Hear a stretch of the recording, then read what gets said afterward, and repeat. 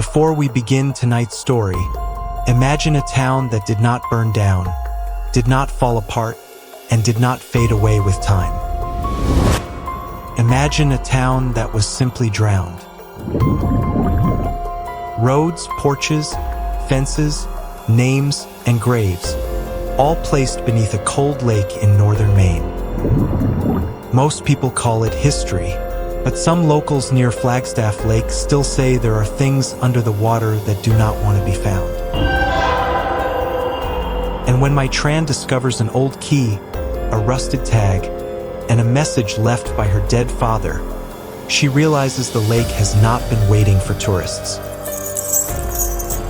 It has been waiting for someone with the right blood to come home.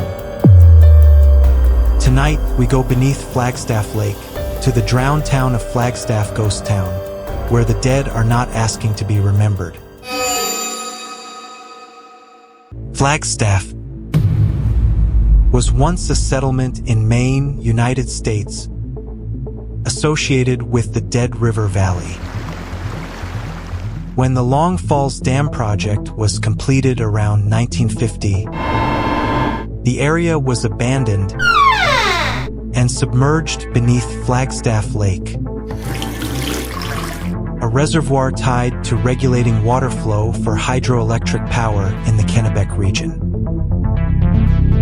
Many local records document Central Maine Power purchasing the land and clearing the flood zone. Some structures were demolished or relocated, while old remnants remain at the bottom of the lake or become exposed when water levels are low. People in New England have a strange saying about Flagstaff Lake. They do not say, "Do not go out on the lake at night." They do not even say, "That place is haunted." They only lower their voices, as if they are afraid someone might hear them, and say, "Do not take anything from the lake bed, because whatever stayed behind down there does not like being awakened."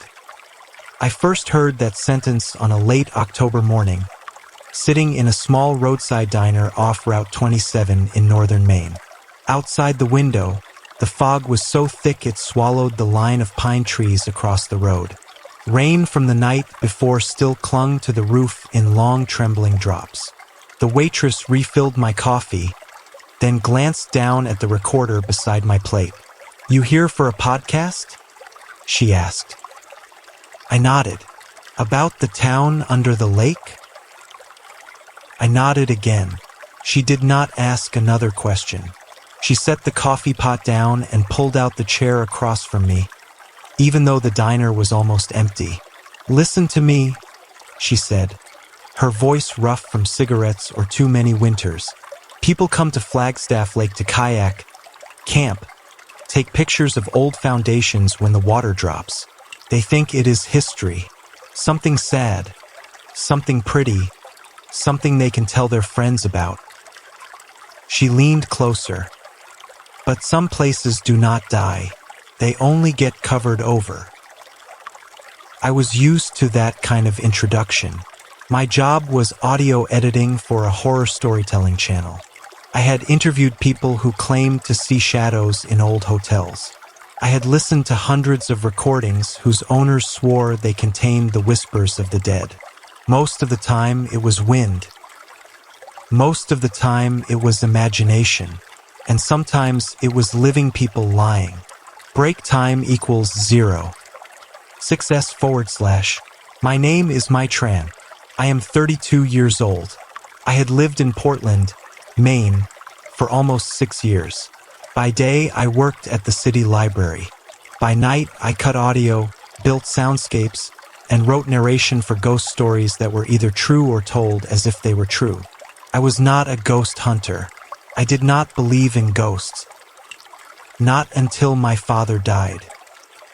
Not my biological father. He was my stepfather, Arthur Whitman. A quiet man who repaired clocks and spent most of his life in a small wooden house near Augusta.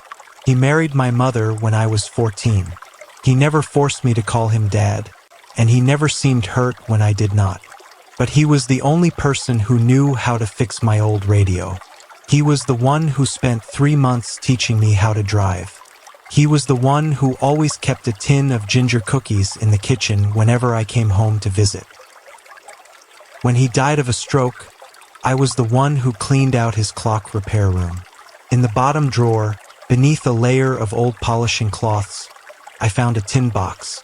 Inside were 3 things: a brass key turned green with age, an old hand-drawn map of the Dead River Valley, the ink almost faded away, and a small metal tag, like a luggage tag, engraved with the words F17/Flagstaff/do not return.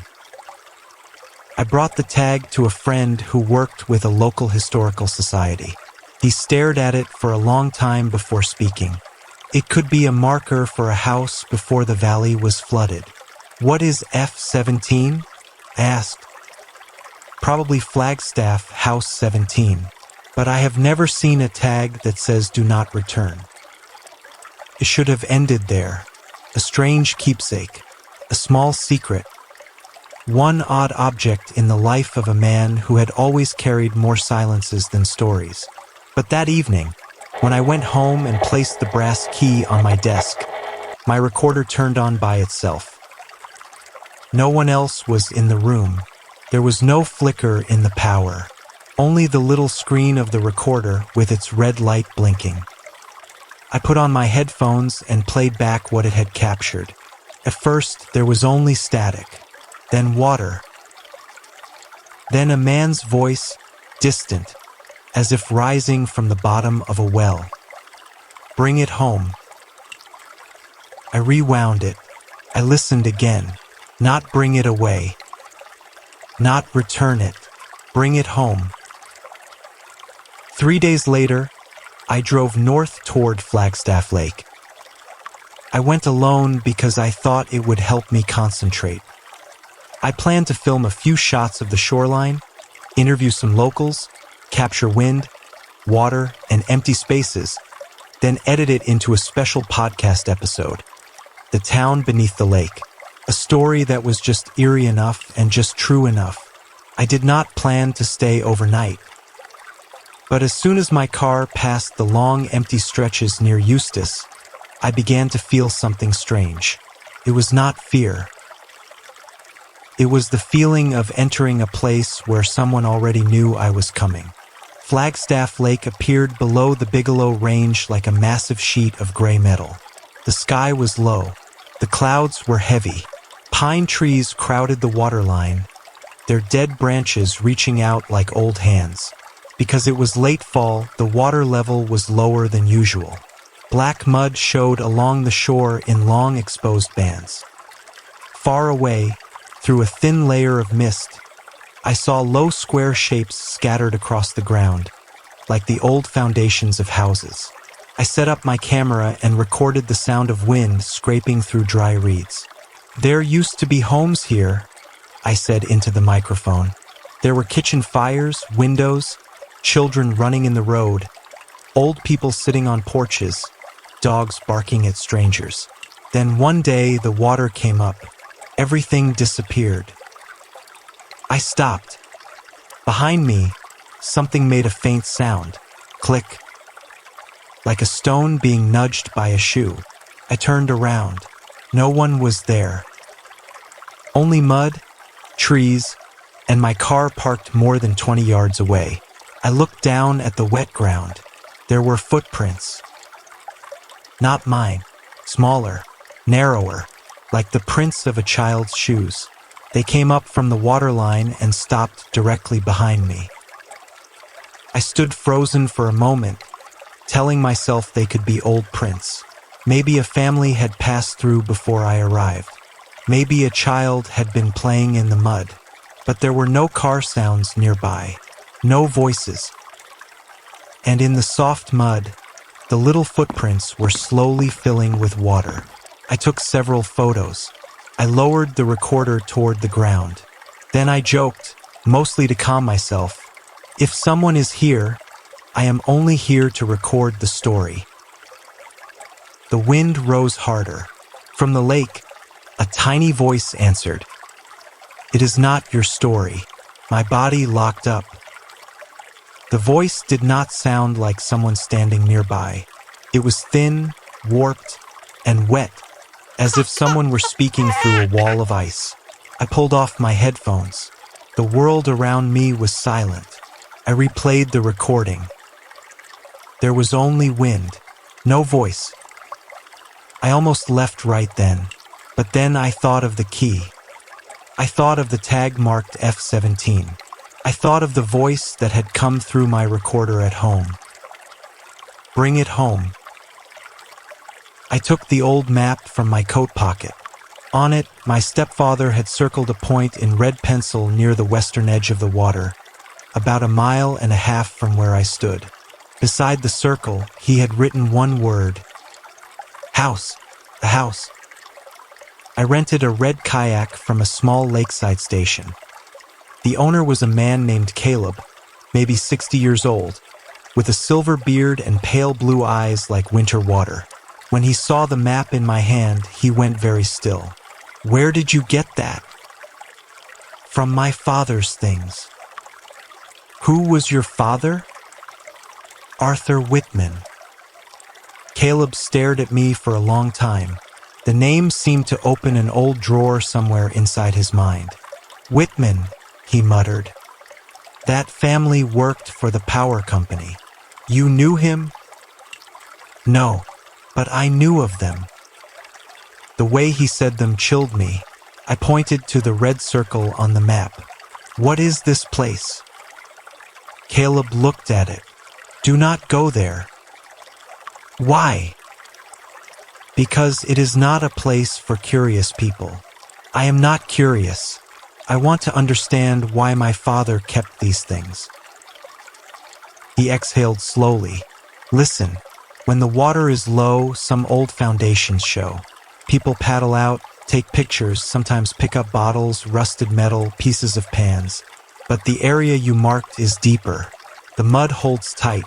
There are holes, rotten wood, old cables, and things locals do not like to talk about.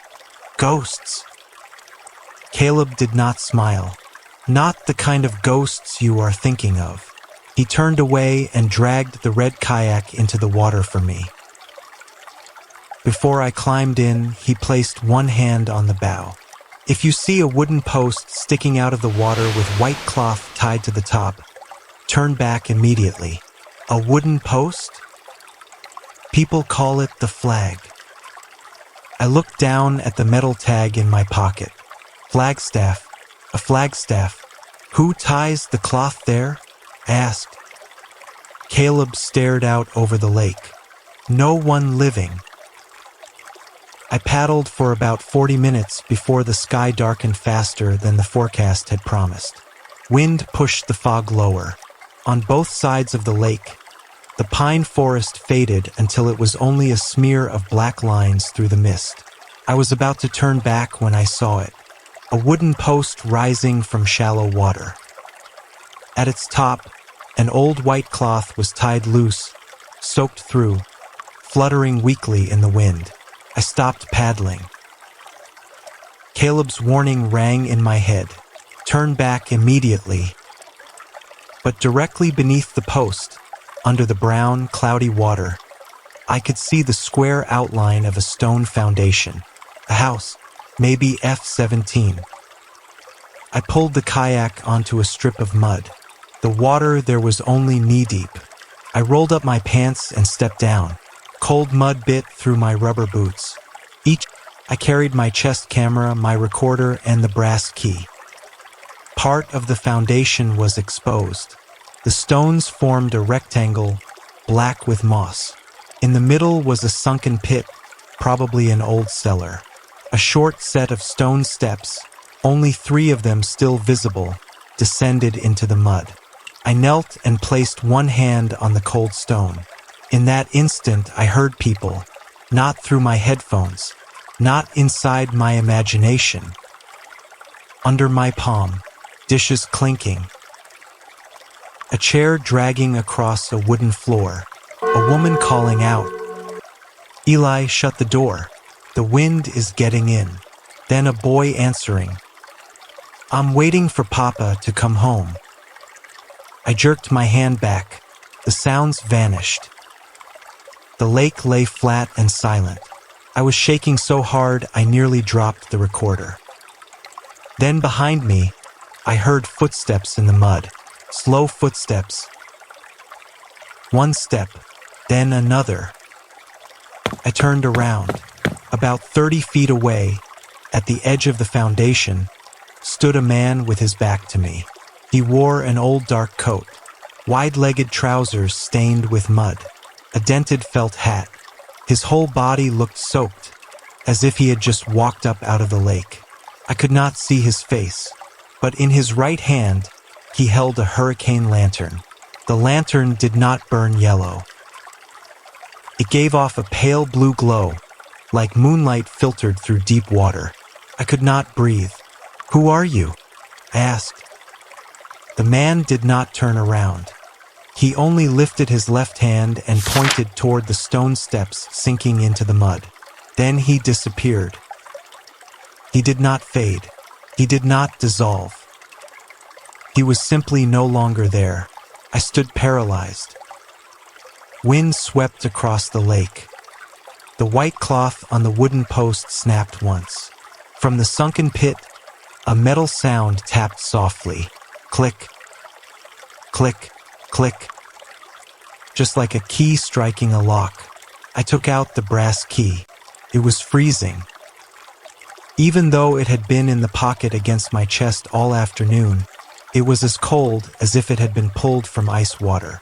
I stepped down the 3 stone steps. Mud rose around my ankles. Under it, the toe of my boot hit something hard. I crouched and dug with my hands. A corner of metal appeared. It was an old mailbox, warped, rusted, almost crushed, but the number on the front was still visible. 17. My heart hammered. A small lock was fixed to the door. I slid the key in. Fit perfectly. The lock opened with a dry click. Inside, there were no letters. Only a small notebook wrapped in oilcloth, and a tiny silver baby bell, the kind that was once tied to an infant's wrist. I picked up the notebook. The moment my fingers touched the cloth, the lake behind me began to ripple, not from wind. Dozens of small circles spread at once across the surface, as if many people were standing just below the water, all of them looking up at me. Then I heard whispering, dozens of voices. Old, young, male, female, all repeating the same words. Do not open it here. I ran. I do not remember how I paddled back to the landing. By the time I reached it, night had fully fallen. The light at the kayak station was off. The door was locked. Caleb's truck was gone. I dragged the kayak onto the shore, my hands and legs shaking, mud up to my knees. In my coat pocket, the wet notebook pressed against me like a piece of dead flesh. I drove to the only nearby motel with a vacancy. It was an old place with 12 rooms, dark brown wooden siding, and a flickering neon sign. The woman at the front desk looked me up and down but asked no questions. She handed me the key to room 6. Before I walked away, she said, "You came from the lake?" I nodded. She looked at the swollen pocket of my coat. "Did you bring something back?" I said nothing. She sighed. "Then do not sleep too deeply tonight." I was about to ask why, but she had already slid the glass window shut. Room 6 was colder than the hallway. The heater rattled but gave off no heat. I showered quickly, changed clothes, and placed the notebook on the desk. I photographed each page before opening it, out of professional habit. The notebook belonged to a woman named Clara Ward. The first pages were ordinary. Lists of supplies, an apple pie recipe, The date of the first snow, the price of flour, neighbors' names. The farther I read, the more slanted and hurried the handwriting became. August 12th, 1949. They came again. They said we have to sign. Eli will not. He says this house was built by his father, and no one has the right to call it a future flood zone, as if we were only stone and grass. September 3rd, 1949. Smoke from Dead River drifted over today. They burned the empty houses. At night, I hear the wood crack like bones breaking. October 18th, 1949. A man named Whitman came. He told Eli to take the money and leave before it was too late. Eli chased him off the porch. I saw the man look into the house for a long time, especially at the cradle. I stopped reading. Whitman. My hands went cold. I continued. October 20th, 1949. Eli says the company marked our house F-17. He laughed when he said it, but I know he is afraid. Last night someone planted a wooden post in front of the house and tied white cloth to it. Eli says it is a warning. I did not dare ask who it was warning. November 2nd, 1949. The baby has a fever. I tied the silver bell to her wrist so I can hear if she wakes. Outside, the water has started rising in the low places. The baby. I turned pages faster. The last pages stuck together. The ink blurred. I had to use the motel hairdryer to dry each one carefully. The final readable page held only a few lines. If anyone ever finds this notebook, please remember that we did not stay because we were stubborn. We stayed because someone took the most important thing from this house. Eli went down to the landing to find him. He did not come back. Below it, almost torn apart by water, was one more line. Whitman says the baby is dead. But I hear her bell every night. I looked at the silver bell on the desk. It lay still. Then it trembled. A tiny sound rang through the room. Ting. I stepped back. Ting, ting. In the bathroom, the faucet turned on by itself. Water roared into the sink. I rushed in and tried to twist it shut, but the handle would not move. The mirror fogged from the inside, even though the water was ice cold. On the glass, letters appeared one by one, as if someone were writing from the other side. Bring the baby back. I screamed and fell backward onto the floor. The recorder on the desk turned itself on. The red light blinked. From the small speaker came the sound of a baby crying. Then a man's voice, breaking with terror. I did not know. I swear I did not know. It was my father's voice, Arthur Whitman. But he was dead. I did not sleep that night. I sat on the bed with every light on, listening to the recording over and over. My father's voice was buried in water and the sound of wood cracking. I did not know. I swear I did not know. Then another voice, a woman's, very weak. Where did you take it? Then the silver bell. Ting, ting, ting. Near dawn, I called my mother. She answered on the fifth ring. Her voice was sleepy, then instantly frightened when I asked, "Do you know anything about the Whitman family in Flagstaff?" There was a long silence on the other end. Where are you? Near Flagstaff Lake. Her breathing changed. Come home now. What do you know? It is not your story. Dad left me a key, a map, and a notebook I found at house number 17. My mother began to cry. Her crying frightened me more than everything that had happened the night before. He told me never to say anything, she whispered. He said if you did not know, you would be safe. Know what? Arthur was not born in Augusta. Of course not. He lived in a lot of places before. No, she cut in. He was adopted. I gripped the phone tighter. Adopted. The Whitmans took him in when he was very small. His adoptive parents worked around the land clearing project at Flagstaff. I looked at the silver bell on the desk.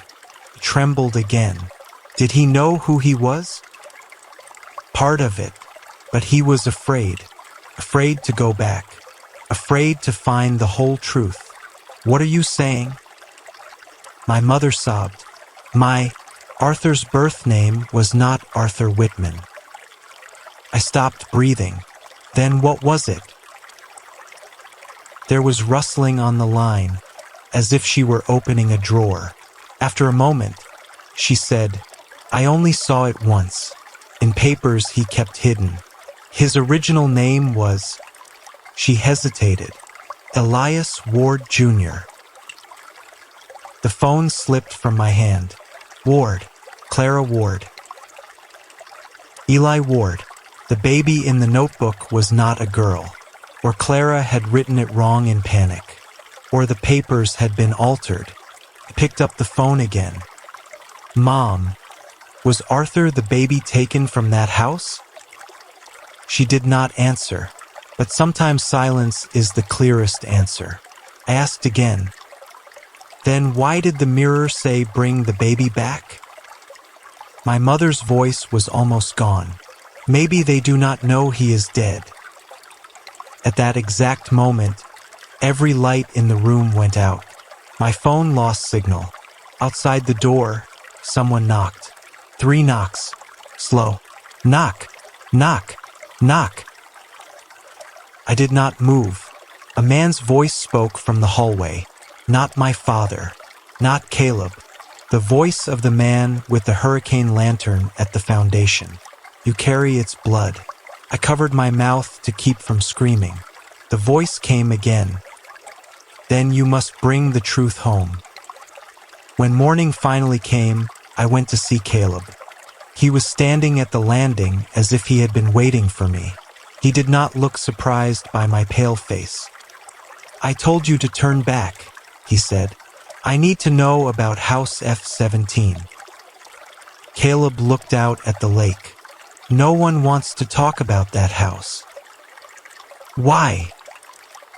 Because no one is sure who died there, or who lived. I showed him Clara Ward's notebook.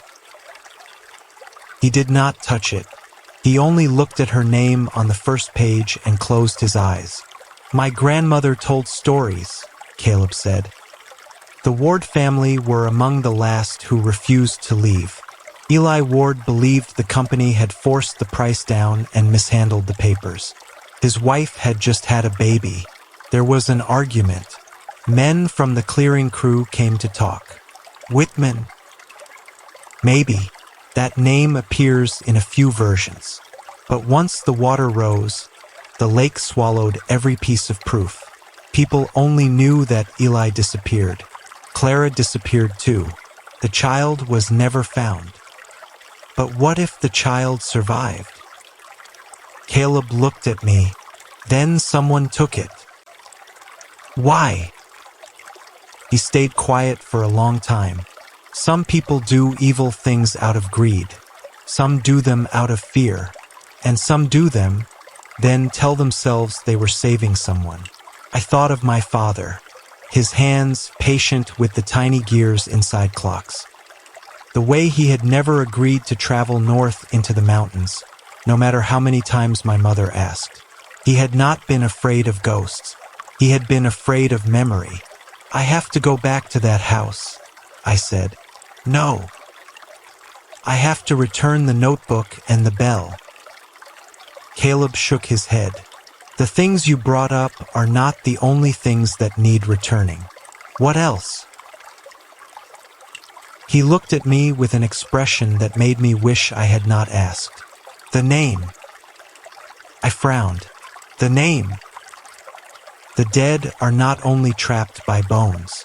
Sometimes they are trapped because no one calls them by the right name anymore. He went into the station and returned with an old plastic folder. My grandmother left this. I have never shown it to anyone.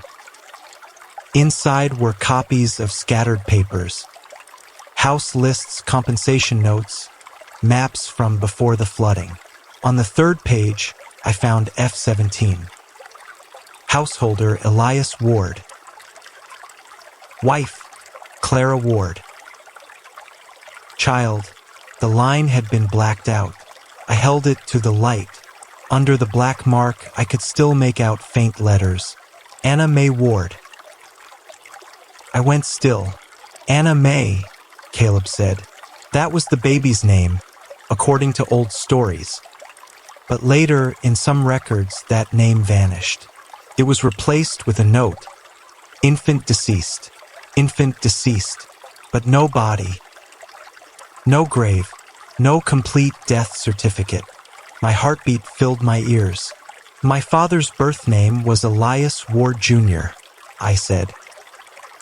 Caleb frowned. Then someone changed more than one piece of paper. What do you mean? If the child was a girl, but later became a boy in the adoption record. He did not finish. I felt the cold climb my spine. Maybe my father was not Clara's baby. Maybe he was another child used to cover up the disappearance of one who had been lost. Or worse, maybe there had been two babies. One taken away, one left behind. I remembered the words on the mirror. Bring the baby back. Not bring back my child. Not bring Arthur back. The baby, Caleb said, you need the Eustace Library. Ask about the old church records.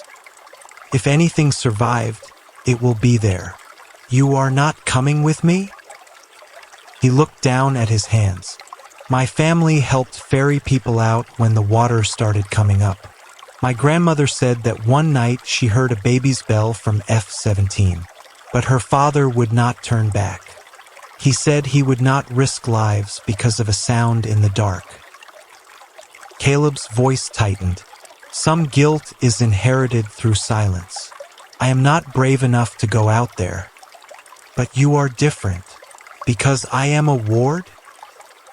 He looked at me. No, because they let you come back from the lake. The Eustace Library was small and quiet, with the smell of old paper and pine wood. The librarian, Martha, was a woman in her 70s. When I asked about records from the old Flagstaff Memorial Chapel, she took off her glasses and looked at me as if I had touched a bruise. Are you a journalist? Not exactly. A podcast person? I nodded. She sighed. You people always come for the ghosts. But the most frightening thing in Flagstaff was never a ghost. Then what was it?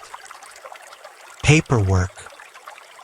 Martha led me to the basement, where local records were stored in archival boxes. She set one in front of me labeled Relocated Chapel Records /1947 to 1951. I turned the pages carefully with cotton gloves. Marriages, funerals, baptisms, lists of families relocated from the flood zone. Then I found it. A baptism entry from November 1949. Anna May Ward, daughter of Elias Ward and Clara Ward. The date was blurred. In the margin, someone had written in pencil, bell given by EW/child not presented. The child was not there. A baptism without a baby? I asked. Martha stood beside me, her face pale. It may have been written in advance, then canceled. EW means Elias Ward? Or Edward Whitman? I looked up. Edward. Arthur Whitman's adoptive father. He worked with the property inventory crew before the valley flooded. Martha pulled out a chair and sat, as if her legs had weakened. There was a rumor, she said. No one ever proved it. Edward Whitman found a baby in House F-17 after the parents disappeared. He did not turn the child over to the church or the county. He kept the baby and claimed it was a distant relative. Arthur. Maybe. But the record says Anna May was a girl. Martha looked at me. Sometimes people change a name to cut away the past. I said nothing. She continued, but there is one detail that never fit. Edward Whitman's wife once wrote to the pastor. She said the child they brought home never cried, only stared into the corner of the room as if someone were standing there. And every night they heard a silver bell, even though there was no bell in the house. I touched the pocket where the silver bell rested. Does that letter still exist? Martha nodded and pulled a yellowed envelope from the bottom of the box. I opened it. The handwriting trembled. Dear Father, I do not know whether this child is a blessing or a judgment. Edward says we saved it, but whenever I hold it, I see the wet woman standing outside the window. She does not come in.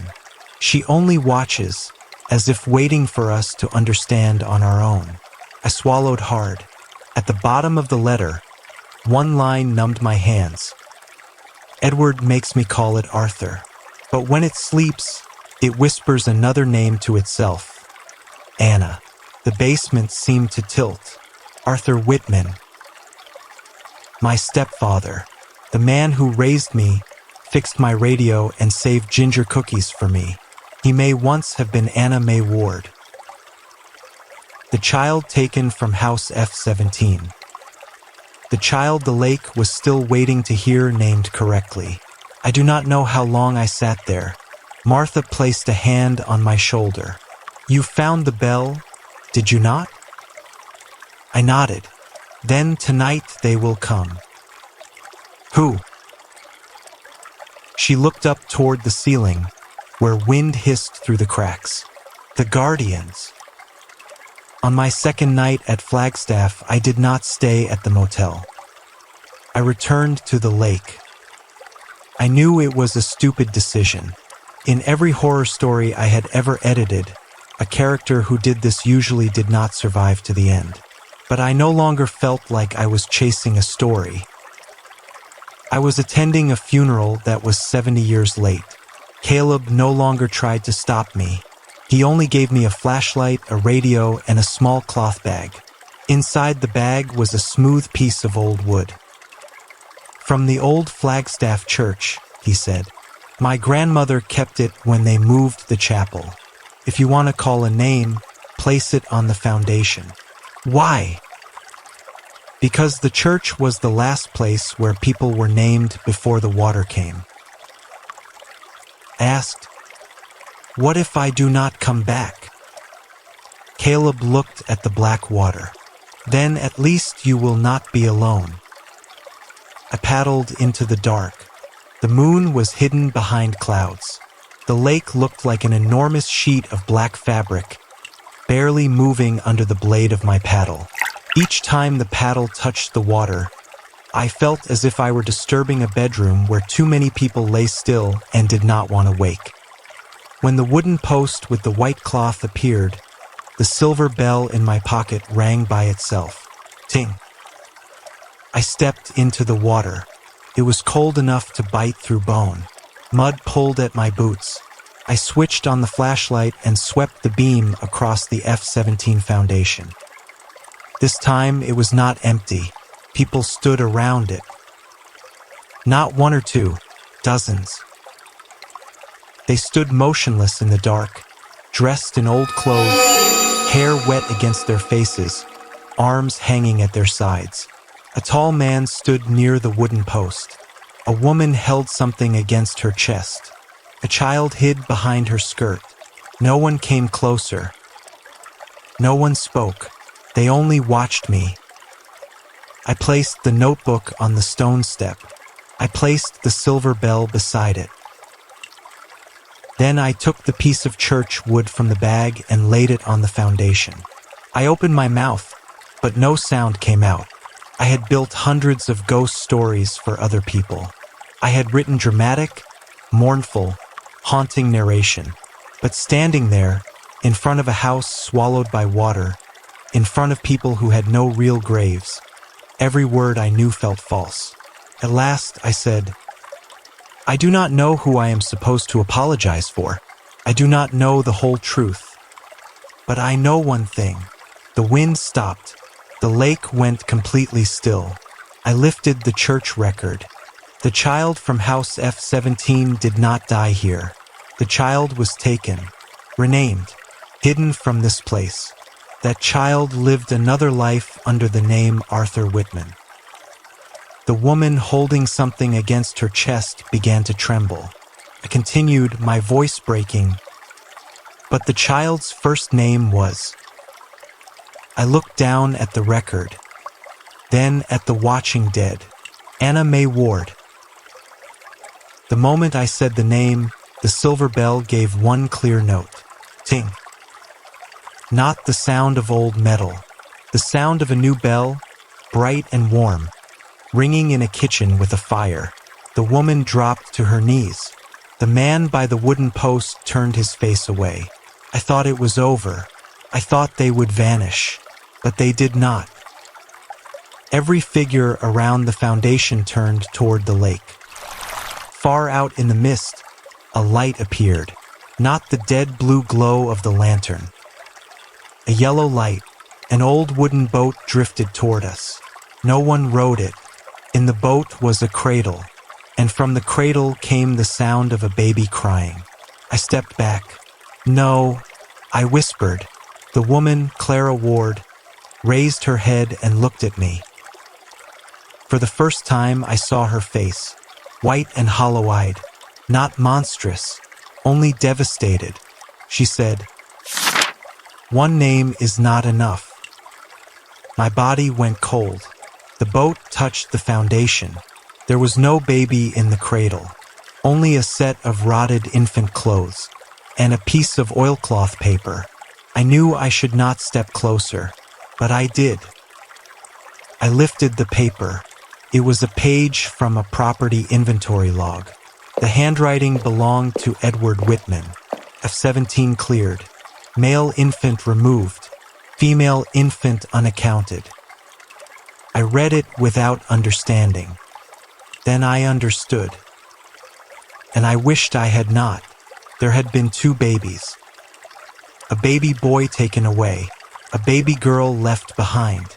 Arthur Whitman was not Anna May. Arthur was Anna May's twin brother. He was saved or stolen. Anna May was marked as unaccounted for and then erased from the record. Clara was not asking for Arthur to be returned. She was asking for Anna, but Anna had never left. I heard a sound beneath my feet. Ting. Not from the bell on the stone step, from under the mud. In the center of the cellar, I dropped to my knees and dug with my hands. Cold mud packed under my nails. Stones cut my skin. I dug like an animal while the baby's crying grew louder. At last, my fingers touched something small, a second silver bell, attached to an infant wristband. Beneath it was a piece of rotted cloth. I did not dig further. I did not have to. Every figure around the foundation bowed their head. Clara Ward held out her hands. I placed the second bell in her palms. The moment our hands touched, I saw everything, not like a dream, like my own memory. I saw the last night of House F-17. Smoke from burned houses drifting past the window. Water already reaching the backyard. Clara holding 2 newborn twins. Eli running outside to find Edward Whitman because he had promised to take the family to higher ground. Edward did come, alone. He said the boat was too small. He could take only 1 baby first. In the panic, he tore the boy from Clara's arms. Clara screamed, laid the girl in the cradle, and ran after them. Eli rushed down to the landing, then came shouting, paddle striking wood, a body falling into water. Clara ran after them, slipped in the mud, and the dark water swallowed her before she could reach the house again. In the cold cellar, the baby girl cried. The bell on her wrist rang all night. but everyone who heard it told themselves it was only water. By morning, the water had risen above the doorstep. I opened my eyes. I was crying. At some point, the lake had risen to my knees. There was no rain, no wind, yet the water was flowing into the foundation as if it wanted to take back what had been uncovered. Caleb's voice burst through the radio, full of static. "My, the water is coming up. You have to leave." I looked at Clara. She held the second bell to her chest as if she were holding a child. "What do you want me to do?" I asked. She answered, "Do not let them tell it wrong anymore. Is that all?" Clara shook her head. She looked at me with eyes that had waited too long. "And do not let our blood end in silence." I did not understand. Not until the man by the wooden post, Eli Ward, stepped forward and placed a hand on my shoulder. Inside my head, my stepfather's voice sounded.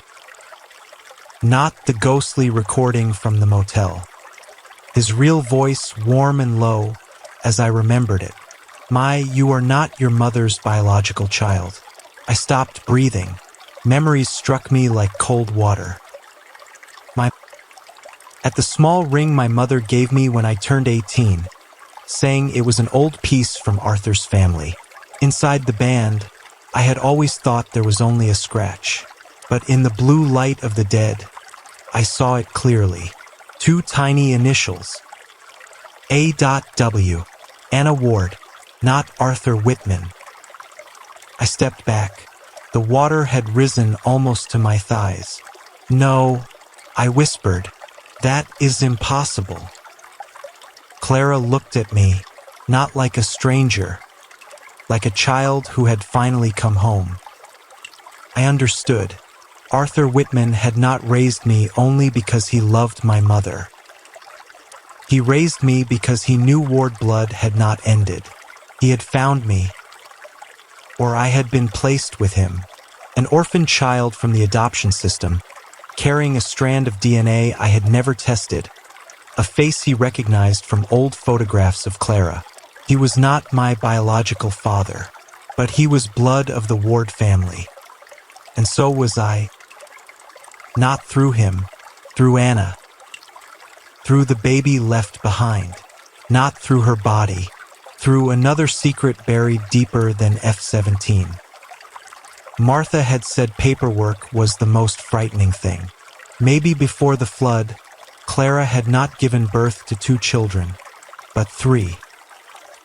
1 baby boy taken by Edward, 1 baby girl who died in the cellar, and 1 fragile infant carried away earlier by a neighbor, unnamed in the record because it was born too early and no one believed it would survive.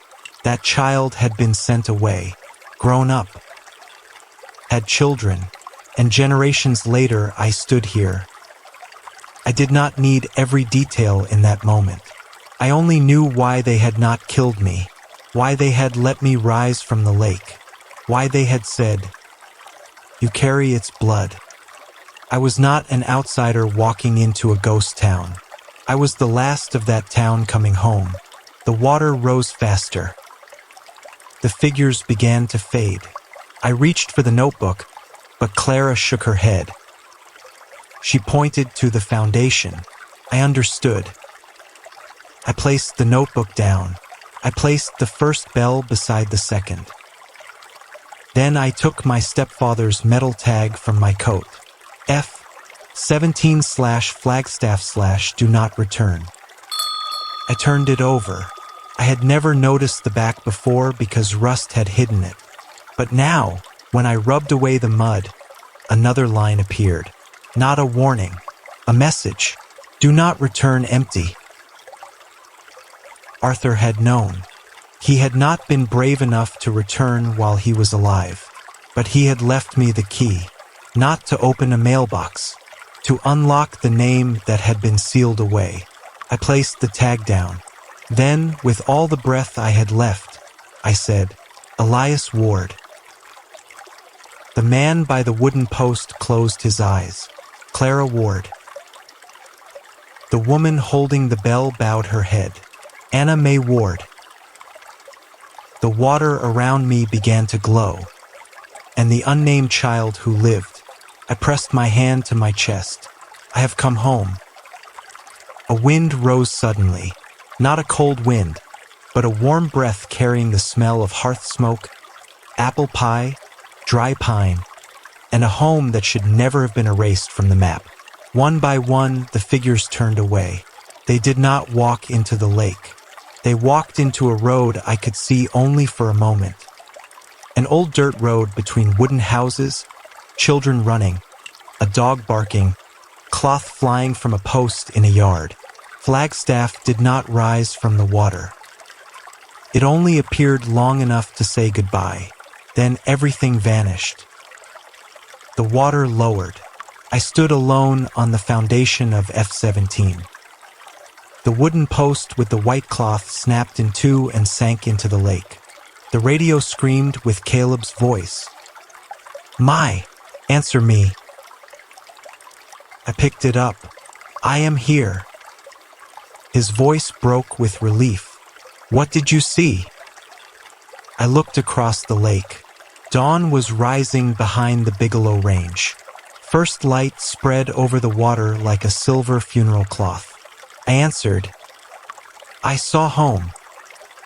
3 weeks later, my podcast episode was released. I did not title it Ghosts Beneath Flagstaff Lake. I did not call it The Cursed Town Underwater. I called it The Ones Whose Names Were Taken. In that episode, I talked about Flagstaff, about the Dead River Valley, about the families who once lived there, about loss buried beneath the language of progress.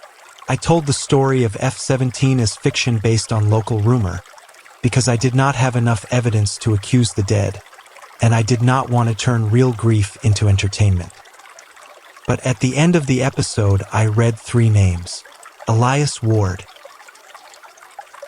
Clara Ward, Anna May Ward. Then I left 10 seconds of silence. No music. No sound effect. Only silence.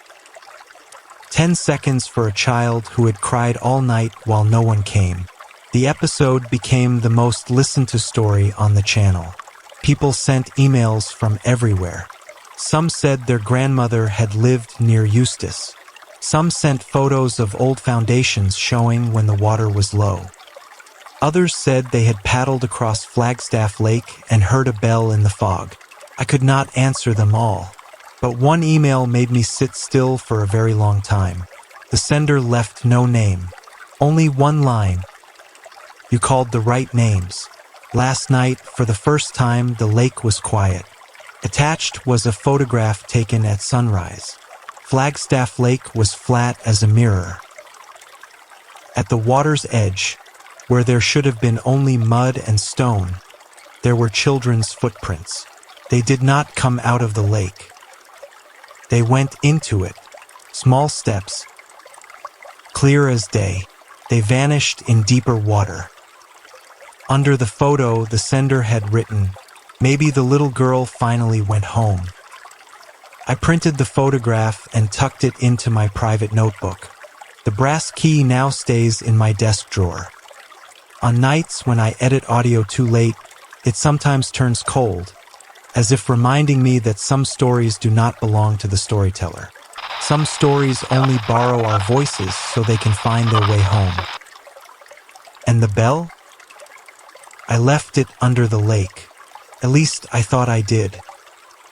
Until one early winter evening, as I was turning off the lights and getting ready for bed, I heard a tiny sound from my office.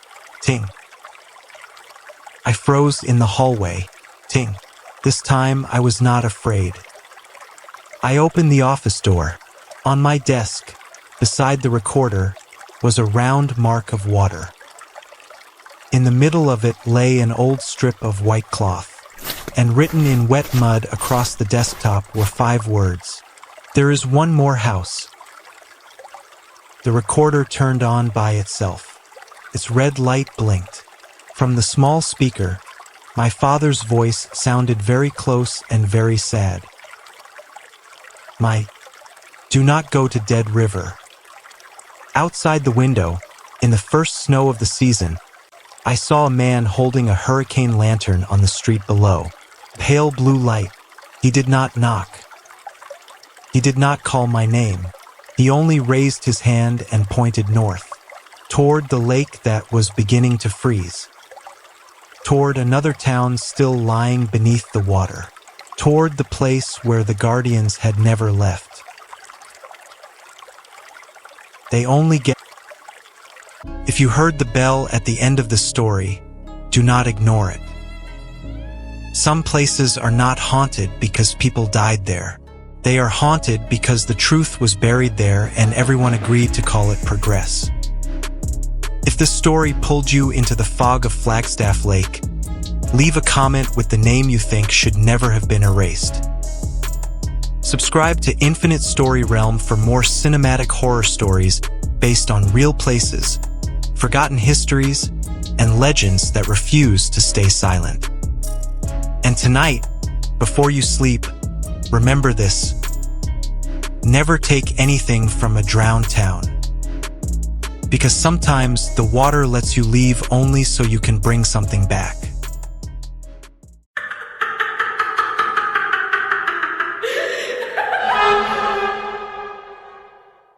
Some places do not become haunted because ghosts live there. They become haunted because people keep asking them to open. In a small Kansas cemetery called Stull, the legend says the devil appears twice a year. But on one Halloween night, a roadside mechanic discovers the terrifying question no one ever asked. If something appears twice, what comes back the second time? Stull is a small, unincorporated community in Douglas County, Kansas, located roughly between Lawrence and Topeka. Stull Cemetery is famous in American urban legends for its gateway to hell myth. Some sources note that the rumors about this cemetery were heavily popularized by a 1974 article in the University of Kansas student newspaper, which mentioned a legend claiming that the devil appears at Stull twice a year. On Halloween and the spring equinox. Today, the area is associated with numerous warnings and controversies because curious onlookers often attempt to enter the cemetery, especially during the Halloween season. Many travel sources have noted that the gates are locked or display no trespassing signs. Below is a fictional audio script inspired by the real location and legends. It does not encourage trespassing into the cemetery. Stull Cemetery. The gateway to hell is still open. On Halloween night that year, Caleb Morgan received a phone call at 11:17 p.m. It was not from his mother. It was not from the Lawrence Police Department. It was not from the towing company where he worked the night shift. The call appeared on his screen with one word that made his hand turn cold. Dad. His father had been dead for 11 months. Caleb had never deleted the number. Not because he believed the dead could call back. He simply had not found the courage to erase the last proof that a man named Raymond Morgan had once called him son.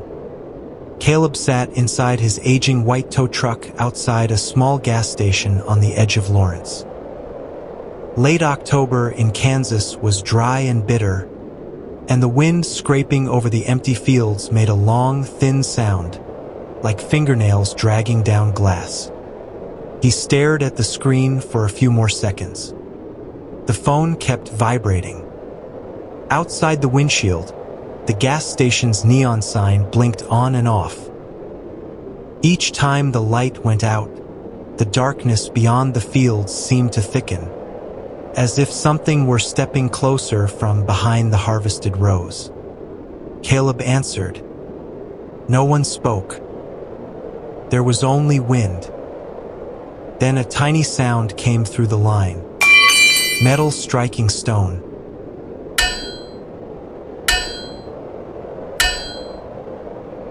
Caleb stopped breathing. It was not an ordinary sound. He knew it. When Caleb was a boy, he had gone with his father to an old cemetery in the village of Stull.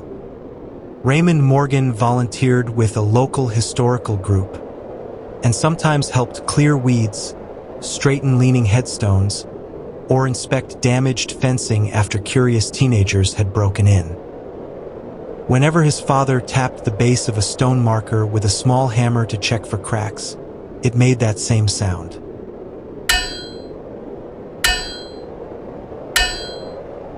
Caleb gripped the phone.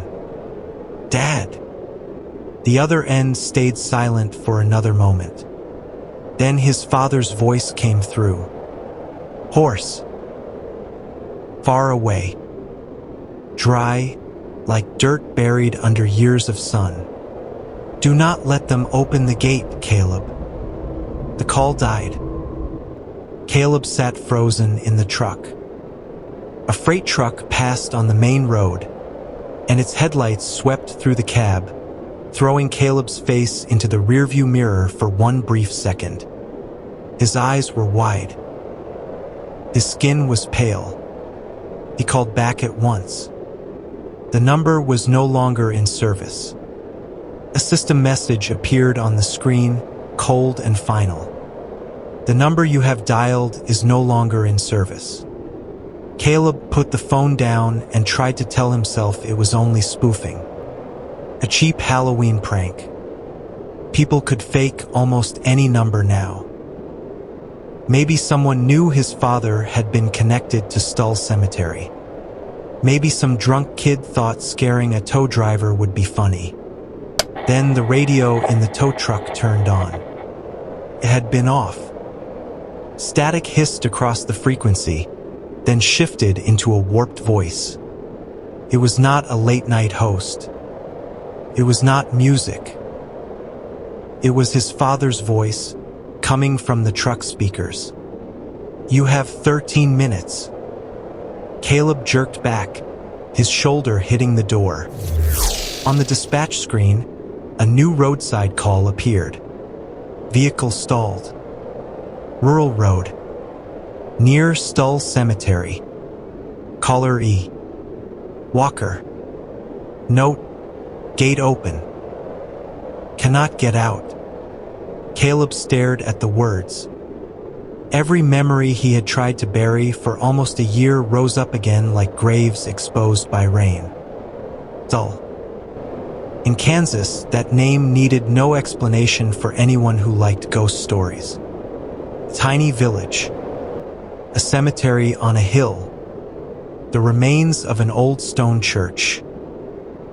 And a rumor the local residents hated, that the place was one of the gateways to hell. His father had always said it was only an urban legend. He used to say, "The living are more dangerous than the dead, Caleb. The vandals and thrill-seekers are what made that place feel like hell." But Caleb remembered one thing very clearly. His father had never gone to Stull on Halloween. Never. No matter how urgent the work was. No matter who asked for help. Especially after midnight. Caleb called dispatch. A woman named Marissa answered. Central Dispatch. You got the call. Marissa, who sent this in?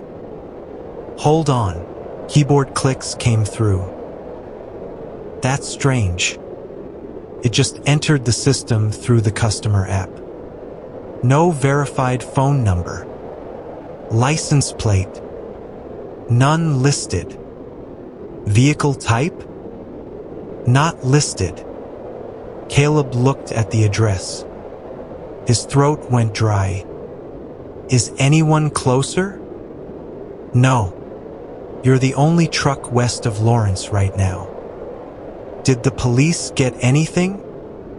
I don't know. But Marissa hesitated. Caleb, is this that place people tell ghost stories about? He did not answer right away. Static came from the radio again. This time, Marissa heard it too. What was that? She asked. A child's voice slipped through the interference and whispered, "Do not let him go alone." Caleb switched off the radio. "I'll take a look from the road," he said. "If anything is wrong, call the sheriff." "Caleb, wait." He ended the call. The tow truck pulled out of the gas station and drove into the dark road leading west. The road to Stull was not long, but that night it felt endless. On both sides were wide, flat fields, black under the moon. Far away, a few farmhouses glowed with weak windows, like eyes watching from inside the dark. Caleb had taken this road many times as a child. Back then, his father drove him in an old Ford truck. Raymond played country radio, kept a tool bag behind the seat, and always told him the same thing. When you enter a cemetery, keep your voice down. Not because of ghosts, because the dead deserve peace. Caleb had never understood why his father was so strict about it. To a 10-year-old boy, a cemetery was only a field of stones, grass, and unfamiliar names. Until the last time they went there together. It had been an afternoon in March, just before the spring equinox. Raymond had been called because someone reported that a headstone had split in two after a night of heavy wind. Caleb went along because his mother was working at the hospital. On the hill at Stull, the wind was fierce. The graves lay scattered over yellow grass. Near the old ground where Emmanuel Church had once stood, Raymond found a long crack running through the stone foundation. But Caleb never remembered the crack. He remembered the knocking from under the ground. 3 sounds at a time.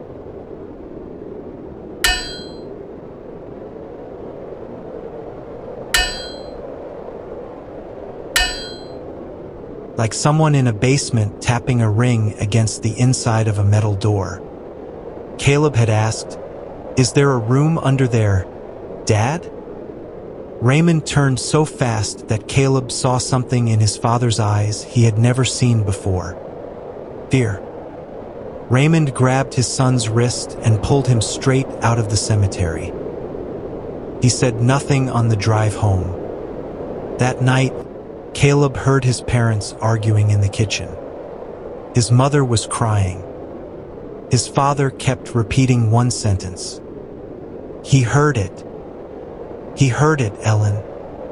Years later, when Caleb was grown, he asked his father about it again. Raymond dismissed it, saying it was probably old metal pipe under the ground, or tree roots shifting stone. But every time Stull came up, his face darkened. Then last winter, Raymond died. Not from illness. Not in a car accident.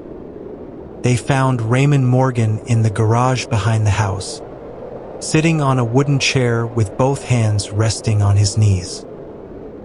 On the workbench in front of him were a small hammer for headstones, a brown leather notebook, and an old map of Douglas County.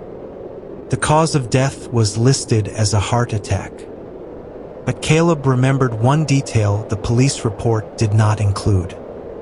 On the concrete floor beneath his father's feet were 3 parallel scratches. Deep ones. As if something had tried to drag him away. 11:42 p.m. Caleb glanced at the dashboard clock. He was less than 2 miles from Stull. The radio no longer caught a signal. The dispatch unit was silent. His phone had no service, even though the area usually had at least one weak bar. Then he saw the lights. A car was parked on the shoulder ahead. No hazard lights. No one standing outside. As the tow truck approached, Caleb slowed down. It was an older silver sedan, facing toward the cemetery. The driver's door was slightly open. No one was inside. Caleb switched on the high beams. The gate of Stull Cemetery appeared at the top of the low hill. Wire fencing. Gray-white headstones. Wet grass shining under the moon. And the gate. It was open. Caleb stopped the truck.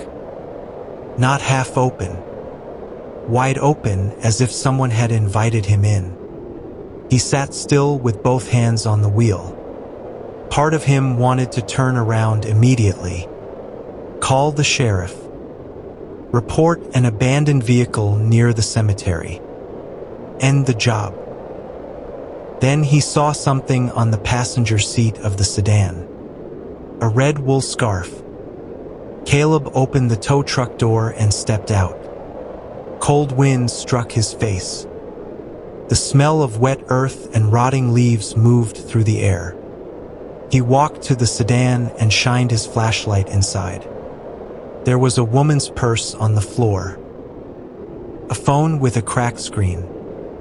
A half-finished bottle of water. No wallet. In the cup holder lay a folded sheet of paper. Caleb put on gloves and opened it. It was a printed internet article about the legend of Stull Cemetery. Several lines were underlined. Satan appears twice a year. Halloween. Spring equinox. The ruined church. The stairs. At the bottom, written in blue ink, was one sentence. If he appears twice, why does nobody ask what comes back the second time? Caleb frowned. A sound came from the cemetery. He spun toward it. No one was there. This time it was clearer, echoing from deeper among the graves. Caleb stepped back. Is anyone in there? He called. The wind carried his voice away. No one answered. He swept the flashlight across the headstones. The beam moved over worn names, faded plastic flowers, and bare tree shadows beyond the fence. Then the light stopped in the middle of the cemetery. A woman stood beside a leaning headstone. Her back was turned. Gray coat. Short hair. One hand pressed over her stomach. Caleb could see that she was trembling. Are you Walker? He called. The woman turned her head. Her face was pale, her eyes wide, as if she had been crying for a long time. She looked a little over 30. A small scratch crossed her forehead. Do not step through the gate, she said. Caleb froze. Are you hurt? Come out here. I'll call the police. You cannot call anyone. Then just come out first. The woman looked over her shoulder into the cemetery. I can't get out. Caleb looked at the open gate. All you have to do is walk straight out. She shook her head. You don't understand. I've walked out 3 times. A strong gust moved over the hill. The gate creaked. The woman stepped away from the headstone and moved toward the exit. Caleb watched her footsteps cross the damp grass. They were real. Ordinary. She walked past the headstones. Down the slope. Closer to the gate. Then she disappeared. Caleb went completely still. 1 second later, She reappeared beside the same leaning headstone. Her back was turned again. She was trembling again, like a tape rewinding to the beginning. The woman turned back, tears running down her face. "I told you," she whispered. "I can't get out." Caleb backed away from the gate. "Why did you go in there?" She gave a broken little laugh. "I'm a journalist. I write about places people exaggerate. I wanted to prove Stull was just a cemetery that had been bothered for too long." "You came alone?" "No." She looked toward the old church foundation. "I came with my brother." Caleb shined his flashlight toward the ruined stone ground inside the cemetery. He saw no one. "Where is he?" The woman went silent. Then she said, "He heard the knocking." Caleb felt his stomach tighten. "What knocking?" She looked directly at him. "You know." The wind stopped. The entire field went silent. No insects. No cars. No leaves. Only 3 sounds rising from under the ground.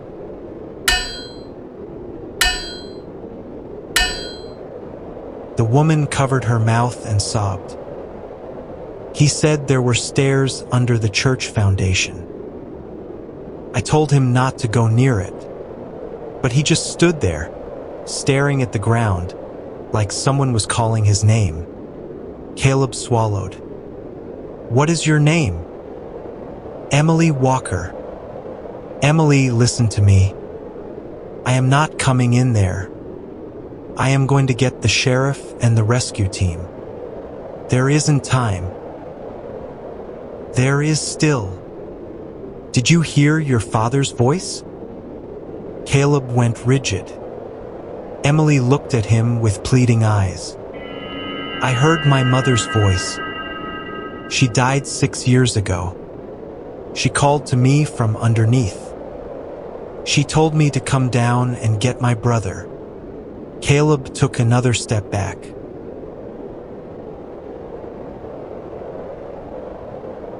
"How do you know my father?" Emily pointed toward the gate. Something was tied to one of the rusted metal posts with black cord. A brown leather notebook. Caleb recognized it at once. His father's notebook. The one that should have been in a box of old belongings in his mother's basement. He stepped toward it, then stopped at the cemetery line. He did not cross. The notebook lay just inside the cemetery, barely 2 feet from him. Too close.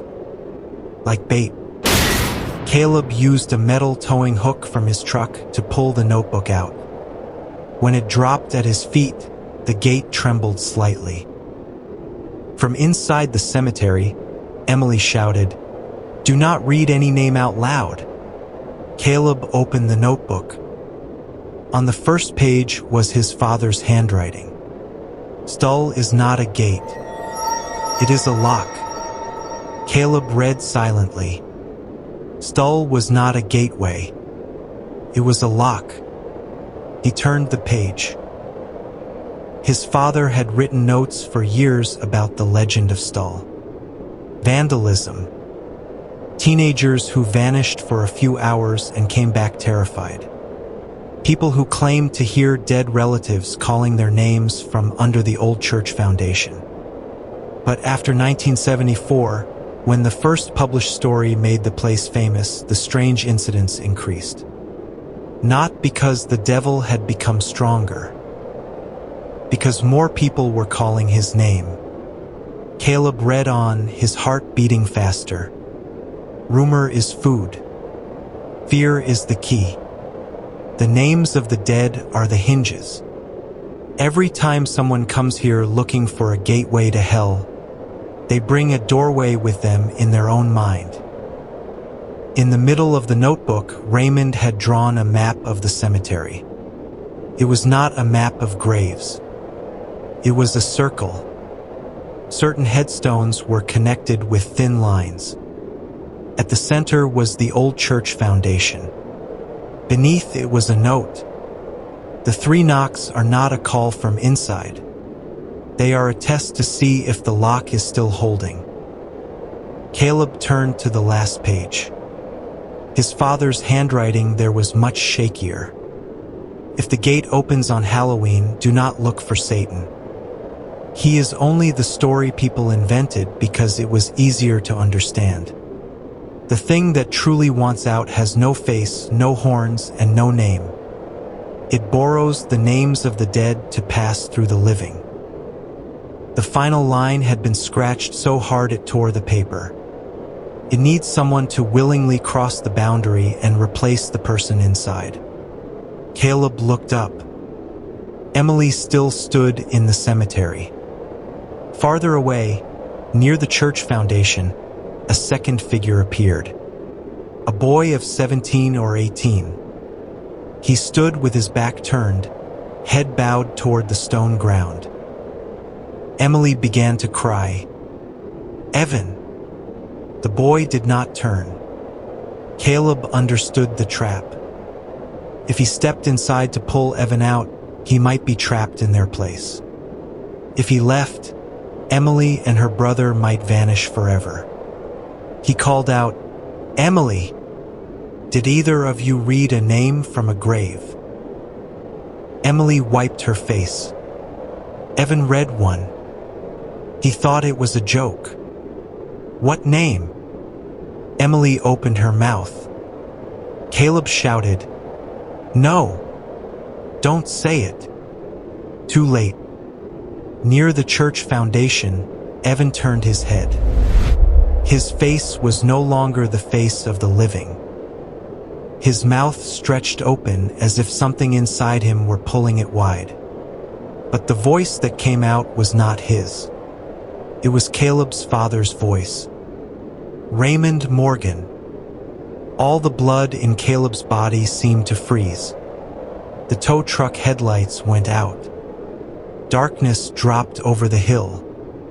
Only cold moonlight remained on the stones.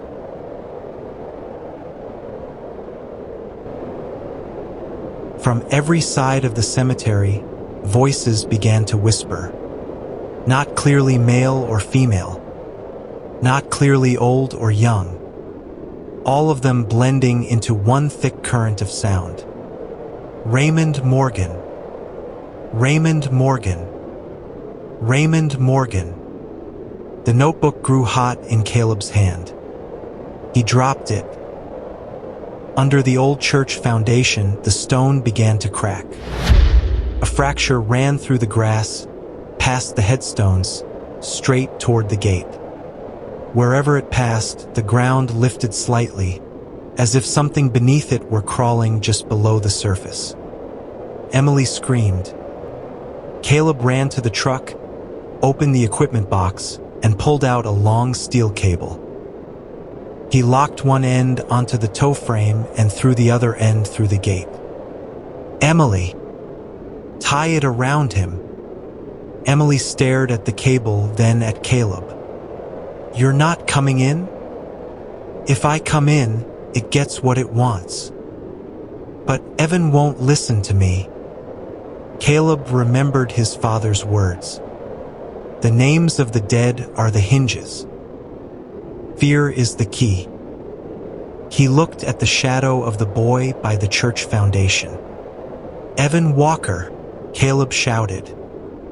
"If you can hear me, do not look down at the ground. Look at your sister." The boy did not move. A dark space opened in the stone foundation. It was not a hole. It was not a staircase. It was a perfect black rectangle lying in the middle of the old stones. The darkness inside it was so deep that moonlight could not touch it. Then footsteps rose from below. Slow. Heavy. One at a time. Emily collapsed to her knees. Caleb heard his father's voice again. But this time, it did not come from inside the cemetery. It came from directly behind him. "Son." Caleb turned. Raymond Morgan stood across the road. He wore the same old brown jacket, the same faded cap. His face was gentle and tired, just as it had been in life. For one instant, Caleb forgot how to breathe. "Dad." Raymond looked at him sadly. "You cannot save them." Caleb shook his head, tears rising. "You're not real. I am more real than anything in that cemetery." "No." Caleb stepped back. "You're dead." Raymond smiled. "Everyone who dies has to go somewhere." The sentence cut into Caleb like a blade. He had thought he had survived his father's death. The truth was that he had only put the grief in a corner and locked it away. That night at Stull, whatever lived beneath the ground had found the key. Raymond stepped closer. "All you have to do is walk through the gate. I will take you down to see your mother." Caleb froze.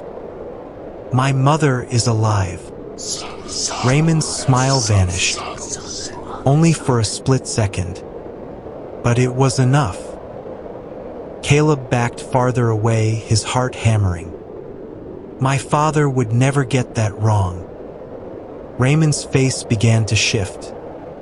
Not like in a movie. No melting skin. No red eyes. Only small details became wrong. The smile stretched too wide. The neck tilted too far. His shadow fell against the direction of the moonlight. His voice grew lower. "The gate is already open, Caleb." "No," Caleb said.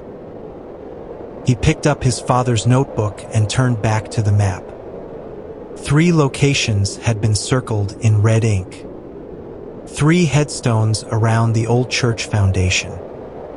Beneath them, his father had written, "If the knocking starts, do not answer with a name. Answer with the truth." Caleb did not understand. What truth? The false Raymond stood in the road watching him. Inside the cemetery, Emily crawled toward Evan with the cable in her hand. The darkness beneath the foundation had widened. From inside it, long black fingers gripped the edge of the stone. Caleb heard dozens of familiar voices in his mind. His grandmother, a school friend who had died in an accident. His father, all of them calling him, all of them begging, all of them promising. Then he understood. The truth was not a magic phrase. The truth was the one thing a legend hated most. Because legends lived on rumor, on fear, on stories repeated so often that people stopped caring what was real.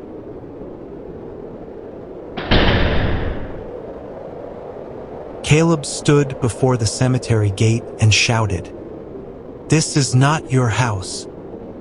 The wind screamed. He shouted again, "This is a cemetery for the dead. It is where their families buried them. It is not your stage." The headstones trembled slightly. The false Raymond tilted his head. Caleb stared into the darkness under the church foundation. "My father's name was Raymond Morgan. He lived. He loved his family. He was afraid, but he does not belong to you." The knocking stopped. Emily had reached Evan. She looped the cable around her brother. But Evan suddenly turned and grabbed her wrist.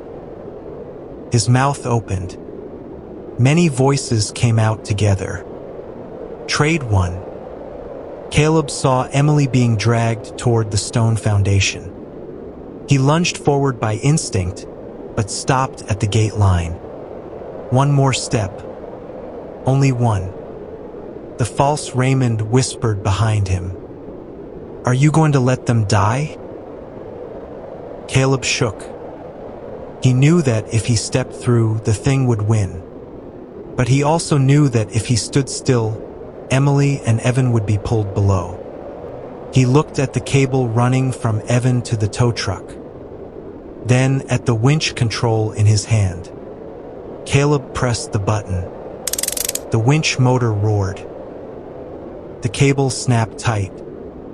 Evan and Emily were jerked away from the foundation, sliding across the wet grass toward the gate. From the darkness below the stone, black hands shot out, clawing at the ground, catching Emily's coat. She screamed. Caleb increased the pull. The tow truck shook violently. The rear tires spun in the gravel. The cable whined as if it were about to break. Emily and Evan slid past the headstones, only a few feet from the gate. But as soon as they reached the boundary, their bodies stopped as if they had hit an invisible wall. The cable stretched until the metal screamed. Caleb looked at the notebook. On the last page, near the spine, there was a tiny line he had missed before. Do not pull the person through the gate. Pull the gate out of the person. Caleb went cold.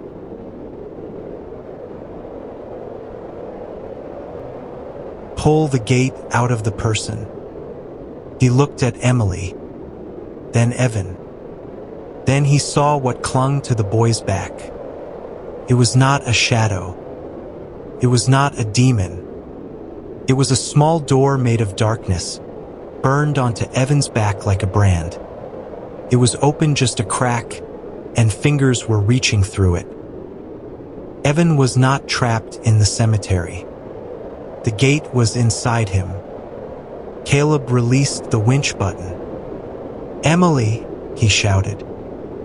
Take off his coat.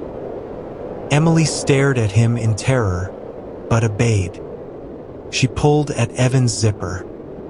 The boy convulsed, and his mouth made the sound of metal tapping stone.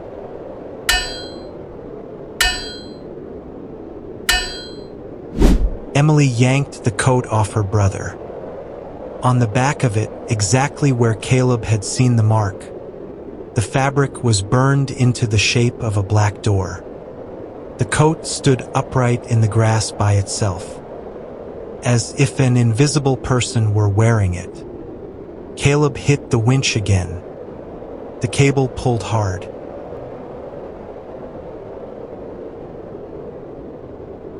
Emily and Evan slid through the gate and collapsed onto the road.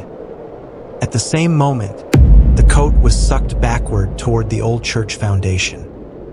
The darkness below swallowed it whole. A roar came from the ground.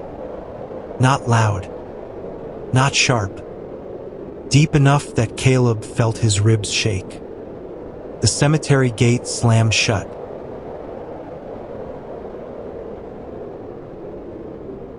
The tow truck headlights came back on. The wind stopped. The radio crackled, and Marissa's voice shouted from the speaker. Caleb, can you hear me? Caleb. Caleb dropped to his knees beside Emily and Evan. Emily was alive. Evan was unconscious, but breathing. Both of them were cold as ice. Across the road, the false Raymond was gone. Only the dark field and empty road remained. Caleb looked at the clock. 12 a.m. Halloween was over. The police arrived 19 minutes later. They did not ask many questions when they found two survivors outside the cemetery gate. An abandoned car, and Caleb Morgan looking as if all the blood had left his body. Around Stull, local people had their own way of handling stories like this. Write down enough, avoid saying too much, and hope the media never smelled blood. Emily Walker said she and her brother had driven near the cemetery to film a small report about the urban legend. They had seen the gate open. They had gone in. Then they had lost their sense of direction. She did not mention the stairs. She did not mention the knocking. She did not mention the voices of the dead. Caleb did not mention them either. An older sheriff's deputy named Briggs pulled Caleb aside. "Raymond was a friend of mine," he said. Caleb looked at him. Briggs sighed. "Your father helped keep this place quiet for years. Do you know what's here?" Briggs looked toward the cemetery. "Not enough to say, but enough to stay away on nights like this." Caleb tried to hand him the leather notebook. Briggs would not take it. "Your father left that for you. I don't want it. Nobody ever does." Then he walked away. Near dawn, Emily and Evan were taken to the hospital. The sedan was towed away. The cemetery gate was locked. When the sun rose, Stull looked normal again. A quiet village, a small cemetery on a hill, a few country roads, a few closed houses, and nothing frightening except the stories people brought with them. Caleb drove to his mother's house at 6:12 a.m. Ellen Morgan opened the door in a robe, her eyes red with worry. Caleb hugged her for a long time. He did not tell her everything. He only said it had been a difficult rescue, and he was fine. But when he went down to the basement to put away his father's old box, Caleb found the lid already open. The inside was empty. The Douglas County map was gone. The small hammer was gone too. Only one old photograph remained. In the picture, 10-year-old Caleb stood beside his father at Stull Cemetery. Raymond had a hand on his son's shoulder. Behind them were old headstones and the stone foundation of the church. Caleb had never liked that photograph because it always made him uneasy. That morning, he finally understood why. In the picture, between the stones behind him and his father, a woman stood with her back turned. Gray coat, short hair, one hand over her stomach. Emily Walker. But the photograph had been taken 20 years earlier, when Emily would have been only a child. Caleb picked up the picture with shaking hands.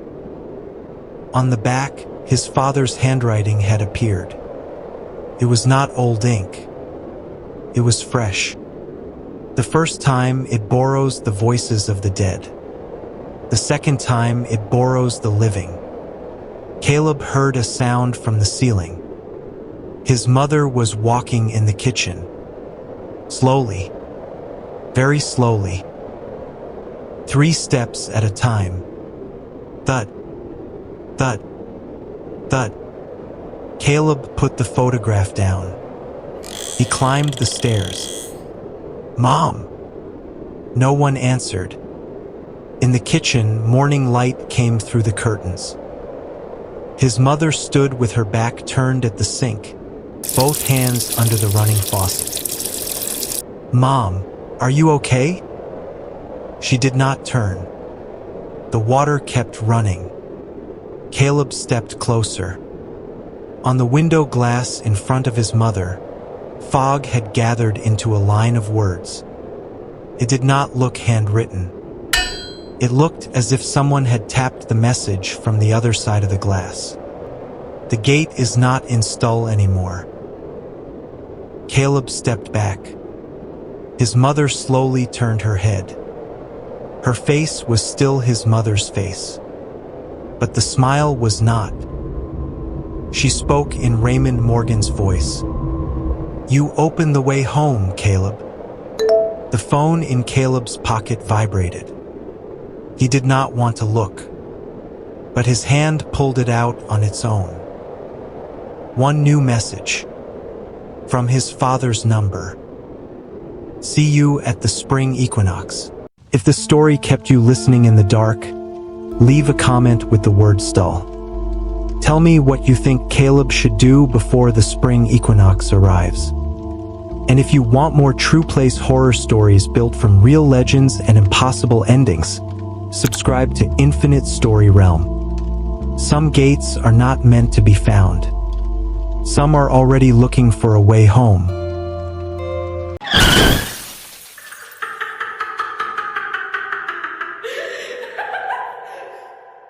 Before tonight, Min Nguyen believed every strange thing had a logical explanation. A dead battery, a bad sensor, a road that only looked uphill because the horizon was wrong. Then he drove to Gravity Hill in Altadena, California, where cars seemed to roll uphill with the engine off. People say the ghosts of children push them. Min laughed at that story,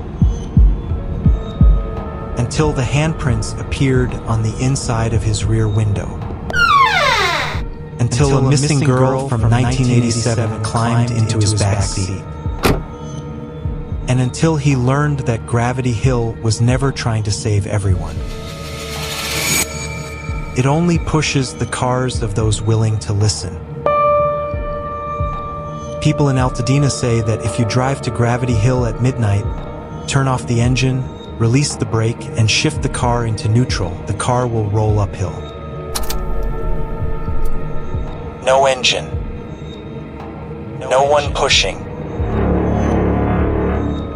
No explanation except the dark. No explanation. People who trust science say it is only an illusion.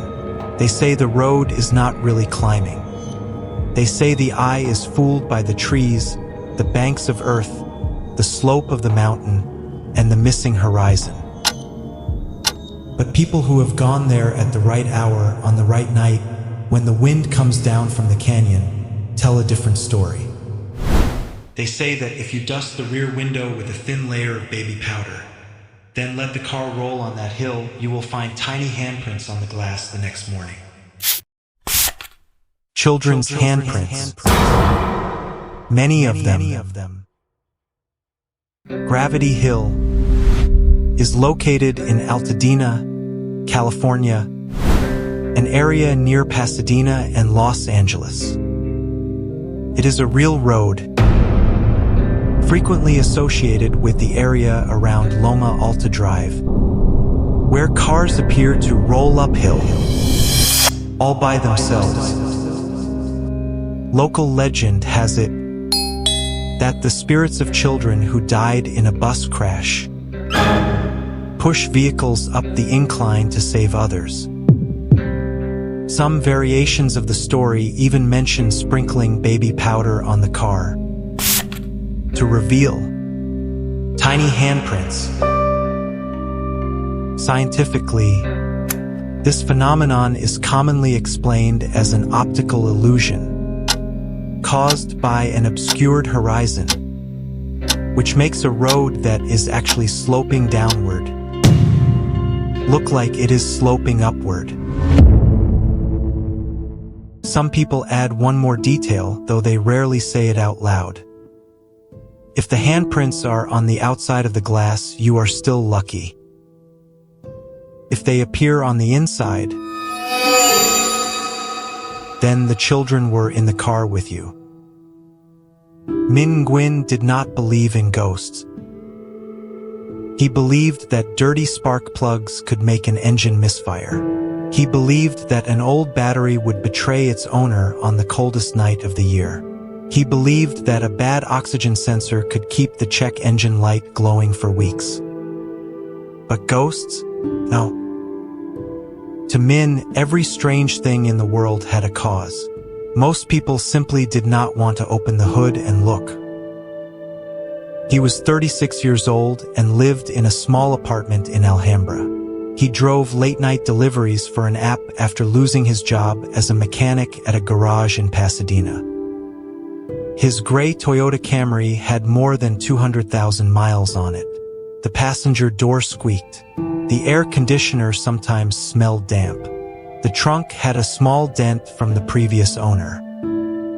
But the engine still ran smoothly. The brakes still held. To Min, that was enough. That night was a Thursday. It was close to 11:30. Altadena was wrapped in a kind of darkness that felt different from downtown Los Angeles. There, the sky always glowed a muddy yellow from city lights. Here, the San Gabriel Mountains sat in the distance like a black wall. The residential streets were quiet, the trees thick, and only a few windows were still lit. Min had just finished his last food delivery near Lake Avenue when the app sent him a new request. It was not a food delivery. It was a ride request. He had turned that mode off a long time ago, but the job appeared anyway. Tara Coleman. Pickup. Near Pasadena Glen. Destination, Loma Alta Drive, Altadena. Note, please don't cancel. I only need 10 minutes. Min stared at the note. He almost declined. Then he saw the bonus. It was 4 times higher than a normal late-night job. The pickup was not far. The destination was close enough. He sighed and accepted. Only 10 minutes, he muttered.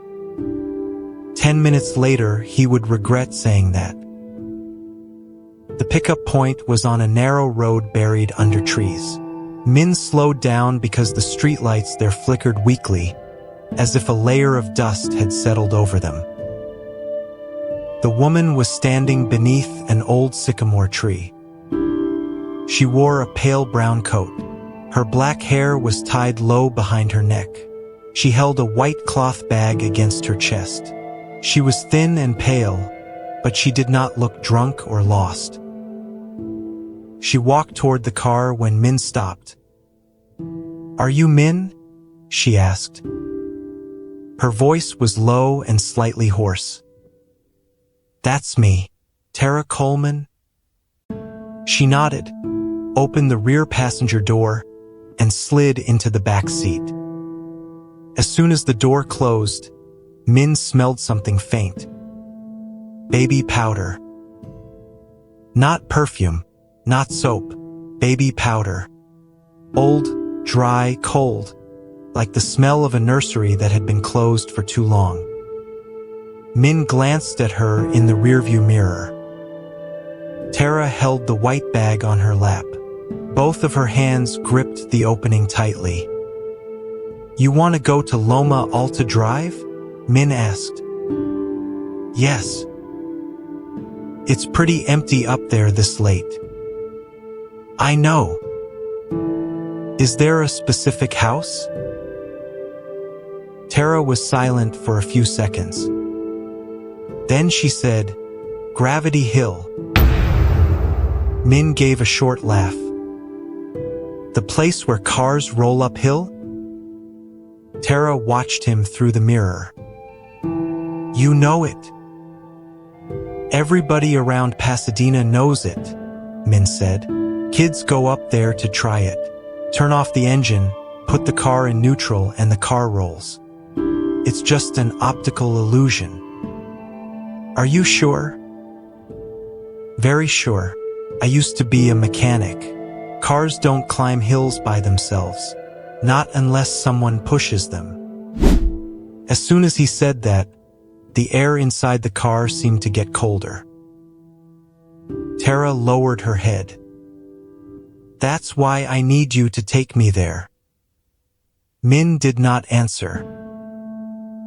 He drove through the quiet neighborhood streets. The tires whispered over the asphalt. Far away, the mountains pressed against the sky. Most of the houses were dark, except for a few porch lights glowing weakly in the trees. After a while, Tara opened the white bag. Inside were a bottle of baby powder, an old cassette tape, a small flashlight, and a faded photograph. Min looked at it through the mirror. The photo showed a yellow school vehicle parked in front of a row of classrooms. Several children stood on the steps, smiling. In front of the vehicle, a man in a driver's uniform raised one hand to block the sun. "Are you making a documentary?" Min asked. "No." "Ghost hunting, then?" "I'm looking for someone." "Who?" Tara tightened her hand around the photograph. "My sister." Min frowned. "She disappeared at Gravity Hill?" Tara did not answer at once. She looked out the window. "People tell that story wrong," she said. "They always say a school bus full of children crashed there. The children died, and their spirits push cars uphill to save people from the same fate." "An urban legend," Min said. "But nobody knows the children's names." Min had no answer. Tara looked at him in the mirror. "Doesn't that seem strange to you?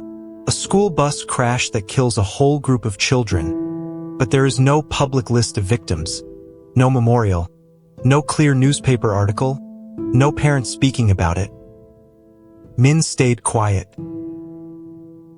"That's because the story was not created so people would remember," Tara said. She paused. "It was created so people would stop digging."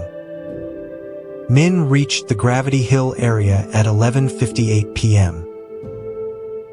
Loma Alta Drive was so empty it seemed to have been drained of life. Trees, dirt banks, fences, and darkness lined both sides. The stretch ahead looked as if it climbed upward, but Min knew the eye could be tricked. He slowed down. "Here," Tara said. "You've been here before?" "Many times." "Then why do you need me?" Tara looked down at her hands.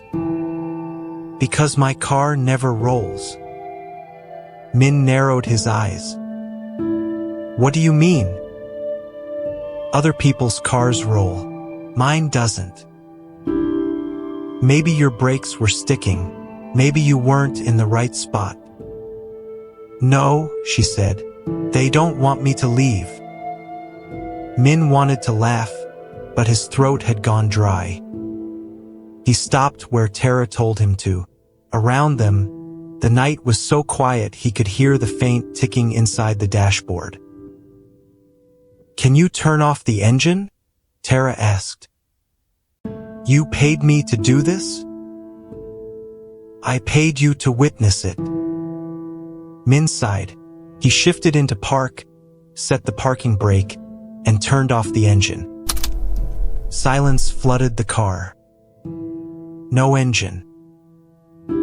No air conditioning. Only wind moving through the trees and the tiny tick of the dash clock. Tara opened the bottle of baby powder. "You're really doing that?" Min asked. "Just a thin layer." She stepped out. Min reluctantly followed. The air outside was colder than he expected. It smelled of dry dirt, dead leaves, and stone dust from the hillside. Tara walked behind the car and dusted the rear window and the edge of the trunk with a thin coat of white powder. The powder drifted in the flashlight beam like smoke. "Done," she said. Min looked at the white film on his rear glass. "Now I have to wash the car tomorrow." Tara did not smile. They got back in. Tara sat in the rear passenger seat again. Min sat behind the wheel with his foot on the brake. "Now shift into neutral. You know this is dangerous if another car comes, right?" "No other car is coming." Min checked the rearview mirror. The road behind him was empty. He shifted into neutral. Then he slowly released the brake. First, nothing happened. The Camry sat still. Min turned slightly toward Tara, raising his eyebrows as if to say, "See?" Then the car trembled. Not from the engine. The engine was off.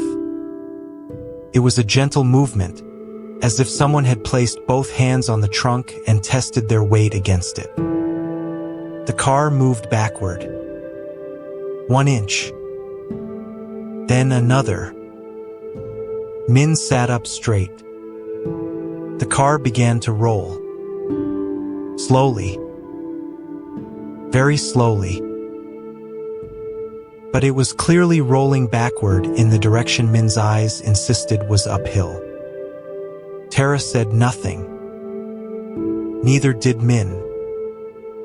The car picked up a little speed. The tires murmured over the road. Trees slid backward past the windows. Min felt cold sweat on his back, even as his mind clung to the usual explanation. An illusion. Only an illusion. This road was really sloping downward. No hands were pushing. No ghosts were here. Then a sound came from behind him. Very soft. Like one fingertip touching glass. Min held his breath. Again. Tara closed her eyes.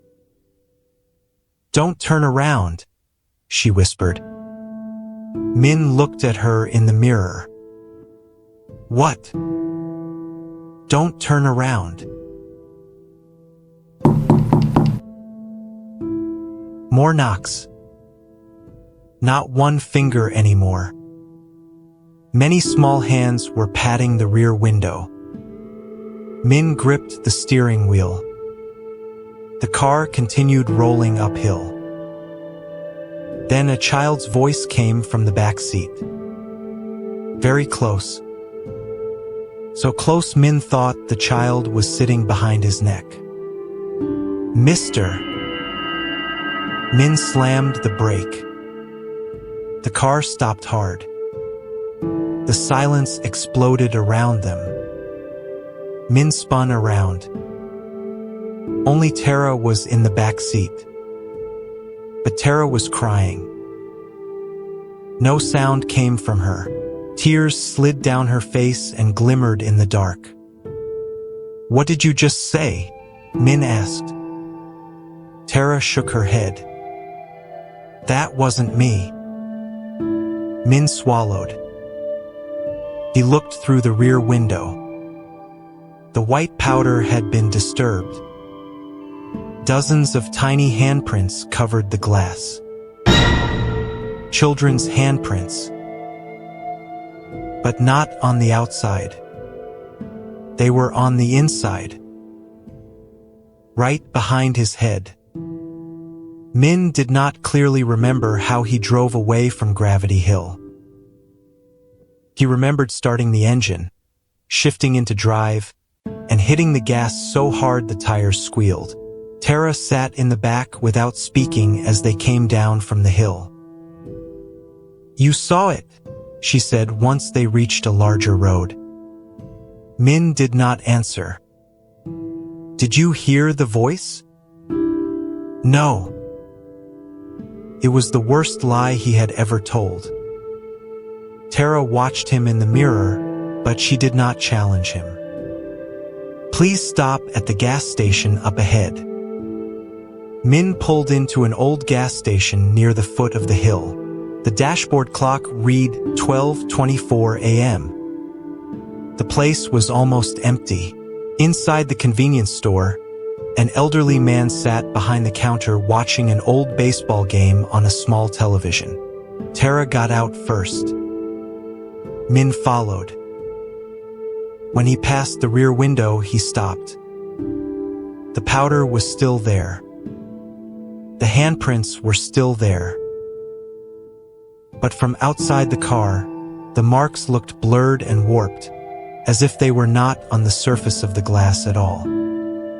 Min opened the rear door and touched the inside of the window. Powder clung to his fingertip. He pulled his hand back. Impossible. Tara stood beside him. Now you understand why I needed another witness. Min turned toward her. What did you do to my car? Nothing. You put the powder outside. I know. Then how did it get inside? Tara did not answer. The elderly man behind the counter stepped out of the store. He was about 70, wearing a gray wool jacket. His eyes were small but sharp. He looked at the powder on Min's car, then at Tara. His face changed. You went up there again? He asked. Tara lowered her head. I need to know the truth, Mr. Eddie. The man Eddie looked at Min. You should not be involved in this. Min gave a dry laugh.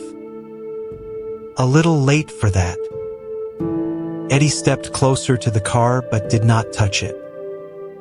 He studied the handprints for a long time. Inside? He asked. Min did not answer. His face answered for him. Eddie took a step back.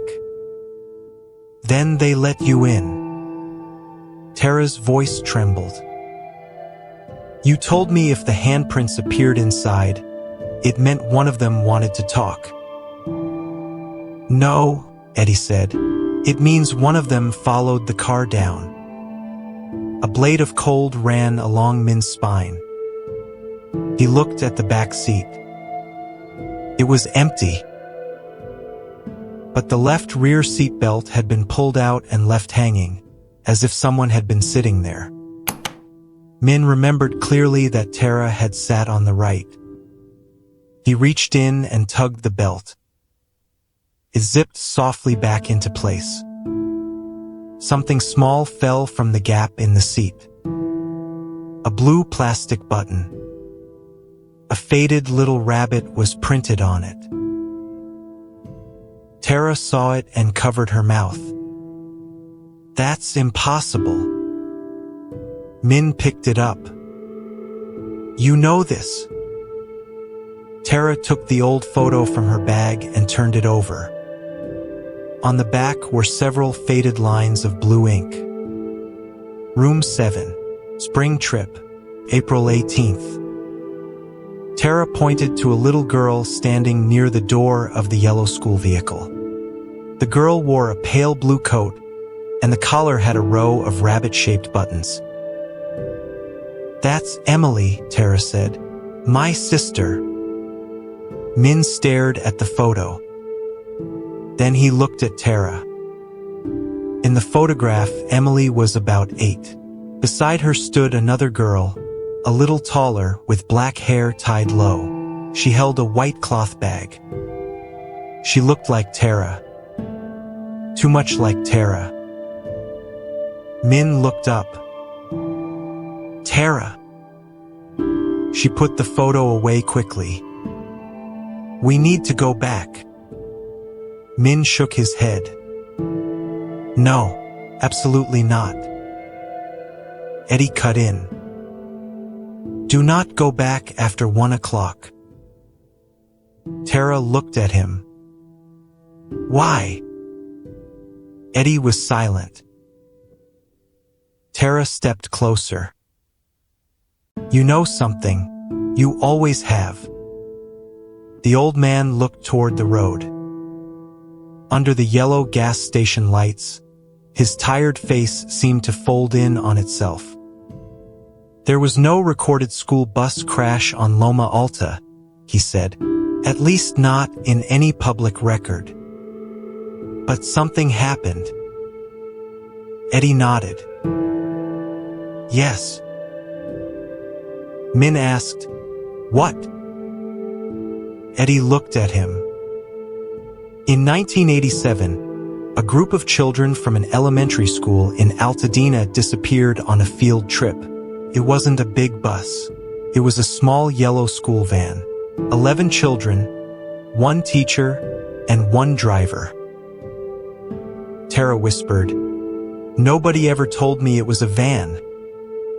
"Because the records were changed," Eddie said. "The official story claimed the van never left the schoolyard, that the children might have been taken somewhere else. But people in this neighborhood knew the van drove up Loma Alta. And then..." Eddie looked toward the dark mountains. "Then it never came back down." Eddie let them into the storage room behind the gas station. The room smelled of motor oil, cardboard, and old coffee. Several expired calendars hung on the wall. Eddie dragged a metal box from beneath a shelf and opened it with a small key hanging from his neck. Inside were newspaper clippings, black and white photographs, handwritten notes, and an old cassette player. "I used to work security at that elementary school," Eddie said. "The night after those children disappeared, someone left this at my front door." He took out a cassette tape. Tara stared at it. Then she reached into her white bag and took out the tape she had brought. The 2 tapes looked exactly the same. Min looked at her. "Where did you get yours?" "In my mother's things," Tara said. "She died last month. Before she died, she kept repeating one sentence." "What sentence?" Tara looked at the cassette player. "Don't let them push the wrong car." No one spoke after that. Eddie placed the tape in the machine. He pressed play. At first, there was only static. Then children started laughing. Far away. Distorted. As if recorded in a very wide space. Then a woman's voice said, "Everyone stay seated. Okay? We're only going to pass through for a minute." A boy asked, "Teacher, why does the road look like it's going up if the van is drifting down?" The woman laughed softly. "That's a trick of the eyes." Children murmured. Then the brakes screamed. A terrible impact burst from the speaker and made Min step back. Metal ground against stone. Glass shattered.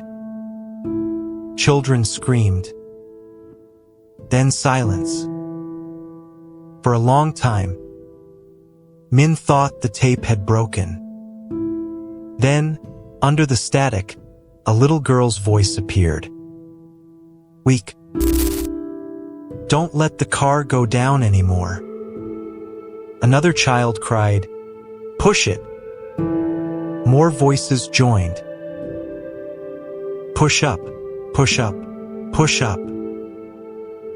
Tara covered her mouth. Min felt the hair rise on his arms. The tape kept going. After the crying came an adult voice. A strange man's voice, breathing hard.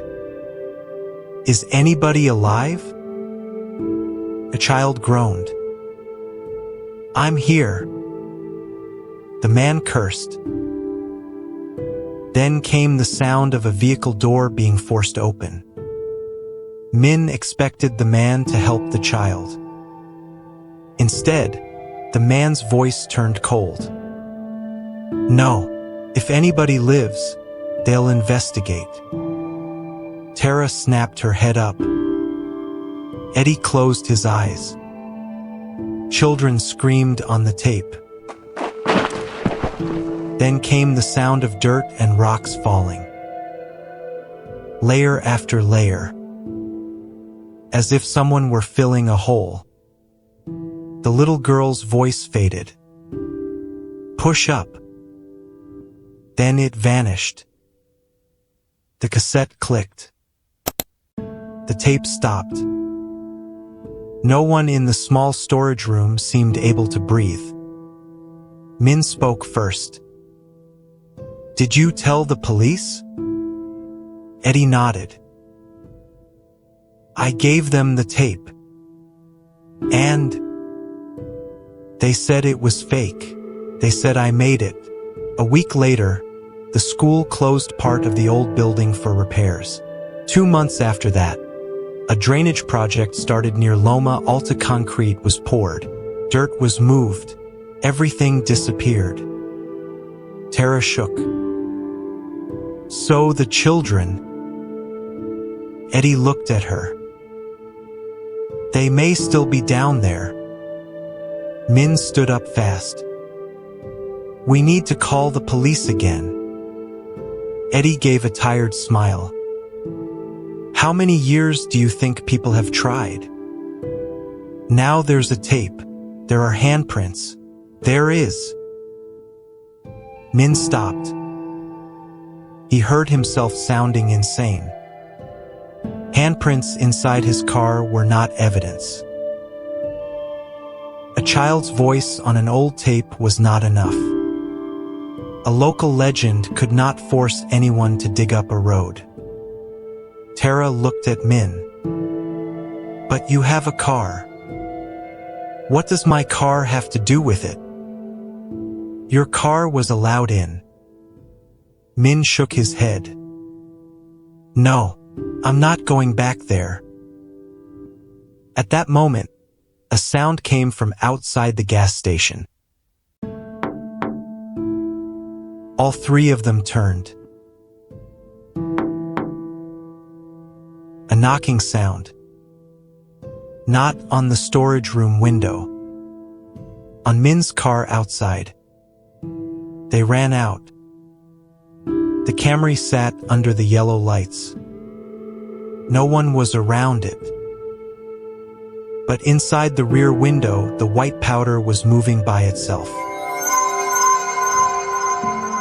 Tiny handprints scraped through the powder and left a crooked, empty shape. Not clear writing, but clear enough for Min to understand. An arrow, pointing toward the mountains. Eddie refused to go. He said his legs were weak. He said his heart could not survive a second time. Min knew the real reason had nothing to do with age. Fear does not grow old. It only learns how to sit still inside a person. Tara climbed silently into the back seat. Min stood outside the car for a long time. He could leave. He could call the police, go home, shower, sleep, and take the car to a wash in the morning. He could tell himself this was all an elaborate trick by an unstable woman and a superstitious old man. But the rabbit button was still in his pocket. And on the inside of his rear window, tiny handprints covered the powder like a flock of trapped white birds.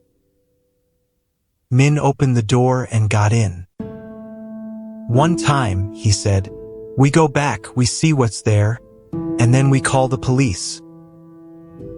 Tara nodded. "Before 1 o'clock. Why does it have to be before 1? Tara looked at the clock. 12:47 a.m. Because after 1, the hill stops pushing cars up. Min looked at her through the mirror. "What does it do?" Tara answered softly. "It pulls them down." The road back to Loma Alta seemed darker. At least Min felt that it was. The houses along the road disappeared behind fences and trees. Their porch lights were all off. Branches leaned together above the car like the ribs of a giant animal. Tara took the flashlight from her bag. "Do you hear that?" she asked. "Hear what?" Then Min heard it. children singing. Very softly. The words were unclear. The sound drifted between the trees, near and far, like a classroom walking somewhere in the dark. Min slowed down. Somebody playing music? No. The song faded. When they reached the same spot, Min stopped the car. The clock read 12:55 a.m. Tara opened the door and stepped out. The wind was stronger. Trees rattled. Far below the road, the darkness seemed to gather into one heavy mass. "What are we doing?" Min asked. Tara pointed toward a metal gate near an old locked entrance. There. Min shined the flashlight. Behind the gate was a narrow service road leading down to a lower area with concrete banks and drainage channels. The gate was chained. An old no trespassing sign hung from it. "We can't get in," Min said. Tara looked at the Camry. "They will take us in." "You say that like they know how to drive." "No," Tara said. "They know how to remember." Min did not like that answer. He liked even less that he still obeyed. He positioned the car at the same point on the hill, turned off the engine, and shifted into neutral. This time, he did not release the brake right away. "Tara," he said, "you need to tell me the truth." She looked at him. "In that photograph, who are you?" Tara said nothing. "I saw the girl beside Emily. That girl looked like you." The wind slipped through the edges of the car, carrying the faint smell of baby powder. Tara lowered her eyes. "I am Emily's sister. But that photo is from 1987. "Yes." "Then how old are you?" Tara looked up. In the rearview mirror, her eyes looked black. "Old enough to know what year I died." Before Min could react, something touched his shoulder from behind. A small hand. Cold as water. He spun around. No one was there. But on the back seat beside Tara, the cushion sank. As if a child had just sat down. Then another dent appeared. Then another. The car grew heavier. Min heard seat belts pulling out and clicking into place.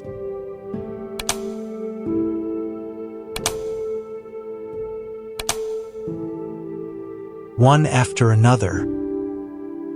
As if a row of invisible children were politely buckling themselves in. Tara closed her eyes. Tears fell down her cheeks. "Are you ready?" she asked. A child's voice whispered from the back seat. "Don't let him go down." Min released the brake. The car moved. But not uphill this time. It drifted sideways.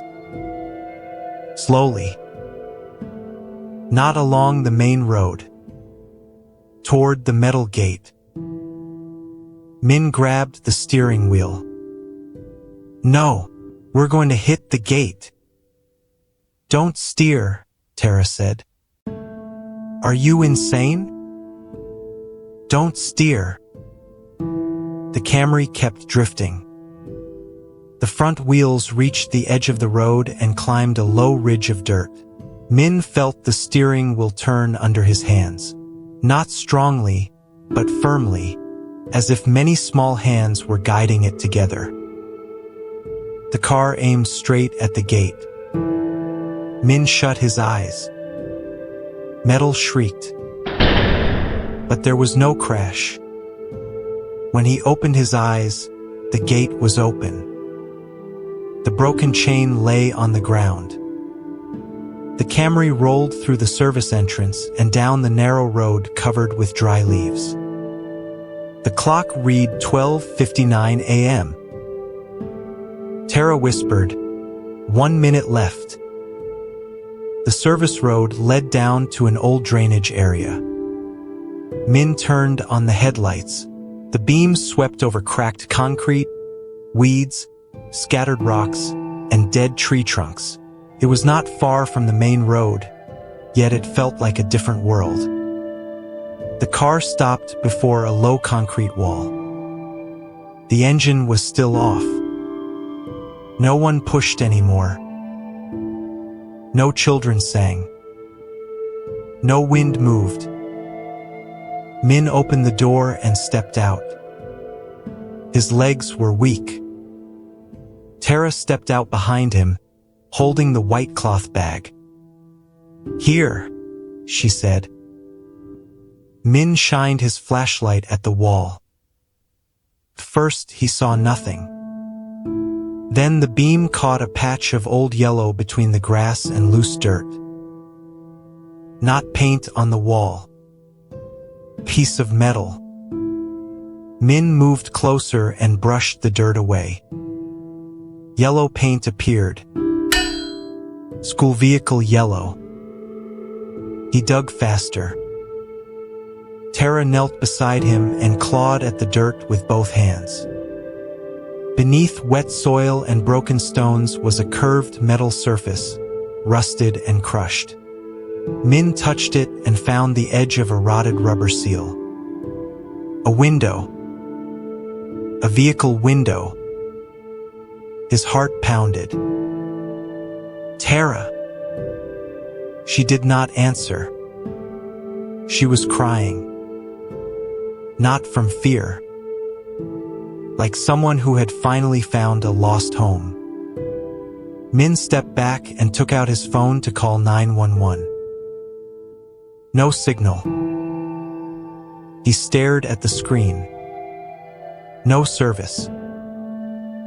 Tara stood and walked along the concrete wall. "It isn't just the vehicle," she said. "What do you know?" She told me. "Who?" "Emily." Min followed her light. At the base of the wall, where rain had washed away dirt and stone, there was a narrow gap. Inside was total darkness. From that gap came a sound. Very small. Like fingernails scraping glass. Min's stomach tightened. Tara knelt and called, "Emily?" No answer. Then something slid out of the gap. A child's shoe. White, stained yellow with age. On the strap was a little blue rabbit. Tara held the shoe against her chest. Min backed away. "We have to go get help. Right now." Tara did not stand. "It isn't enough." "It is enough. There is a vehicle down here. Evidence. Let's go." Tara looked at him. "Min, do you know why they always push cars uphill? To save people from crashing." She shook her head. "That is the story adults told so they could sleep." "Then why?" Tara looked toward the dark service road. "Because every night after 1 o'clock, another car comes down here." Min heard an engine.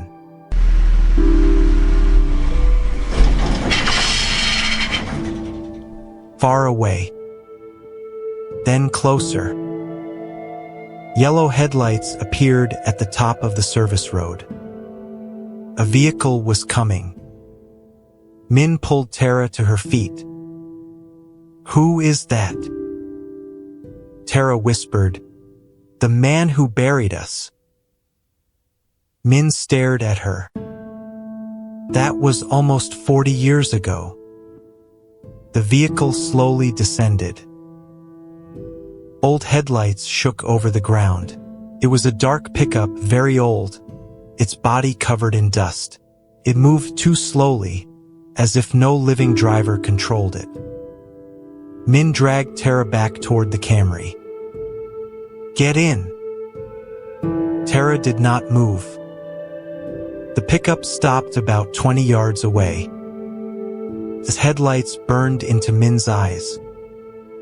Behind the wheel sat the shadow of a man. His face was hidden. Only his hands showed. Large. Gray. Motionless on the steering wheel. Then the Camry's radio turned on by itself.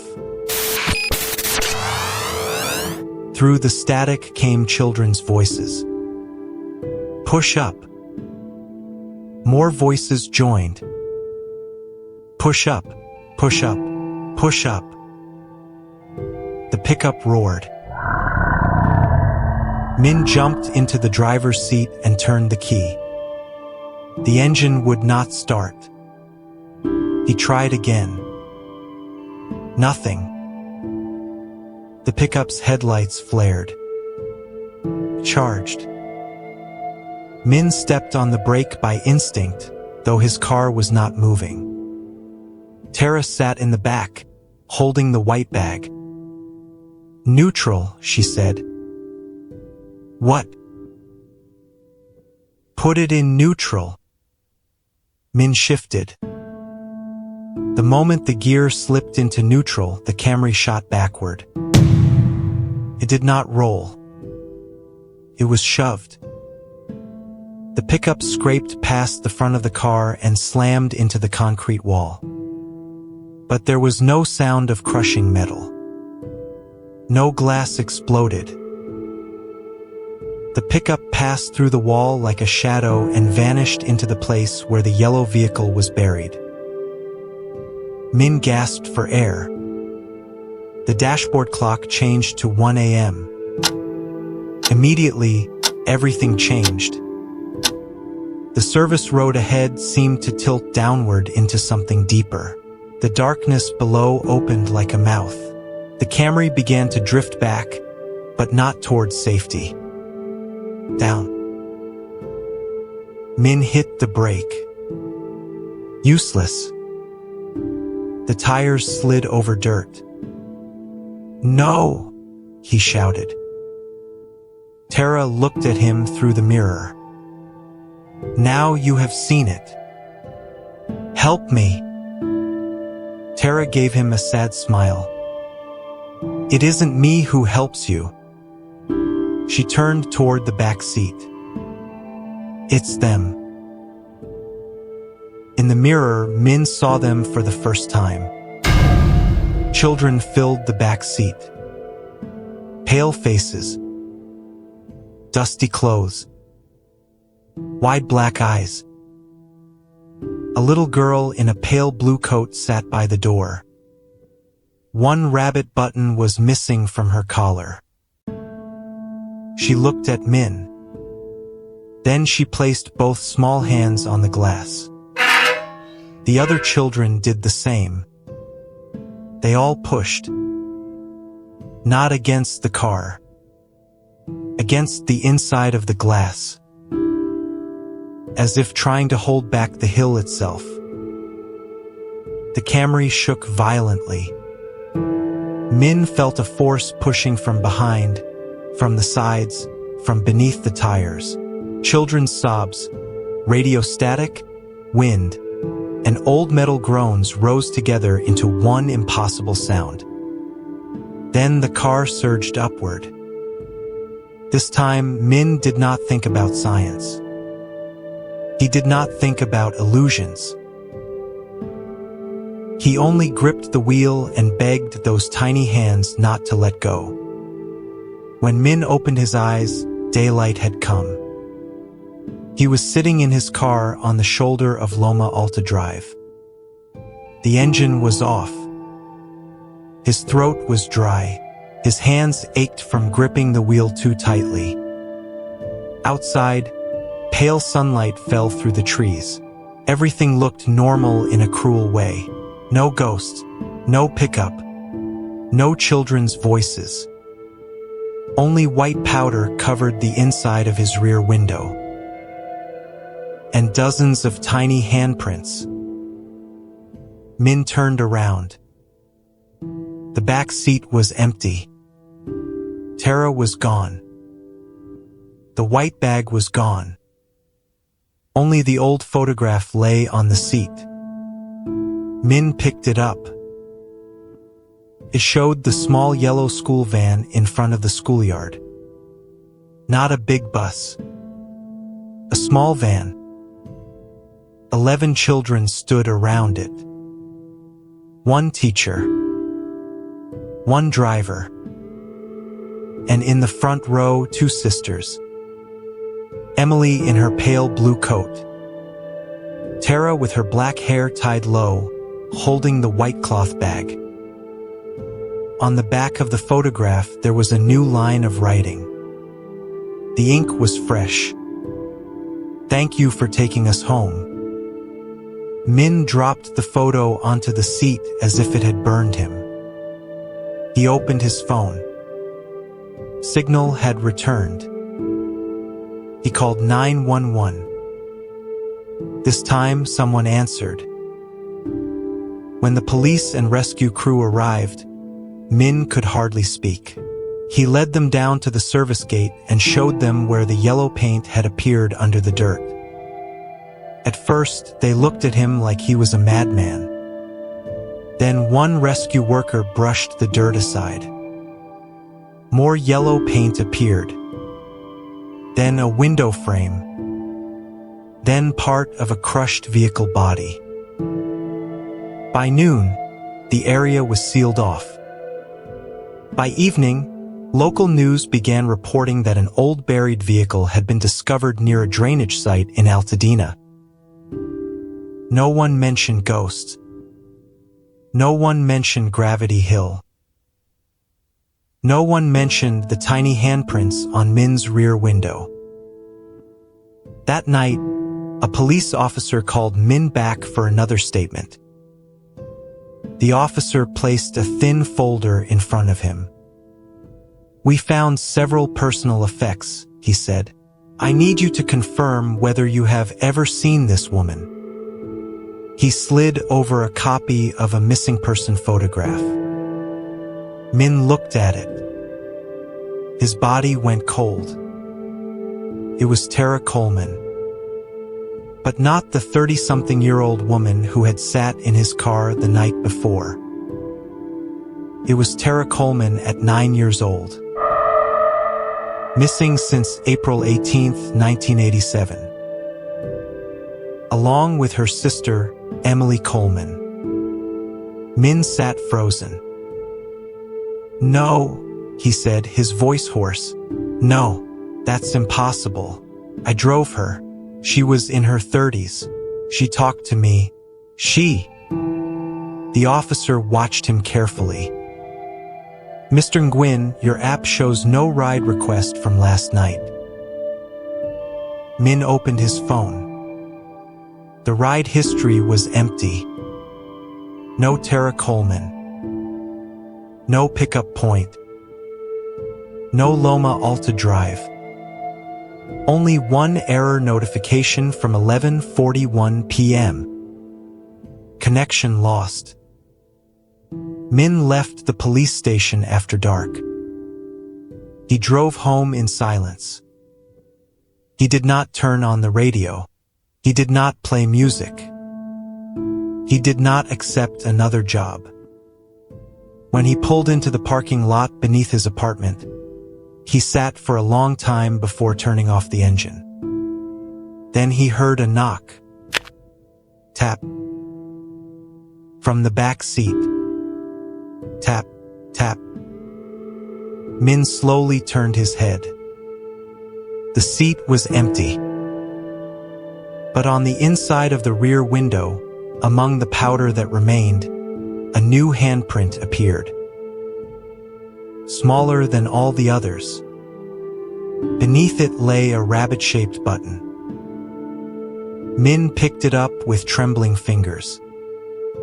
From the car speakers, though the key was already out of the ignition, a little girl's voice whispered, "Mr. Min." He could not breathe. The voice continued. "Tara says, you're the last one." Min looked into the rearview mirror. Behind him, in the darkness of the back seat, small faces began to appear. 1, 2, 3. Then many. Tara sat among them. She was no longer the woman in her 30s. She was a 9-year-old girl with black hair tied low, holding the white cloth bag on her lap. She looked at Min. She smiled. "Now you know," Tara said.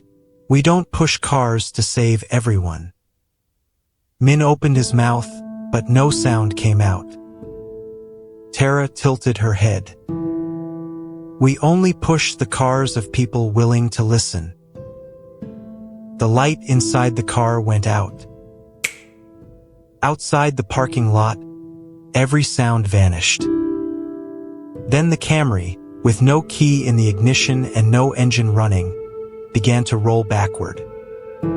Very slowly, as if small hands were pressed against the trunk, pushing it away. Not uphill. Toward the road out of the city. Toward Altadena. Toward Gravity Hill.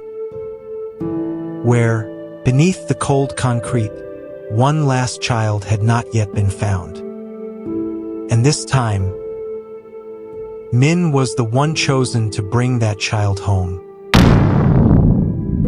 If this story made you check your rearview mirror, leave a comment below and tell me this. Would you put your car in neutral on Gravity Hill after midnight? Subscribe for more true place horror stories, forgotten American legends, and open-ended mysteries from the dark roads most people drive past without looking back. And remember, some roads do not pull you downhill. Some roads choose who gets pushed back. Tonight, we are driving into one of New Jersey's most infamous roads. A road where headlights appear behind you when no car should be there. A road where a ghost truck is said to chase strangers away from the bridge. And a road where people whisper about a child beneath the water. A child who returns the coins you throw down. But Hui Tran is not coming to Clinton Road for a dare. He is coming because, 28 years ago, his father vanished there while answering a late-night tow call. Now, a stained envelope has arrived at his apartment. Inside it is a quarter that should have disappeared with his father. And one warning written on an old piece of paper. Do not take the coin back. This is the story of Clinton Road and the coin that came back. People say that if you drive onto Clinton Road after midnight, you should remember one thing. Do not stop at the bridge. Do not look down into the water. And absolutely do not throw a coin into it. Because if the coin is thrown back, the thing that throws it may not be a child. Hui Tran did not believe in ghosts. He had said that sentence so many times in his life that it had almost become a form of self-defense. He did not believe in ghosts. He did not believe in omens. He did not believe in stories told in low voices inside late-night diners, while cold coffee sat on the table and rain tapped against the windows. Hui believed in things that could be taken apart, repaired, reassembled, and started again. He was a mechanic in Jersey City, 32 years old, He lived alone in a small apartment above his uncle's auto shop. By day, he changed oil, balanced tires, and fixed brakes. By night, when he was not too tired, he and his best friend worked on a channel about urban legends in New Jersey. The channel was called Night Routes. First, it had only been for fun. Huey and Chris Miller, his best friends since high school, would drive to places rumored to be haunted, record a few clips, capture some audio, and turn the trip into a creepy episode. Chris half believed. Huey believed nothing. To him, everything had an explanation. Footsteps in an abandoned house were old wood shrinking in the cold. A figure at the edge of the road was just a branch. Whispers in a cemetery were wind moving between headstones. And ghost stories were only the way people filled the empty spaces in the dark. But there was one empty space Huey had never been able to fill. His father. When Huey was 8 years old, his father disappeared. He did not die. There was no funeral. There was no body. There was no final phone call. There was only an old tow truck found on the shoulder of a wooded road in northern New Jersey. The driver's side door was cracked open. The keys were still in the ignition. The headlights were weak, but still burning. And on the driver's seat lay a soaked work jacket.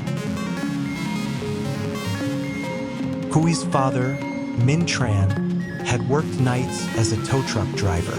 People said he had received a call just before midnight. A car had broken down somewhere near West Milford. He drove out to help and he never came back. Huey's mother rarely spoke about it. Whenever he asked, she only said one sentence. Your father went to help someone. Then the road kept him. Huey had always thought it was the way a grieving woman comforted herself. Until that October when he received an old envelope. There was no return address. Only his apartment address, written in slanted, trembling handwriting. Inside was an old quarter, dull and tarnished, and a piece of yellowed paper. The paper had only 3 lines on it. Clinton Road, Dead Man's Curve. Do not take the coin back. Huey stared at the paper for a long time. Then he turned the quarter over in his hand. On the back of the coin, beside the eagle, there was a small scratch shaped like the letter H. Huey knew that scratch. When he was 7, he had taken the point of a pair of scissors and carved his initial into his father's lucky coin. His father always kept it in his shirt pocket. He used to say, "This coin helps me remember the way home." Stopwatch 1. 5s. After his father vanished, Huey's mother told him the coin had vanished with him. And now it was lying in Huey's palm, cold, wet, as if it had just been lifted from the bottom of a lake. Are you sure you want to make this episode? Chris asked, staring at the coin through a clear plastic bag. They were sitting in the auto shop after closing. Outside the glass door, a misty rain fell across the street. Neon light reflected in puddles streaked with oil. Huey did not answer right away. He placed the coin on the table beside the recorder. Clinton Road is one of the most famous urban legends in New Jersey, Chris continued.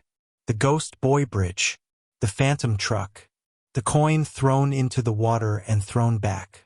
It is perfect for a Halloween episode. This is not a Halloween episode, Huey said. Chris looked up. Huey kept his eyes on the coin. My father disappeared there. The air inside the shop seemed to drop. Chris knew about Huey's father, but he had never asked too much. Like everyone else, he understood that some wounds should not be touched unless the person carrying them opened the door first. Then we definitely should not go, Chris said quietly. Huey gave a faint, bitter smile. You sound like someone who believes in ghosts. I do not need to believe in ghosts to know there are places people should not poke. Huey lifted the paper. Someone sent this to me after more than 20 years. My father's coin. You do not think that is strange? I think it is so strange that we should call the police. And what will the police do? Reopen a missing person case from 1998 because of a wet quarter? Chris had no answer.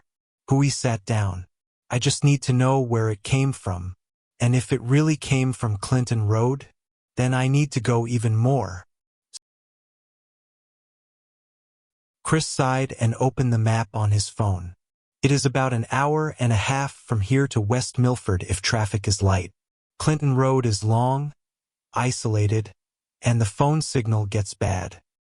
We should bring someone who knows the area. Who? I know a woman named Anna Brooks. She works at the local library in West Milford. She has written about the legends around that road. Not a ghost hunter type. More like local history. Call her. Now? Hui looked at the clock. 10:17 at night. As soon as possible.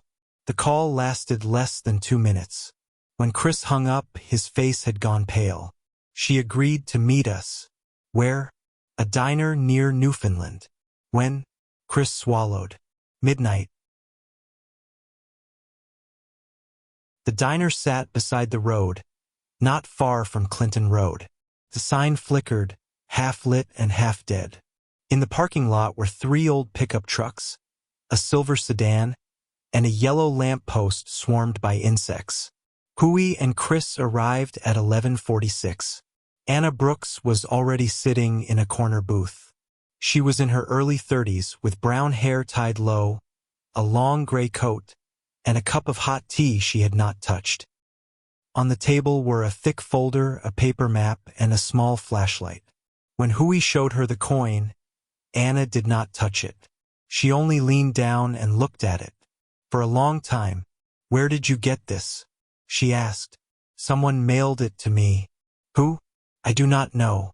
Anna sat back. This coin was mentioned in an unofficial report. What report? She opened the folder and pulled out an old photocopy.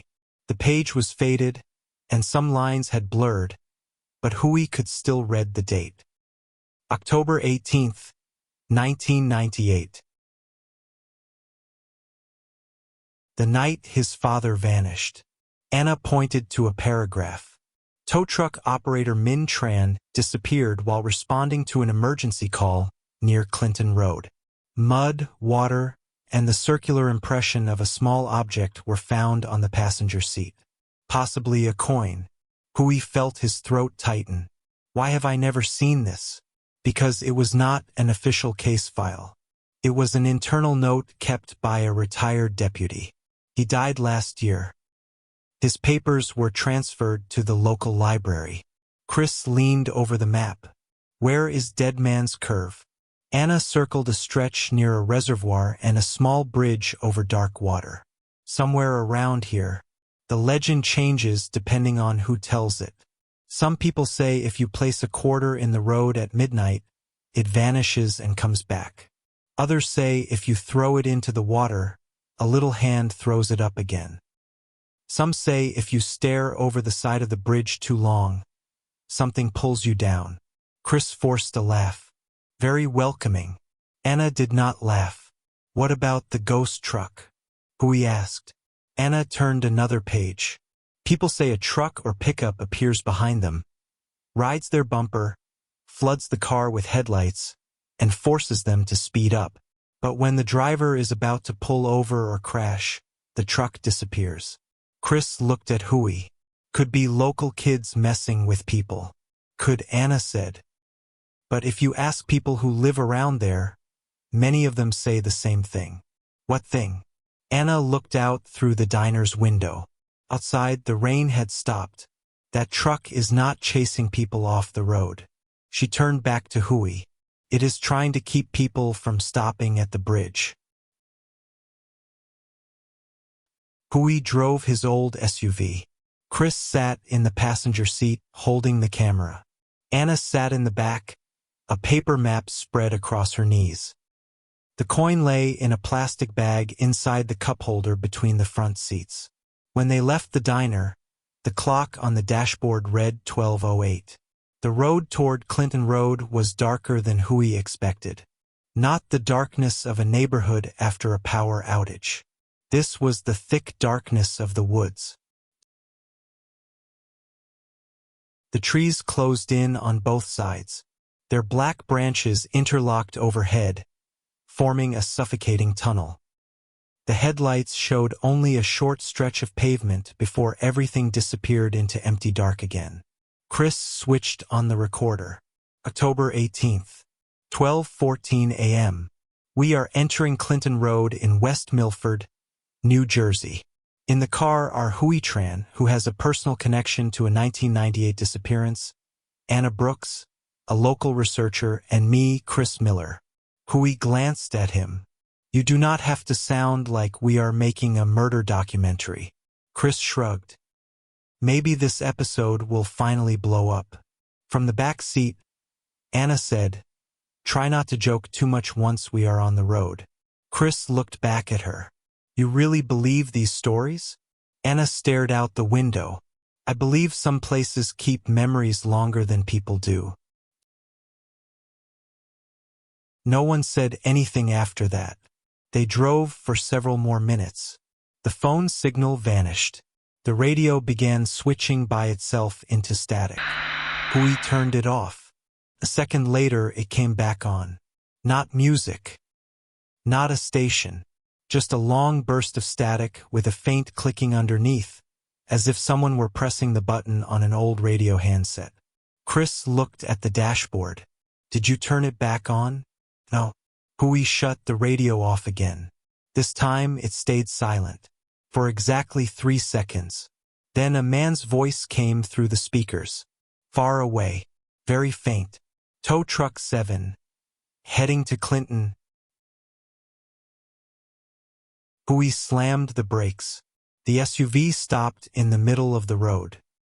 Chris nearly hit the camera with his face. What the hell was that? Hui's face had gone rigid. He knew that voice. Not every word, but the way the man stretched the end of a sentence. The roughness of a voice trained by sleepless nights. The soft breath before speaking. Like there was always an unlit cigarette at the corner of his mouth. It was his father's voice. Anna gripped the edge of the seat. Hui, keep driving. He turned to look at her. What did you hear? Drive. What did you hear? Anna did not answer. From the speakers, the voice returned. There is a child on the bridge. Then the radio went dead. Silence filled the car. But now, in the beam of the headlights, something lay in the road ahead. A coin. Hui opened the door and stepped out. Hui, Chris called. He did not listen. The air outside was freezing. The smell of wet earth and rotting leaves rose from the woods. The coin sat exactly on the yellow line. Hui bent down. It was another quarter. Newer, cleaner, but wet. On its face was a small dent, almost like a bite mark made by a child's tooth. Before Hui could pick it up, Anna ran over and grabbed his wrist. Do not touch it with bare skin. Why? Do not. She took a tissue from her coat, wrapped the quarter, and placed it into a separate plastic bag. Chris stood beside the SUV, his voice shaking. We have not thrown anything yet. Anna looked farther down the road. Not every coin waits to be thrown. From somewhere deep in the trees came a child's laugh. Short, dry, then gone. The bridge appeared at 12:31. It was smaller than Hui had imagined. Nothing grand. Just an old stone bridge with low railings, crossing a black stream that moved slowly over moss-covered rocks. The forest pressed in too close on every side, as if one wrong step off the road would make a person disappear between trunks and shadow. Hui stopped the SUV before the bridge. The headlights washed over damp stone, revealing long trails of water like fingers dragged downward. Chris said nothing now. He unfolded the tripod, but his hands shook so badly it took almost a minute to lock it into place. Anna opened the map, then folded it again. This is where people usually test the legend, she said. Hui took out his father's coin. Anna immediately looked at him. What are you doing? The one thing the note told me not to do. Hui, listen to me. Someone may have sent that coin to lure you here. Then I need to know why. Chris interrupted. Or we film the bridge and leave. That is still creepy enough. Hui looked down at the quarter. In the flashlight beam, the scratched H looked deeper than before. He walked onto the bridge. The water below was so black that it did not reflect the flashlight. It simply swallowed the beam, quietly and patiently. Hui stood in the center of the bridge. The wind moved through the trees, but the water below did not ripple. He lifted the coin, and, for one sudden moment, a memory returned. His father sitting on the edge of his bed, his tow truck jacket smelling faintly of motor oil. Min placed the coin into Hui's palm and said, "Everyone needs something to help them find the way home. For me, it is this coin. For you, maybe it will be the voice of someone calling your name." Hui closed his fist around the quarter. Then he threw it down. The coin fell into the dark. There was no splash, no sound at all. As if there were no water under the bridge, only a bottomless space. Chris whispered, "Did you get that?" The camera was still recording. 10 seconds passed. 20. 30. Nothing happened.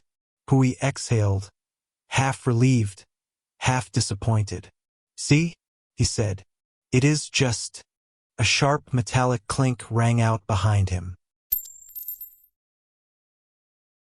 The coin dropped onto the bridge. It spun in a small circle. Then it stopped. Chris cursed. Anna stepped back. Hui stared at it. The coin lay less than 2 feet from his shoes. Soaked. But water was not dripping from the coin onto the stone. Water was rising from the stone into the coin. Hui bent down. This time, no one stopped him in time. He picked it up with his bare hand. The coin was so cold it numbed his fingertips. The instant his skin touched the metal, a soft sigh came from beneath the bridge. A child's sigh. Then a whisper brushed his ear. "You came too late." Hui spun around. No one was there. But on the wet bridge behind him, 2 small footprints had appeared. Bare feet. They led from the edge of the bridge toward the SUV. Chris backed away with the camera. "We are leaving. Right now." Hui did not move. He looked into the water. This time, the surface reflected the light. And in that reflection, he saw a boy, 7 or 8 years old. Wet hair stuck to his forehead. A white shirt clung to his thin body. Both hands gripped the stone under the bridge. The boy looked up at Hui. His mouth did not move, but the voice entered Hui's mind. "Give him back to me." Hui leaned closer. "Do not get near the edge." Anna screamed. Too late. The boy's hand rose in the reflection. Not toward Hui. Behind him, Hui turned. At the far end of the road, beyond the bridge, 2 white points of light switched on in the dark. Headlights. A truck sat there. Its engine rumbled low. No one had heard it arrive. Chris lowered the camera. Did someone just drive up? No one answered. The truck's headlights flared. Then it charged toward them. Hui jumped back into the SUV by instinct. Chris snatched the tripod, threw it into the back seat, and slammed the door. Anna had barely pulled her seat belt across herself before Hui hit the gas. The SUV shot across the bridge. Behind them, the truck's engine roared. White headlights filled the rearview mirror. It was so close Hui could not see the front of it, only light. Light that shook and pulsed with every curve of the road. Chris turned the camera backward. "No license plate," he shouted. "Hold on." Hui took a hard curve. The tires screamed across wet pavement. The forest rushed past like black walls. Branches scraped the doors, making a long shriek like fingernails across glass. Anna looked at the speedometer. Do not go over 40. Are you joking? This road has dead curves. Behind them, the truck blasted its horn. It did not sound like a normal horn. It was low and distorted, like metal being dragged underwater. Hui looked in the mirror. For one brief second, through the glare, he saw a figure behind the wheel. A man in a reflective work jacket. His head was slightly bowed. His hands were on the steering wheel. Hui could not see his face, but hanging from the truck's windshield was a small swinging object. A coin. Chris yelled, "It is pushing us." The truck bumped the rear of the SUV. The whole car lurched. Hui tightened his grip on the wheel as cold sweat broke across his neck.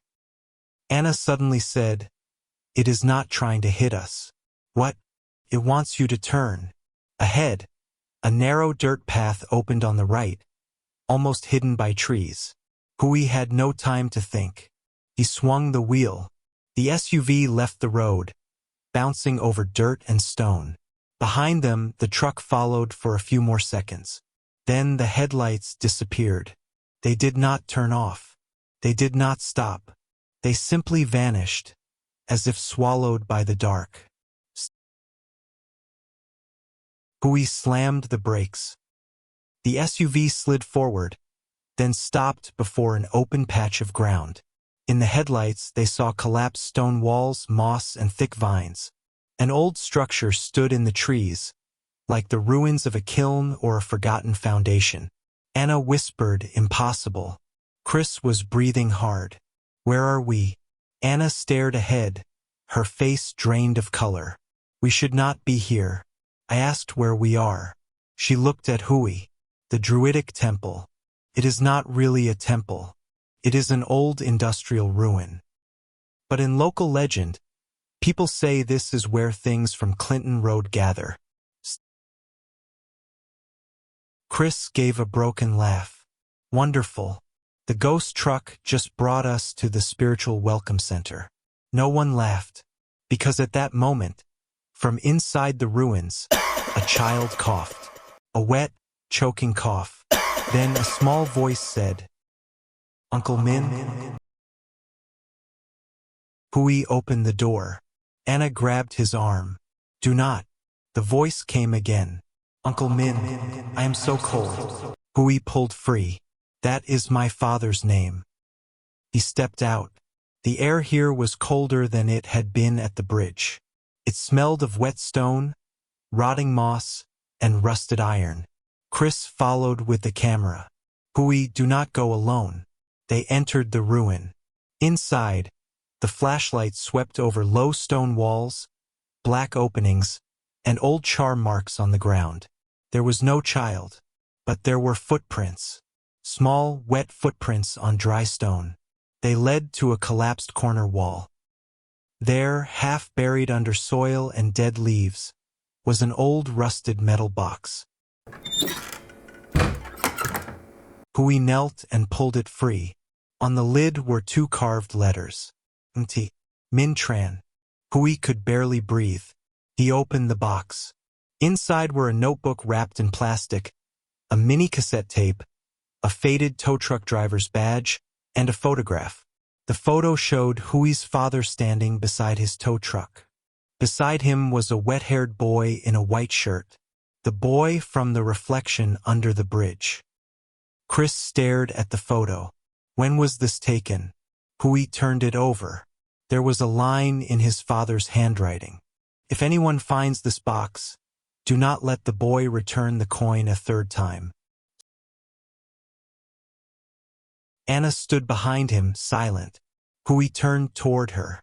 "You knew about this." Anna said nothing. "Anna." She closed her eyes. "I knew part of it." "Which part?" Anna looked at the photograph in his hand. That boy's name was Evan Brooks. Chris looked at her. "Brooks?" Anna nodded almost too faintly to see. "My younger brother." Anna told them the story after they returned to the SUV. Her voice was even, but her hands trembled. Evan Brooks vanished in 1983, when he was 8 years old.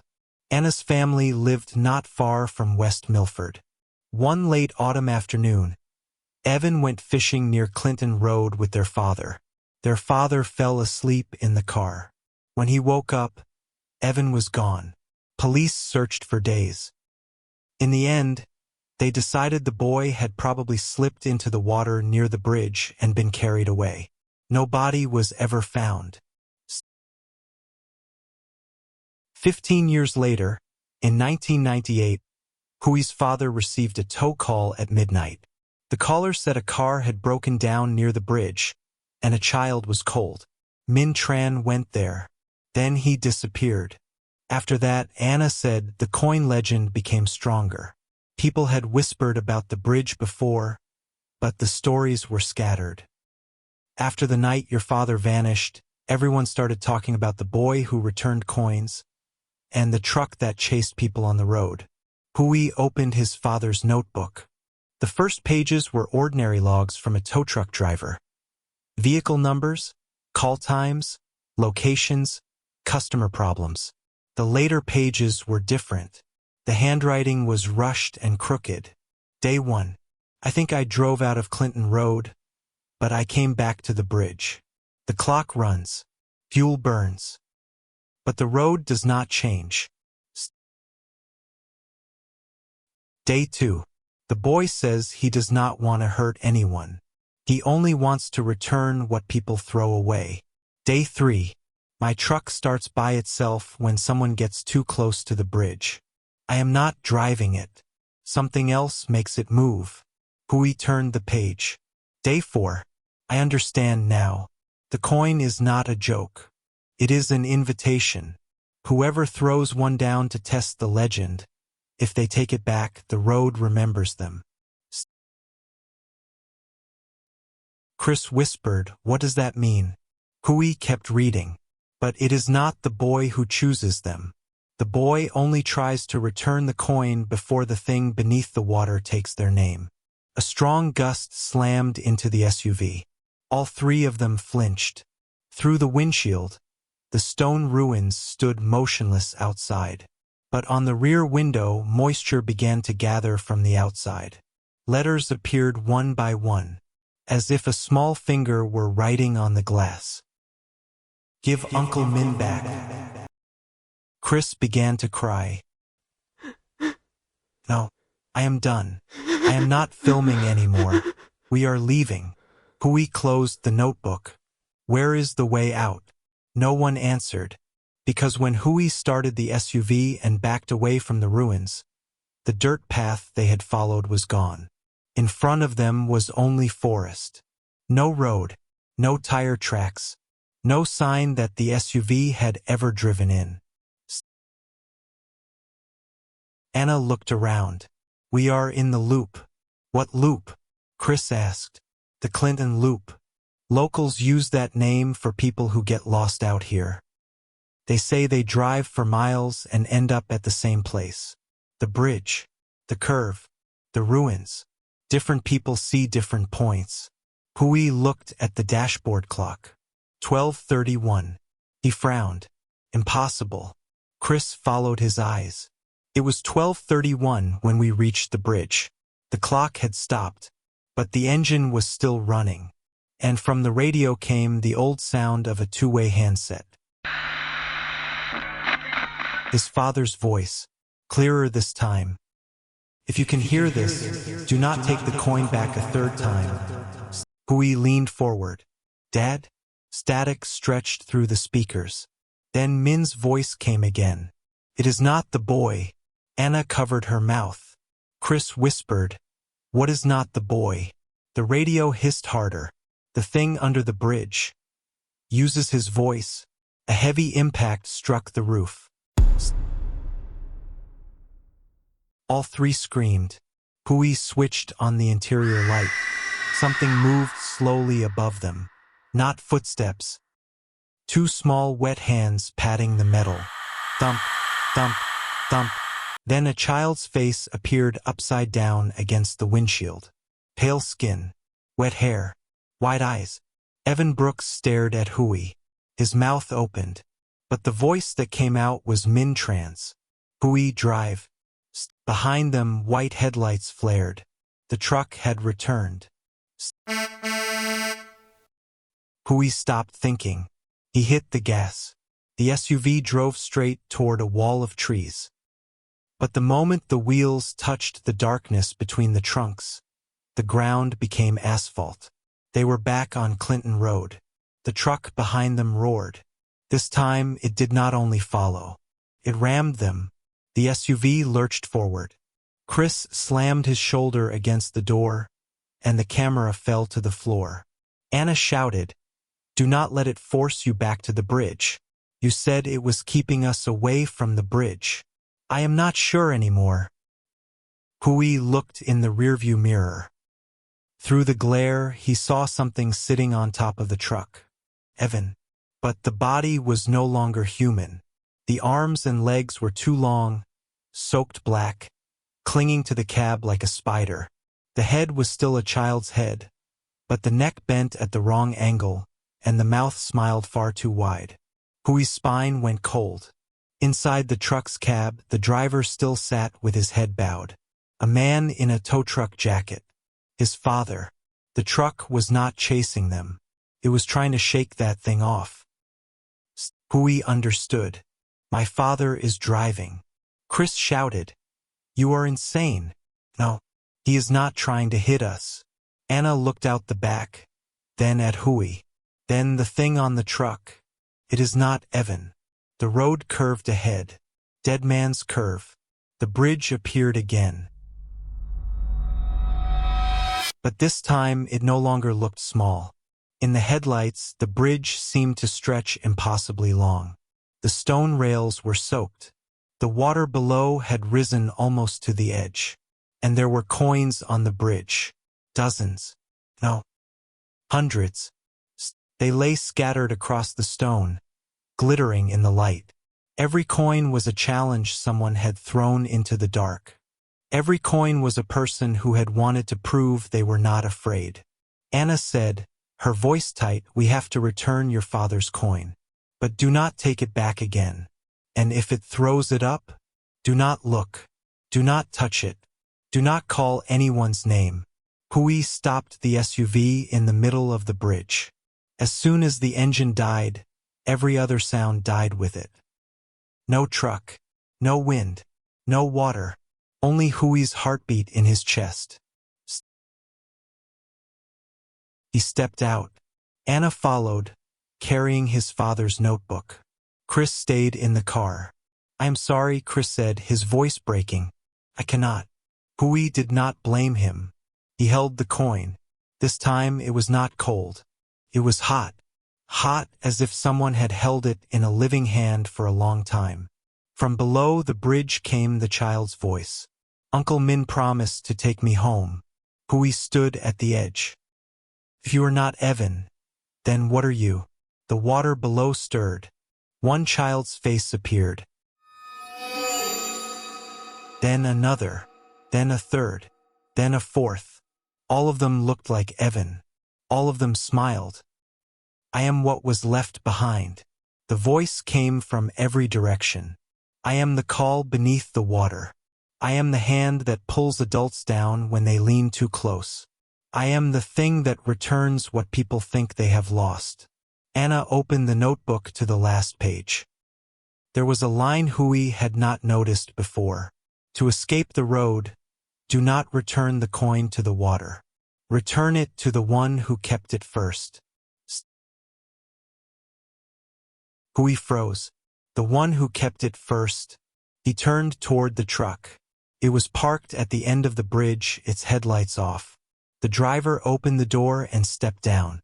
A man in an old tow truck jacket, slightly hunched, gray hair wet against his forehead.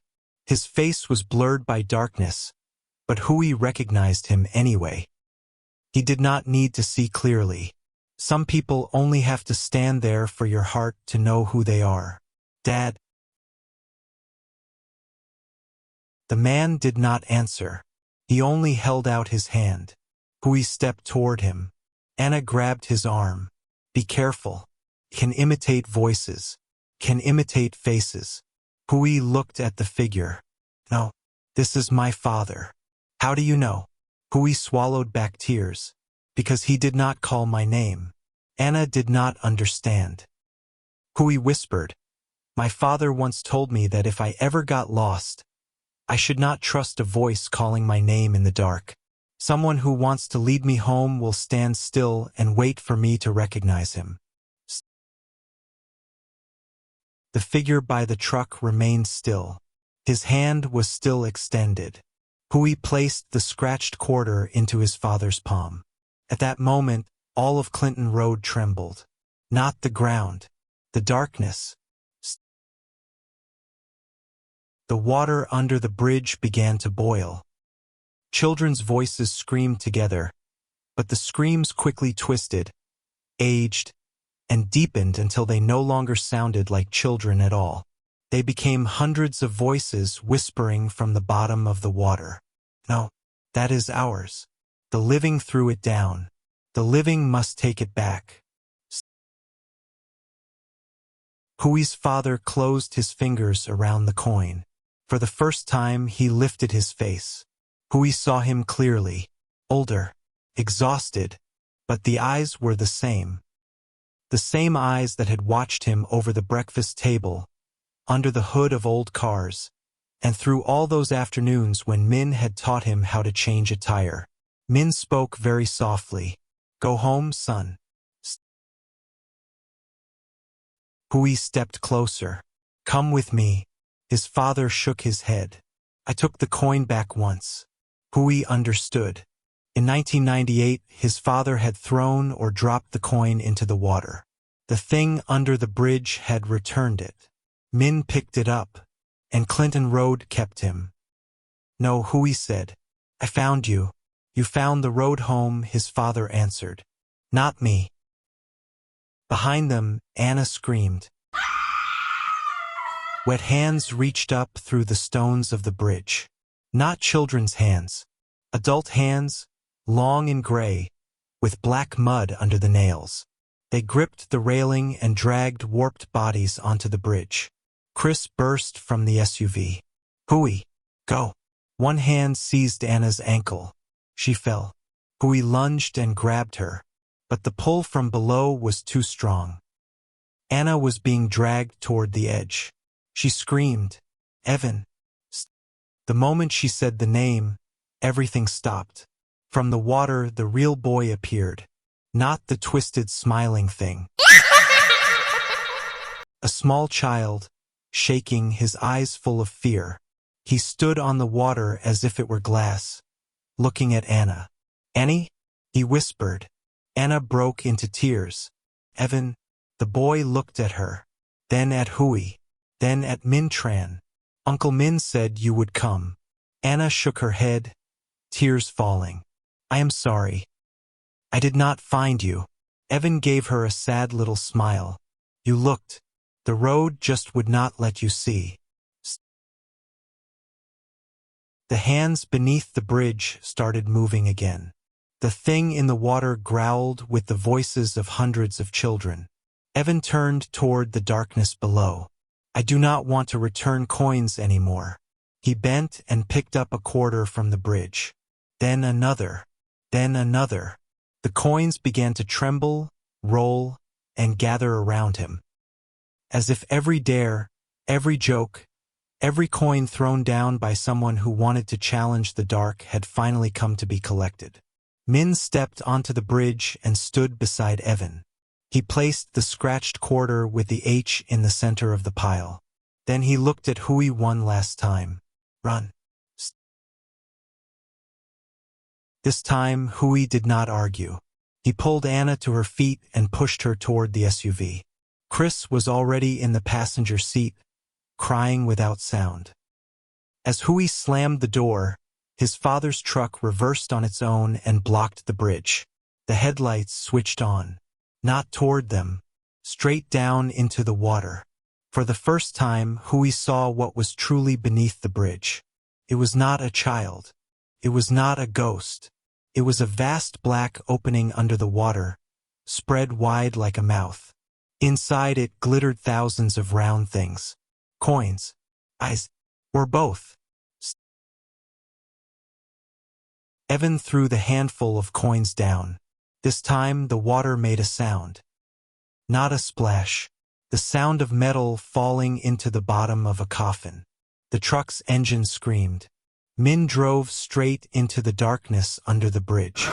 White light, engine noise, water, and shrieking voices twisted together into one storm.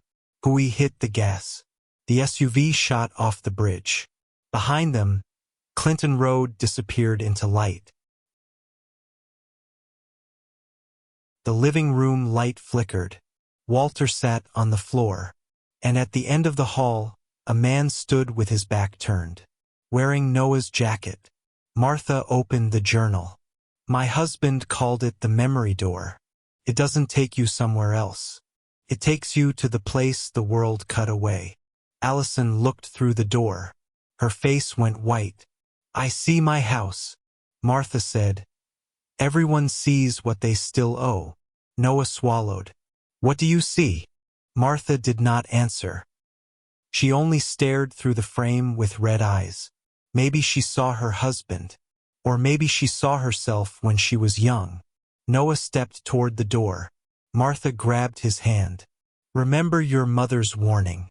If you meet someone who looks like you, do not let him touch your hand. And Evan, call his name, but only once. If he answers with the nickname only you would know it is Evan. If he answers with his full name, run. Noah nodded. He held Evan's tape recorder. Then he stepped through the door. For one moment the world disappeared. Noah stood inside his own house. But everything was wrong. The living room was longer than it should have been.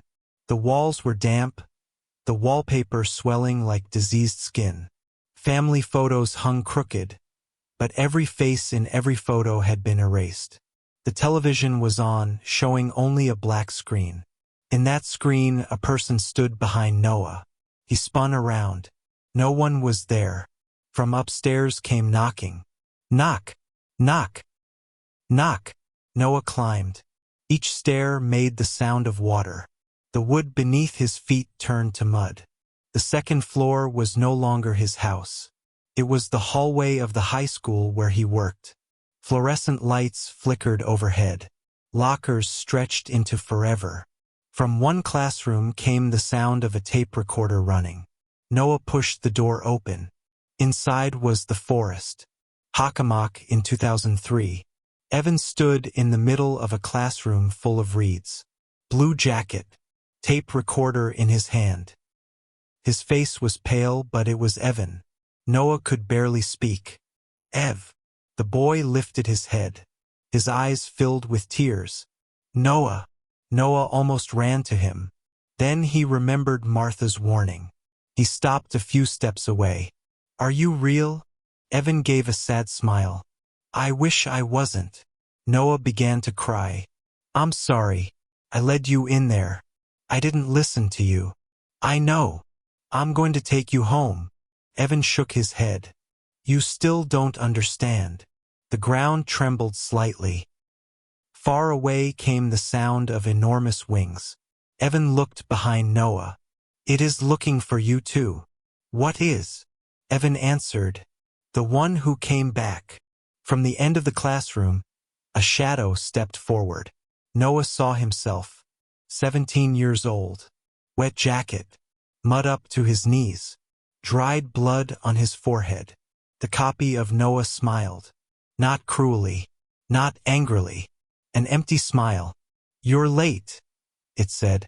Noah stepped back. Evan whispered. Don't let it touch you. The copy looked at Evan. You make everything difficult. His voice was Noah's younger voice. But underneath was something else. Water running through a cave. Insects moving under bark. People whispering behind a wall. Noah asked, What are you? The copy tilted its head. The part that was allowed to leave. And me. The part that was left behind. Noah did not understand. Evan was crying. Noah, I wasn't the one who disappeared. The classroom darkened. The lockers became trees. The floor became black mud. The copy stepped closer. That night, Evan fell into the water. You jumped in and pulled him up. But the door had opened. It did not want him. Noah felt the memory explode inside his skull. He saw 2003 again. Evan slipped into a ditch. Noah jumped after him and pulled him up. Orange light appeared between the trees. His mother's voice called. Then another person stood on the bank. Another Noah, dry, smiling. It held out a hand to Evan. Evan shook his head in terror. But the real Noah was sinking in the mud, one hand clinging to a root. He screamed, "Ev, run!" Evan did not run. He grabbed Noah's hand, pulled until his palms bled. But the mud dragged Noah down. And the thing on the bank said in Noah's voice, "Evan, come here." In that moment, Noah understood. Evan had not disappeared because he was taken. Evan disappeared because he stayed with him. And the thing that had gone home that night was standing in front of him now. The copy held out its hand. "It is time to trade places." Noah shook his head. "No. If you don't, Evan stays. Daniel stays. Everyone stays." Evan shouted, "Don't listen to it." The copy kept smiling. 3 go in. 1 comes out. The rule is simple. Noah thought of Allison, Martha, Daniel, his mother, 21 years of living a life that might not have fully belonged to him. He asked, "If I stay, Evan gets out?" The copy looked at him. "Maybe, Daniel, maybe." "Why should I trust you?" The smile vanished. "Because you have trusted me for 21 years. Pause 2.0s. The word struck Noah like a knife. Behind him, Evan shook his head wildly. "Don't do it. It doesn't keep promises." Noah looked at his brother. The child time had forgotten because he would not let go of him.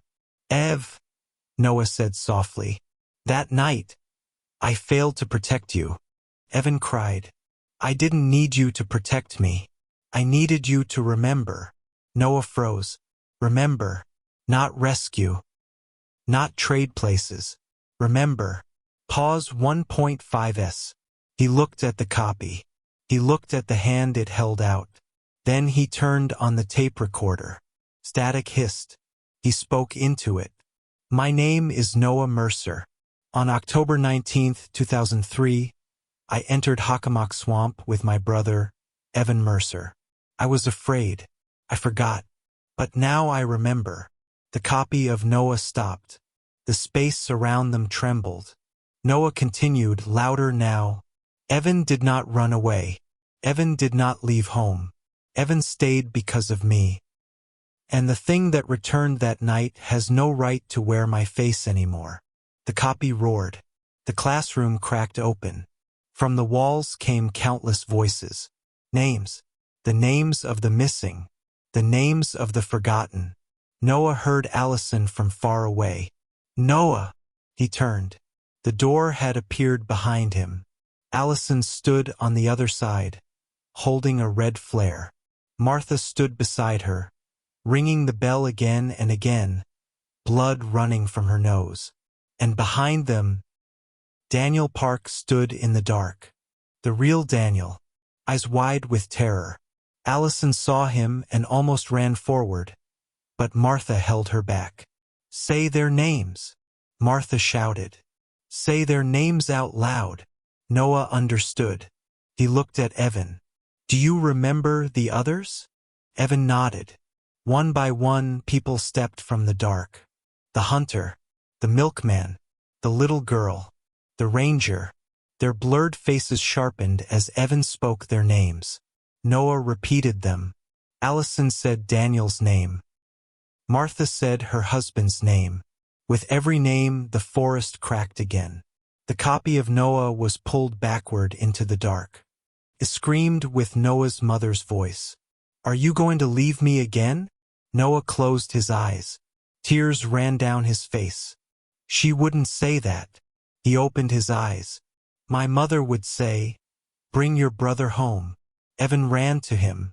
For the first time in 21 years, Noah held his brother. Evan's body was cold as swamp water.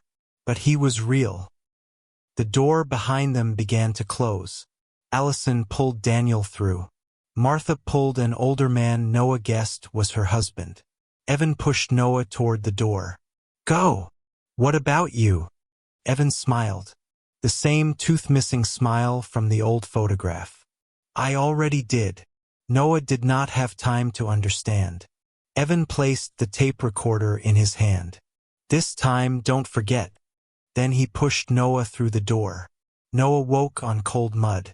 Dawn was breaking. Fog thinned across Hockomock Swamp.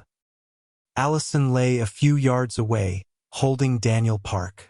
Daniel looked older than in his photograph, thin and gray at the temples, but alive.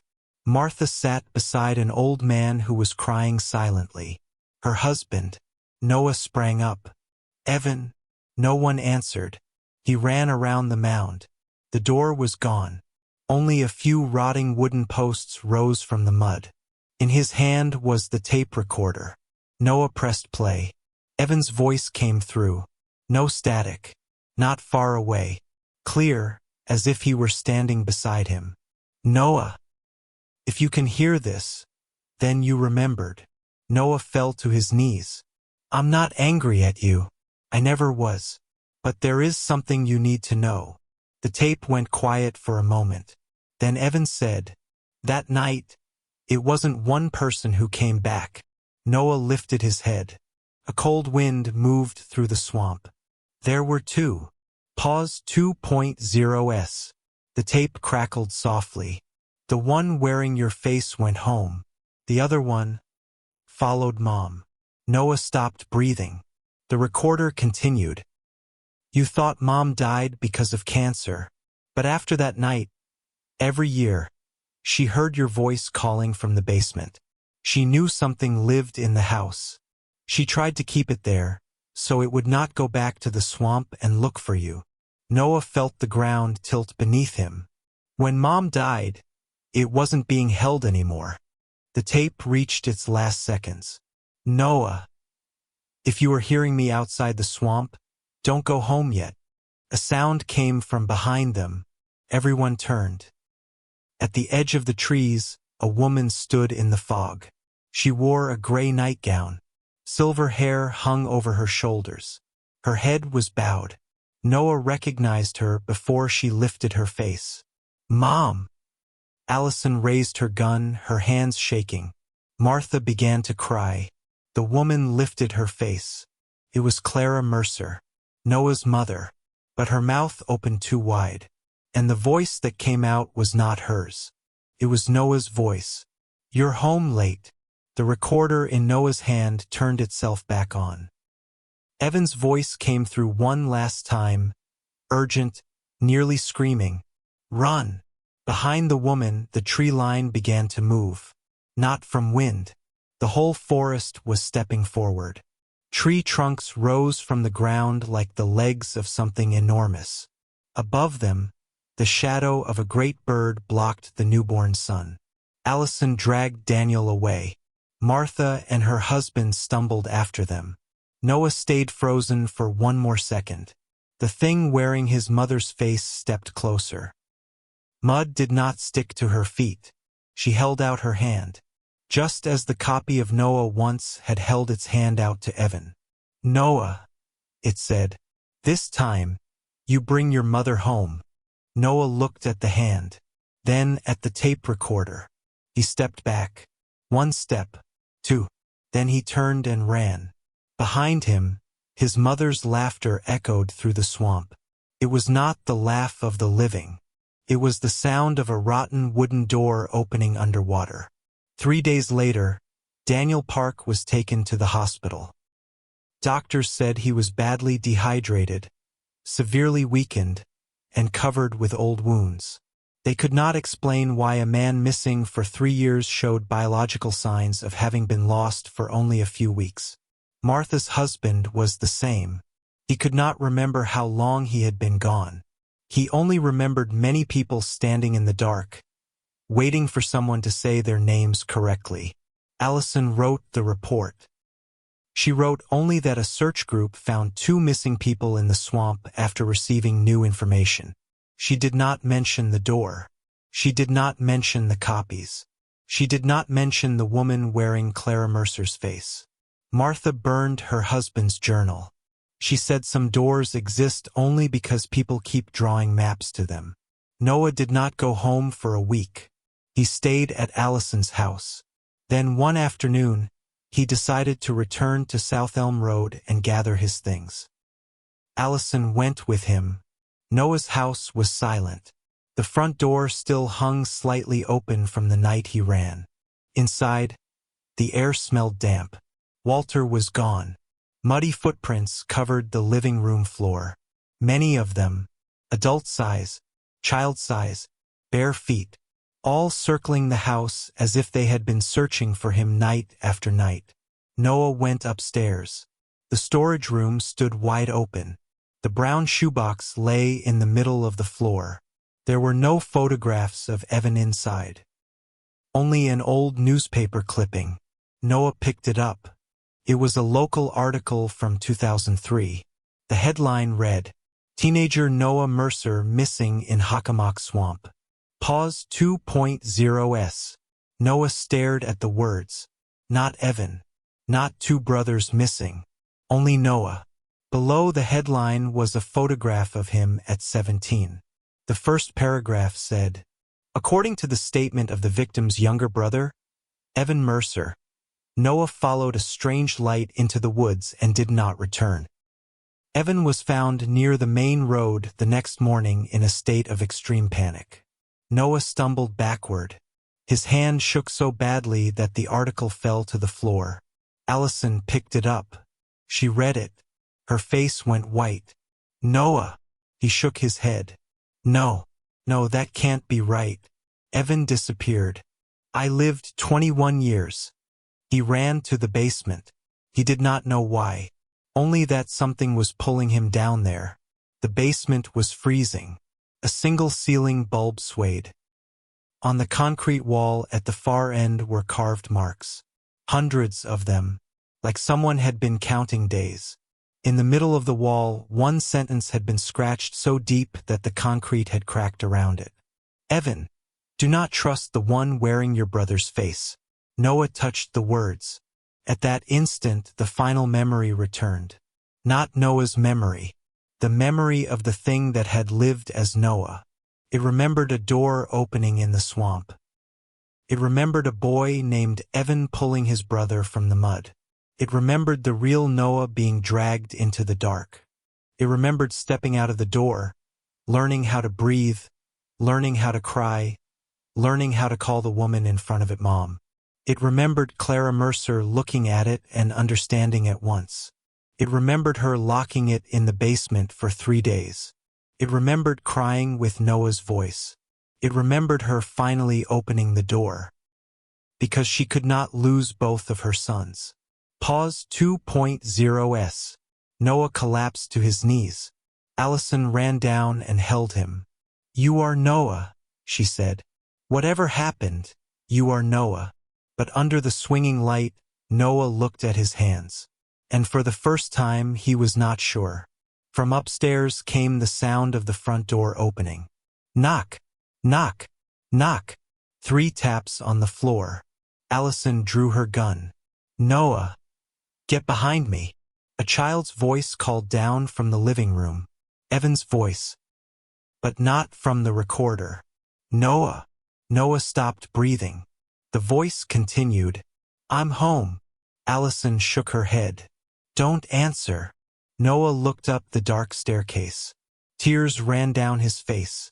Because in that moment, he understood the true price of the Bridgewater Triangle. It does not only take people. It takes away your certainty that the person who returns is still the one you love. Upstairs, Evan called again. this time softer. It's Ev. Noah closed his eyes. That was the nickname. Only he knew it. Only the real Noah knew it. But who was he? The older brother who disappeared? Or the thing that had learned how to love like a human being? Small footsteps moved slowly toward the basement stairs. Allison raised her gun. Noah put his hand on the barrel and lowered it.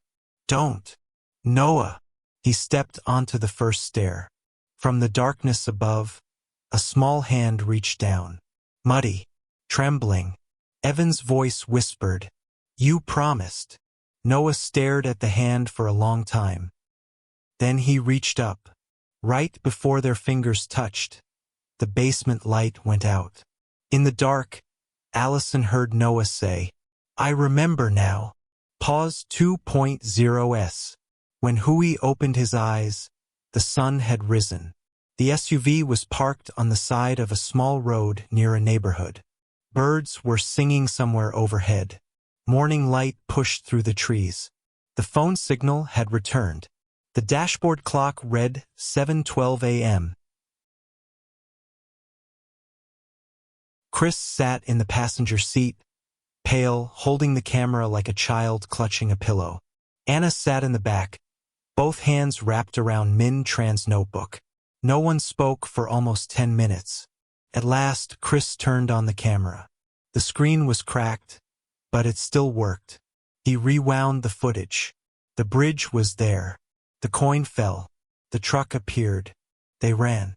Everything was there. But at the final part, when Min and Evan stood on the bridge, the image became white static.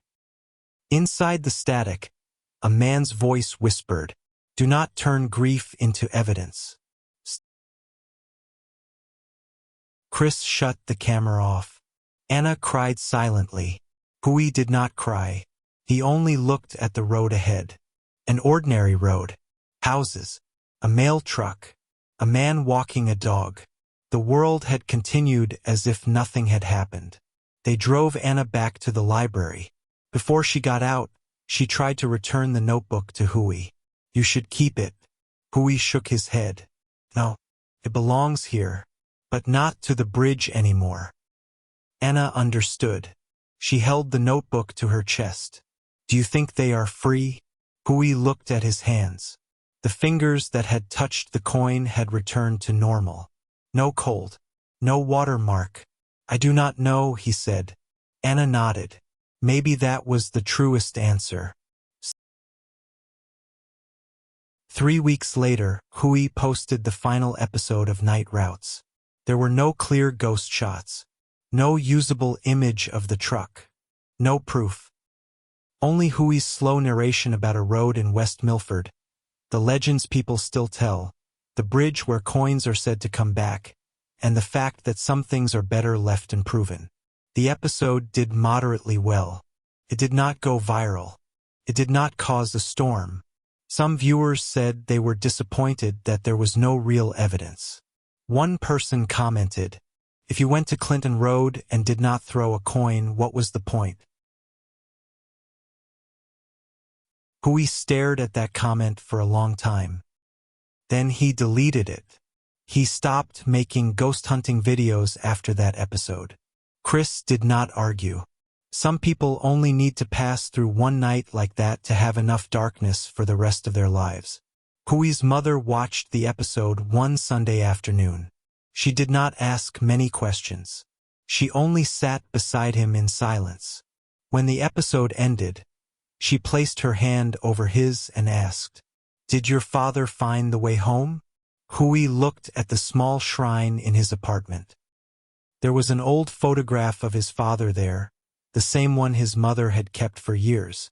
"I think he stopped being lost," Huey said. His mother cried. For the first time in more than 20 years, she cried not because of loss, but because she was allowed to believe that the man she loved had not simply left her. 1 year passed. Huey did not return to Clinton Road. He did not tell anyone else the whole story.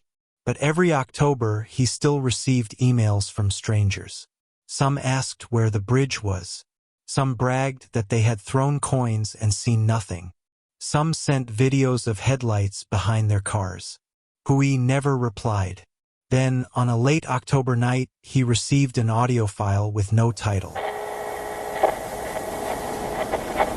The sender had used a throwaway email address. The message contained only one sentence. You said not to take the coin back. But what if it finds you on its own? Hui opened the file. At first, there was only wind. Then the sound of tires on wet pavement. Then a young man laughing. This is Clinton Road, everybody. We just reached the famous bridge. I have a quarter right here. If the ghost kid is real, throw it back to me. A metallic sound fell away. Silence. Then a clink. The young man cursed, then laughed loudly. No way. It just landed behind me. Another voice, probably his friend, said, Pick it up. Hui stopped breathing. From the speakers, the young man said, I got it. Immediately after that came the truck horn.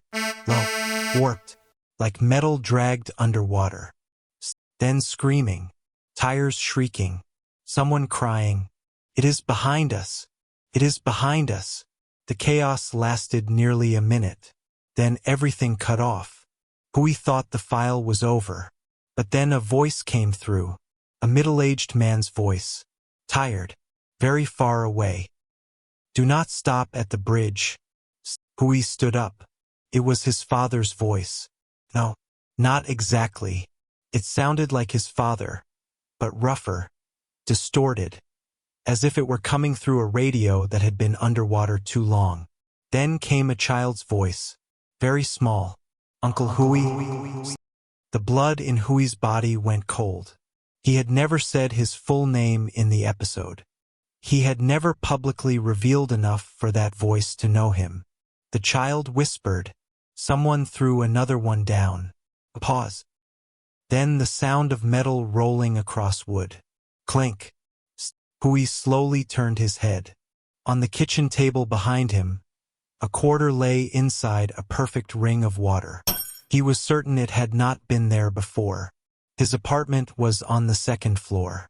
The door was locked. The windows were closed. No one had entered.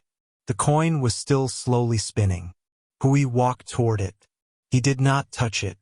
He leaned down and looked. The coin did not have his scratched letter H. It had a different mark. Very small. Very fresh. 2 letters. CM. Chris Miller. Hui's phone rang. Chris's name was on the screen. Hui answered at once. There was no voice on the other end. Only rain. An engine. And Chris breathing hard. Chris. Where are you? A silence. Then Chris spoke. His voice trembling until it was almost unrecognizable. I did not mean to go. I swear. Someone sent me coordinates. They said they found the rest of the tape. Hui closed his eyes. You are on Clinton Road. Chris began to cry. I threw the coin. From the other end came the truck horn. Hui grabbed his car keys. Do not pick it up. Chris did not answer. Chris, do not pick it up. The breathing on the phone came closer. Then Chris whispered. Too late. The call ended. Hui ran down the stairs and out to his SUV.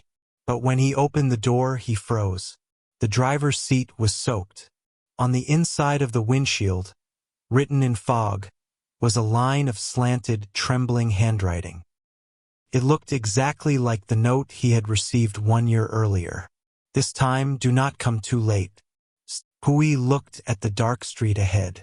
At the end of the block, where there should have been only traffic lights and city noise, he saw 2 white points of light. Headlights. A truck stood still in the rain. No license plate. No engine sound. Just waiting. Hui got into the SUV. He placed both hands on the steering wheel. And for the first time in his life, he did not say he did not believe in ghosts anymore. Because some roads do not need you to believe. They only need you to come back. If you ever find yourself on Clinton Road after midnight, remember this story. Do not stop at the bridge. Do not look too long into the water. And if something cold and wet lands behind you, do not pick it up. If this story kept you listening until the end, subscribe to Infinite Story Realm for more dark legends, haunted roads, and mysteries that refuse to stay buried. Leave a comment below and tell me this. If the coin came back with your initials carved into it, would you throw it away, or would you go looking for the person it belonged to? Until the next story, keep your headlights on and never trust an empty road after midnight. Before you laugh at the crooked cabin near Santa Cruz, ask yourself one question.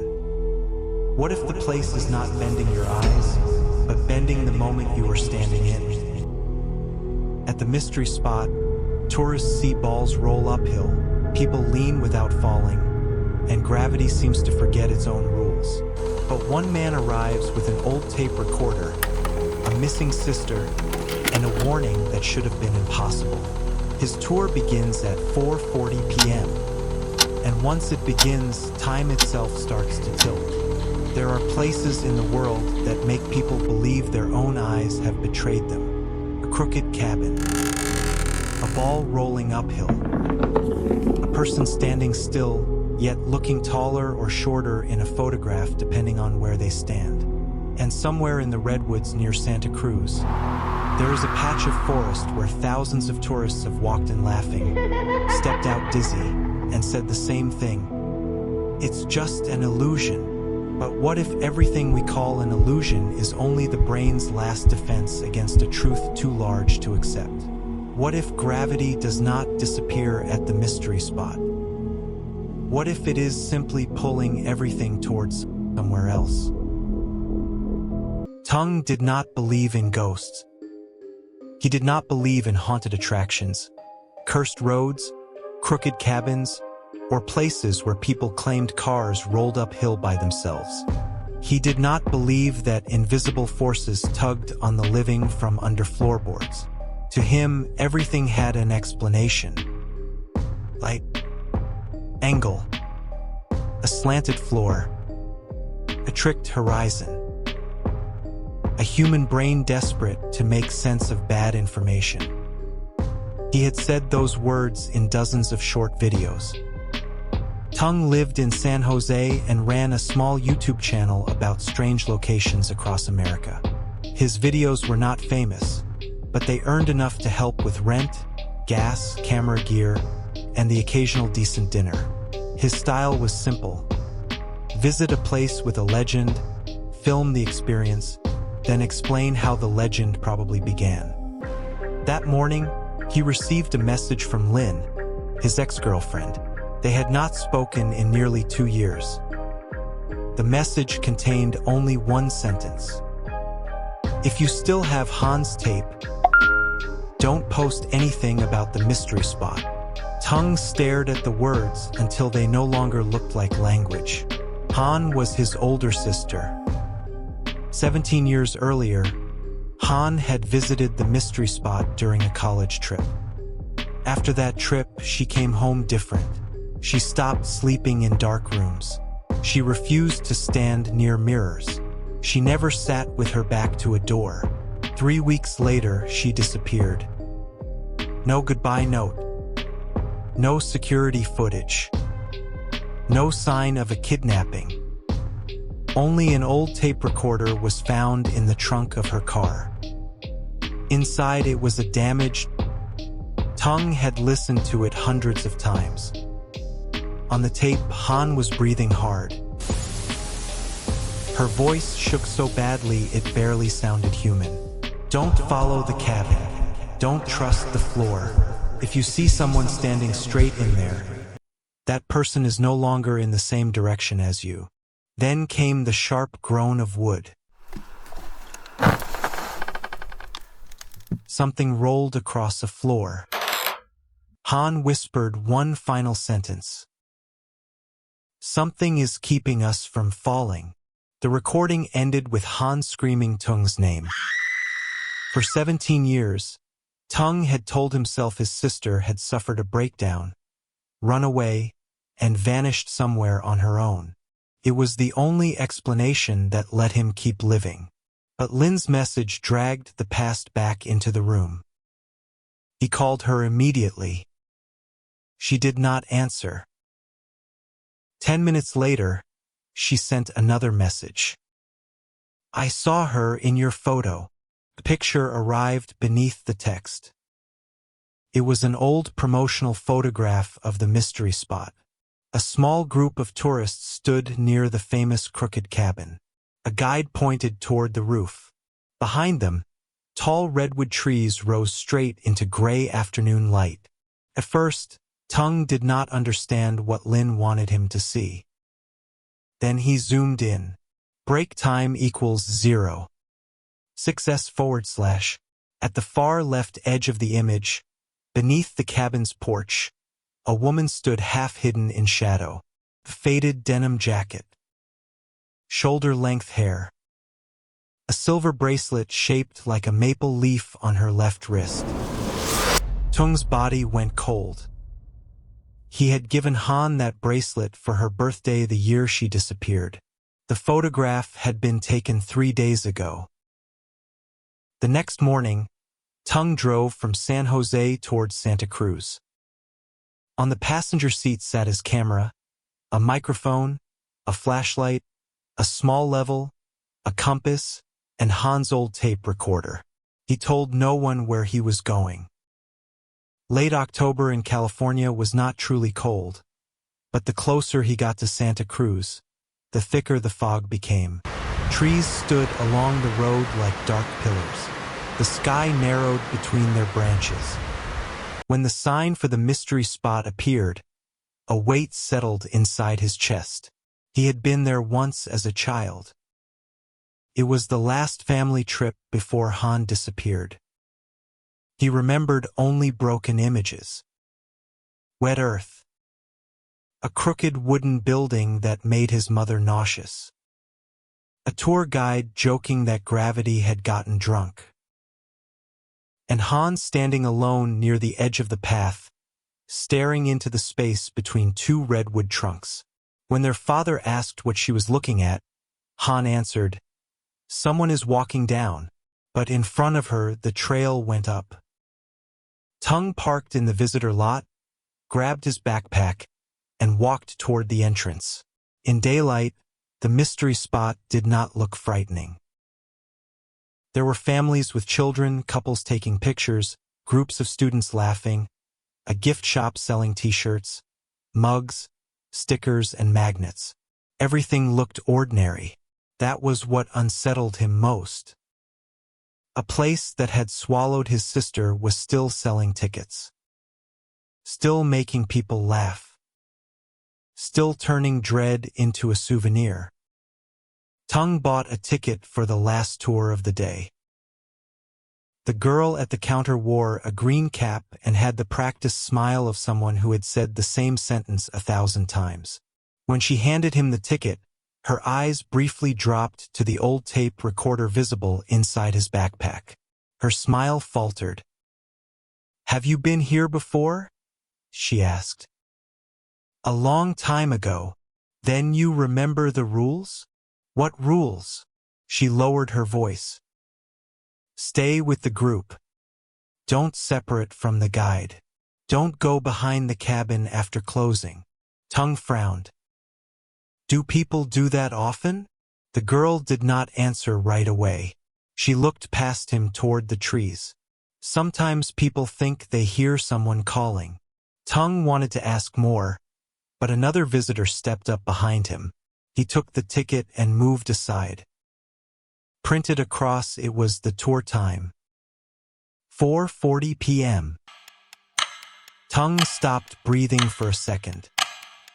That was the same time stamped on Han's tape. The tour began with 12 people. A family of 4. 2 young couples. 3 college students filming on their phones. Tung. And a middle-aged man traveling alone, wearing a brown coat and holding a wooden cane. Their guide was named Maya. She had a bright voice and the confidence of someone who knew how to turn the strange into entertainment. "Welcome to the mystery spot," Maya said. "The place where you will question gravity, your balance, and maybe your decision to buy a ticket." The group laughed. Tung did not. He turned on his camera. Maya led them along a trail through the redwoods. The trees rose so high that the evening light fell in thin, broken shafts. The air was cooler beneath the canopy. As they approached the crooked cabin, Tung felt pressure build inside his ears. It was not ordinary ear pressure. It felt as if the sound around him had slowed down. The students' laughter dropped in pitch. Footsteps onward grew louder. Whine through the leaves sounded like someone breathing through a wall. Then the cabin appeared. Small. Old. Tilted, as if a giant hand had shoved it sideways and left it there. Maya began the usual demonstration. She placed a ball on a board. The ball rolled uphill. A child screamed with delight. A man tried to stand straight and immediately leaned sideways. A young woman braced herself against the wall and laughed until tears came to her eyes. Tung filmed everything. He had watched enough videos to understand how the effect worked. When the floor, ceiling, walls, and horizon all leaned in different ways, the brain lost its reference points. The room did not need to break physics. It only needed to break perception. Theory was one thing. Standing inside the cabin was another. When Tung stepped onto the wooden floor, his body immediately pulled left. Not violently. Not dramatically. Steadily. As if a current of invisible water were flowing under the planks and dragging through his bones. He placed his small level on the floor. The bubble slid hard to one side. He turned the level around. The bubble slid the same way again.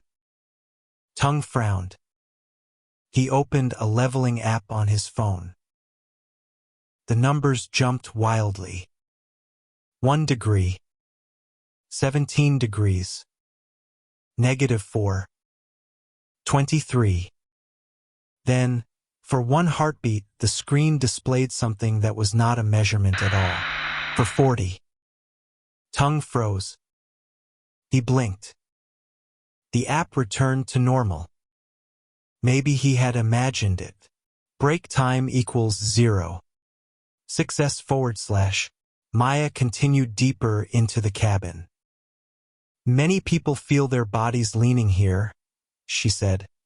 But their eyes insist that everything is still straight. Your body and your brain are arguing with each other. The man in the brown coat spoke from the back of the group. Not the body and the brain. Maya turned. "I'm sorry." He smiled without warmth.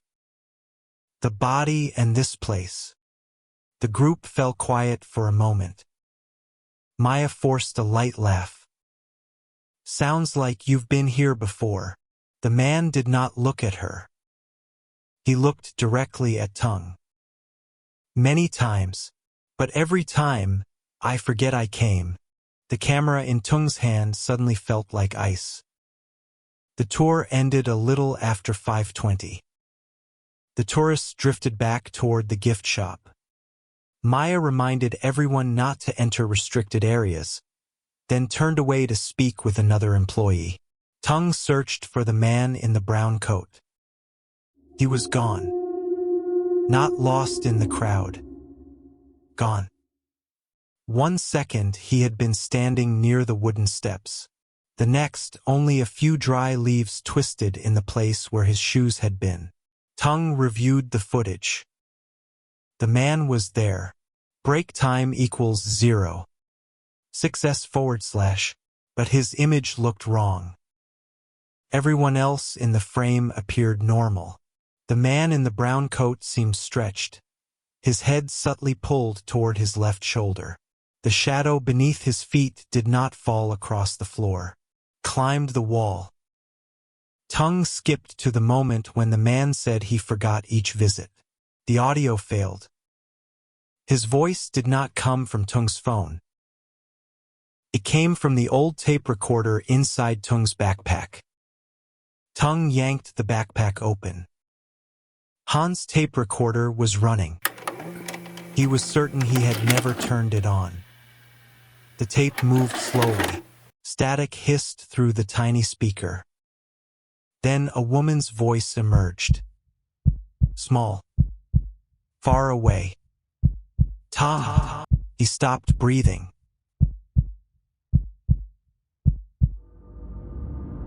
It was Han. Not from the old recording. Not from the line he had heard hundreds of times. This was new.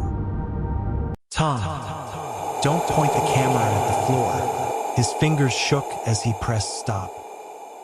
The tape kept moving. Tom, if you can hear me, it means I haven't finished falling. A footstep sounded behind him. Tongue spun around. Maya stood a few steps away. Her guide's smile was gone. You should leave before dark, she said. Tongue raised the recorder. Did you hear that? Maya looked at the device. Hear what? My sister's voice. Maya was silent for several seconds. Then she said, people hear family members here sometimes. So you know about this? No. I only know the ones who answer usually get lost. Tongue stepped closer. My sister came here 17 years ago. After that, she disappeared. Maya's expression changed. What was her name? Han Tran. Maya slowly shook her head. I've never heard that name. Are you sure? I've only worked here 3 years. Then who would know? Maya looked toward the crooked cabin. There is one person. Maya led Tongue behind the ticket area to a small utility room that smelled of sawdust, dust, and rain-soaked wood. An old man sat inside repairing a weathered sign. His name was Elias. He had white hair, folded skin, and strong hands with thick veins. A ring of keys hung from his belt. Maya whispered something to him. Elias looked up at Tongue. The moment their eyes met, Tongue felt that the old man had been waiting for him for a very long time. You brought the tape recorder, Elias said. Tongue gripped the strap of his backpack. Did you know my sister? Elias did not answer. He stood and removed a small metal box from a drawer. Inside were old tickets, Polaroids, necklaces, coins, car keys, and folded scraps of yellowing paper. After a moment of searching, he took out an old student ID. Tongue accepted it with trembling fingers. The photo showed Han. Younger. Brighter-eyed. Hair tied back. The name read, Han Tran. Tung's knees weakened. Where did you get this? Elias closed the box. Behind the cabin. She was here. She came back. After she disappeared? Elias looked at him. No. Before. Tongue did not understand. Elias pulled out a chair. Sit down. I don't want to sit. I want to know what happened to my sister. The old man sighed. You think the mystery spot is a place that confuses direction. Most visitors think the same thing. They come in, laugh, feel dizzy, buy a sticker, and go home. For them, that is all it is. And for everyone else? For people who have lost something too heavy, Elias said, this place knows how to pull them down. Tung's fists tightened. Down where? Elias pointed toward the cabin. When the first workers built that structure, They thought they were building on a slope. But the slope was not the first thing here that was crooked. What does that mean? Elias lowered his voice. Some places on Earth are like cracks in glass. From a distance you cannot see them. But if you place the right weight in the right spot at the right time, the crack opens. Maya, standing near the door, had gone pale. Your sister found an old recording, Elias continued. She believed there was a space under the cabin that had never been mapped. She came back after closing. I tried to stop her, but she would not listen. Where did she go? Elias looked into Tung's eyes. She followed your voice. Tung went still. My voice. She said she heard her little brother calling from beneath the floor. That's impossible. I was home. Here, Elias said. A voice does not always come from someone alive. The tape recorder in Tung's backpack clicked on by itself. Static filled the room. Then Han's voice came through, clearer than before. Don't trust him, Tung. Maya stepped back. Elias closed his eyes. Han's voice continued. He's been standing crooked too long. Tung had no choice left. He stayed. Maya objected, but Elias said, if he heard the tape, he'll come back even if we push him out the gate. Better that he goes while someone is still willing to guide him. The attraction closed at dusk. The tourists left. The gate was locked. The redwood forest became so quiet that every falling leaf sounded like a footstep behind him. Elias handed Tung a flashlight. Remember 3 things, he said. First, never call the name of someone dead unless you are sure they are standing in front of you. Second, if you see something roll uphill, do not pick it up. Third, if you feel like you are standing straight, check your shadow. Tung gave a dry, humorless laugh. You make it sound like people have ignored those rules. They have. And what happened to them? Elias looked at the floorboards of the cabin. They are still walking. The 3 of them entered the crooked cabin. Without tourists laughing, the place changed completely. By day it felt like a trick. By night it felt like a trap. Every board, beam, wall, and doorway tilted in a way that made the eye unable to decide where up ended and down began. Their flashlights swept across the walls. Their shadows stretched in impossible directions. Maya walked last, holding a radio. The radio gave only static.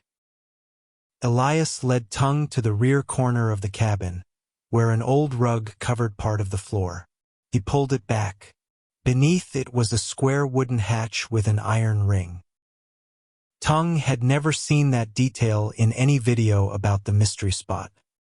Elias unlocked the latch with one of his keys.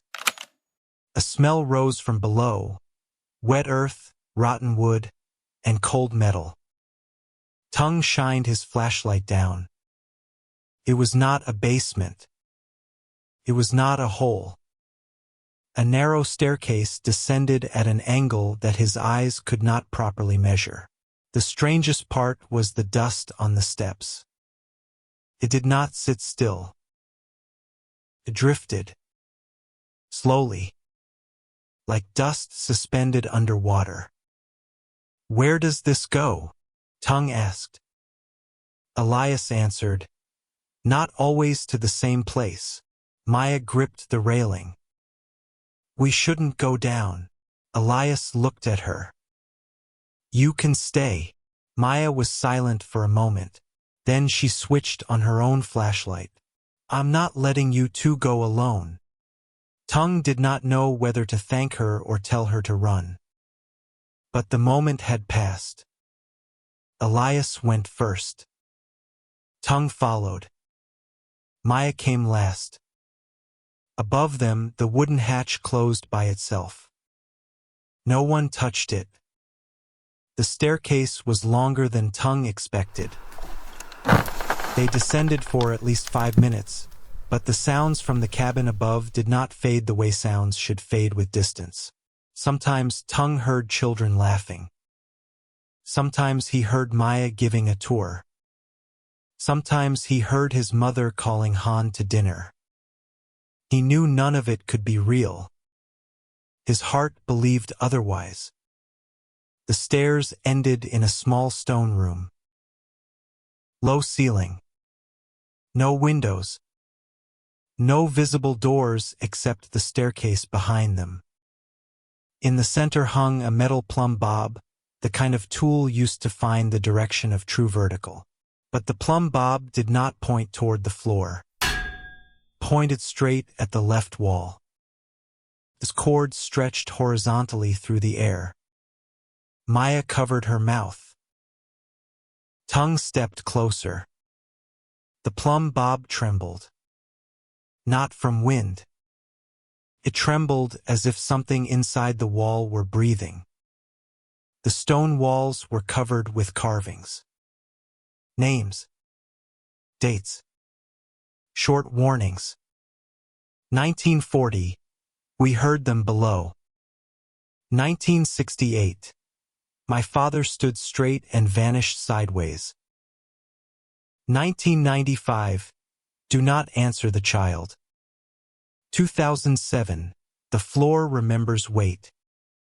Near the lower corner, Tung found a line carved in Vietnamese, rushed and uneven.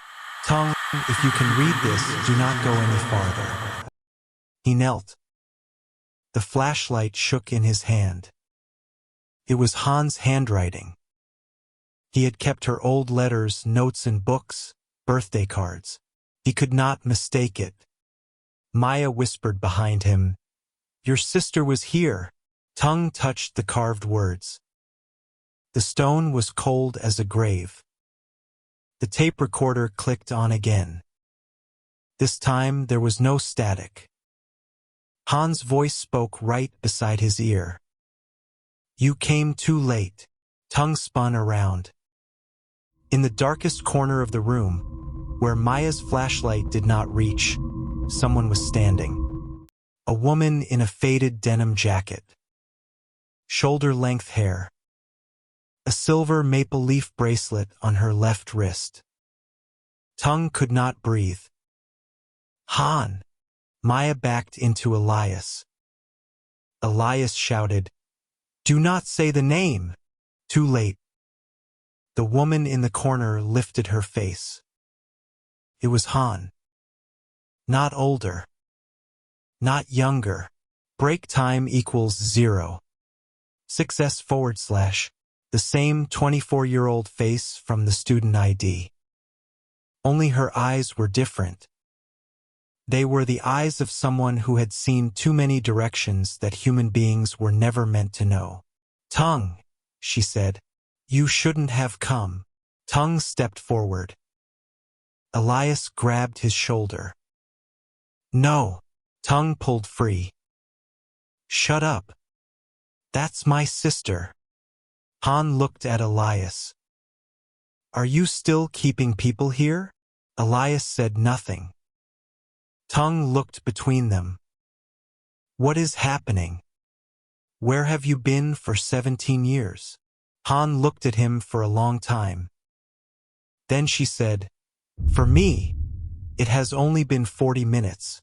Han spoke slowly, as if every sentence had to be pulled from somewhere deeper than her throat. After the college tour, she began hearing Tung call her in her sleep. First it was vague. Then it became clear. It was always followed by knocking beneath the floor. She thought the cabin had disturbed her mind. She came back to prove it was all psychological. Elias, younger then, tried to stop her. She slipped under the cabin anyway. In this stone room, she heard Tung crying. The voice of a 10-year-old boy. Her little brother. "Han, pull me up." She found a crack in the floor. It was no wider than a well mouth. From beneath it, Tung's voice begged for help. She leaned down and saw her brother falling. Not falling down. Falling sideways through darkness. His body was being pulled toward a direction the normal world had no name for.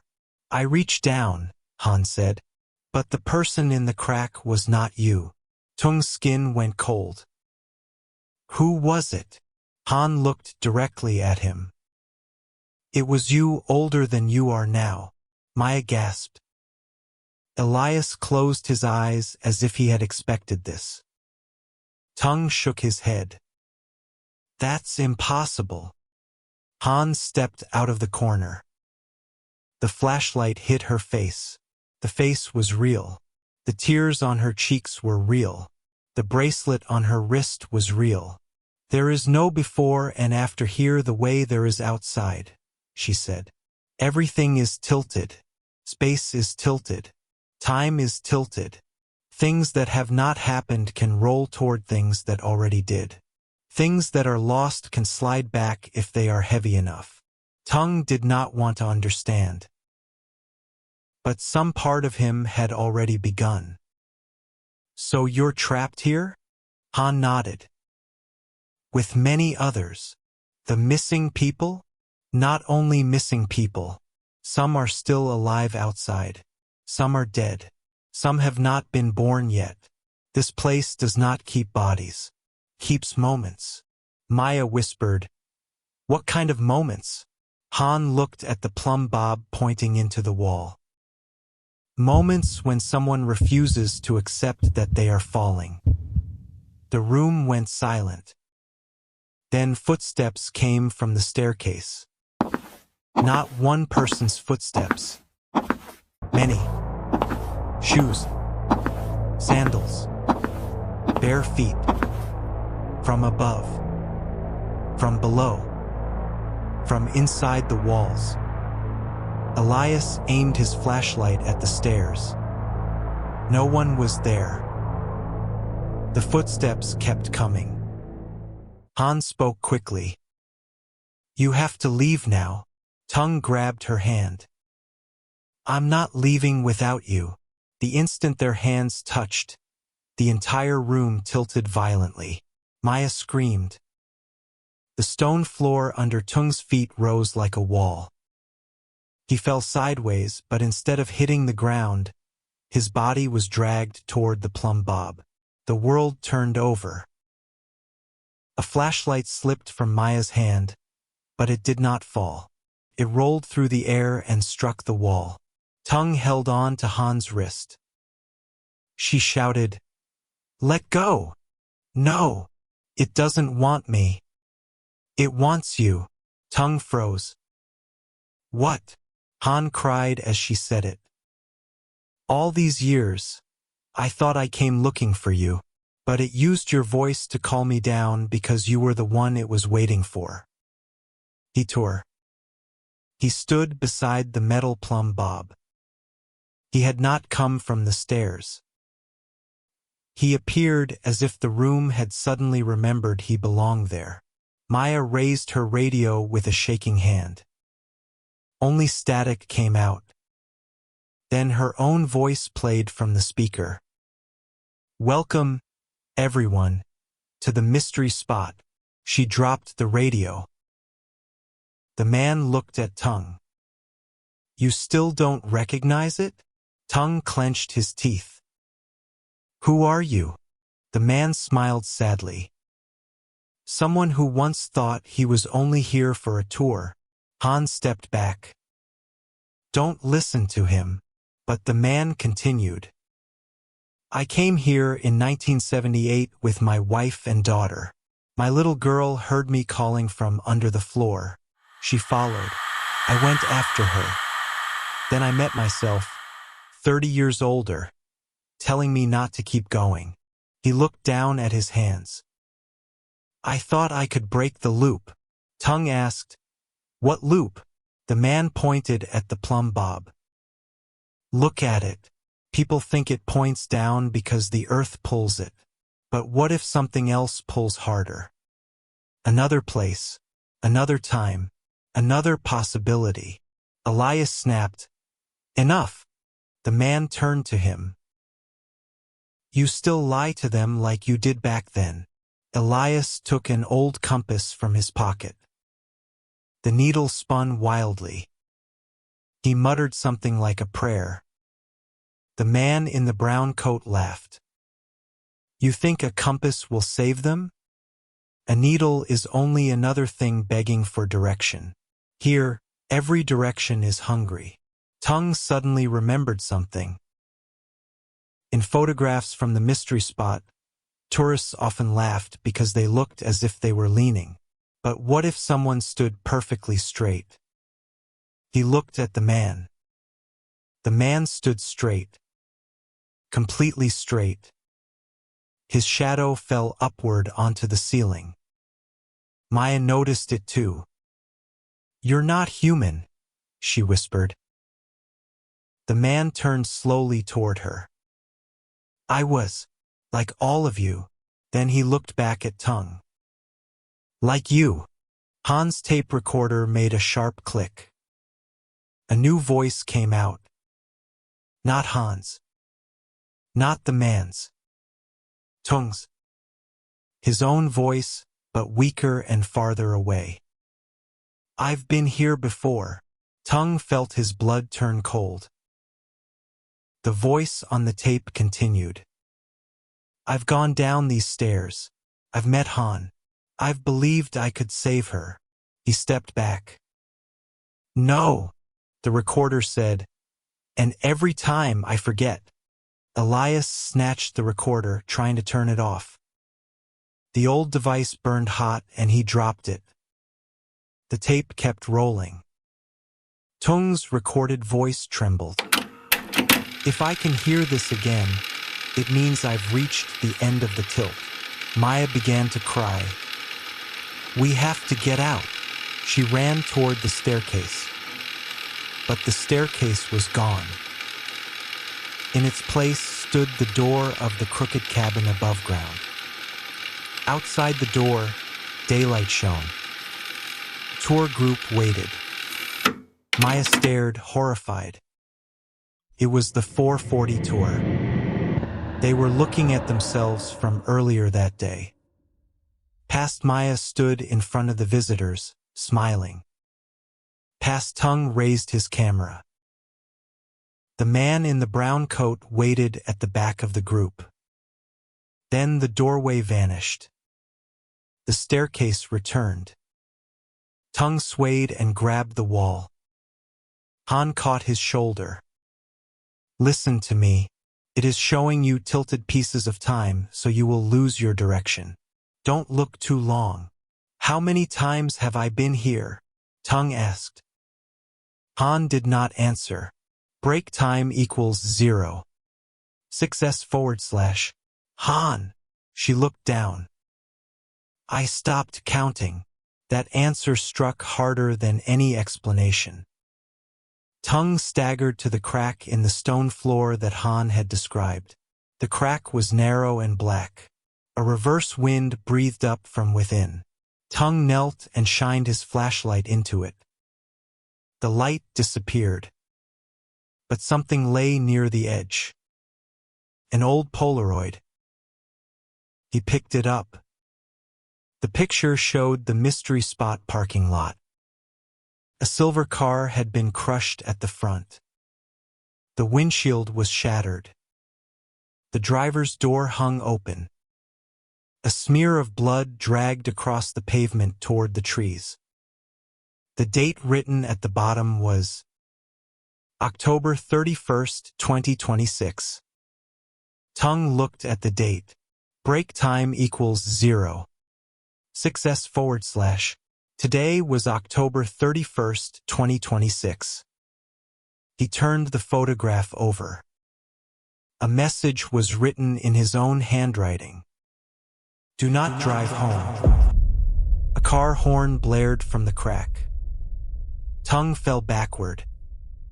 An image flashed in his mind, a memory that did not belong there. A dark mountain road. Fog. his phone vibrating on the passenger seat. A message from Lynn. A curve. Headlights rushing toward him. Brakes screaming. Then the sensation of his body being pulled violently left. Not struck by the vehicle. Pulled from the moment of impact by something in the trees. Tung clutched his head. No, that hasn't happened yet. The man in the brown coat crouched in front of him. Correct, and it already has. In here, that difference does not matter. Tung looked at Han. She was crying. You knew, she nodded. The first time you came, you had not died yet. You only came to find me. But after you left, the accident happened.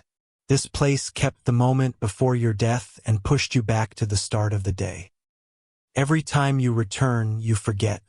Every time I try to warn you, you still come. Tung's voice shook.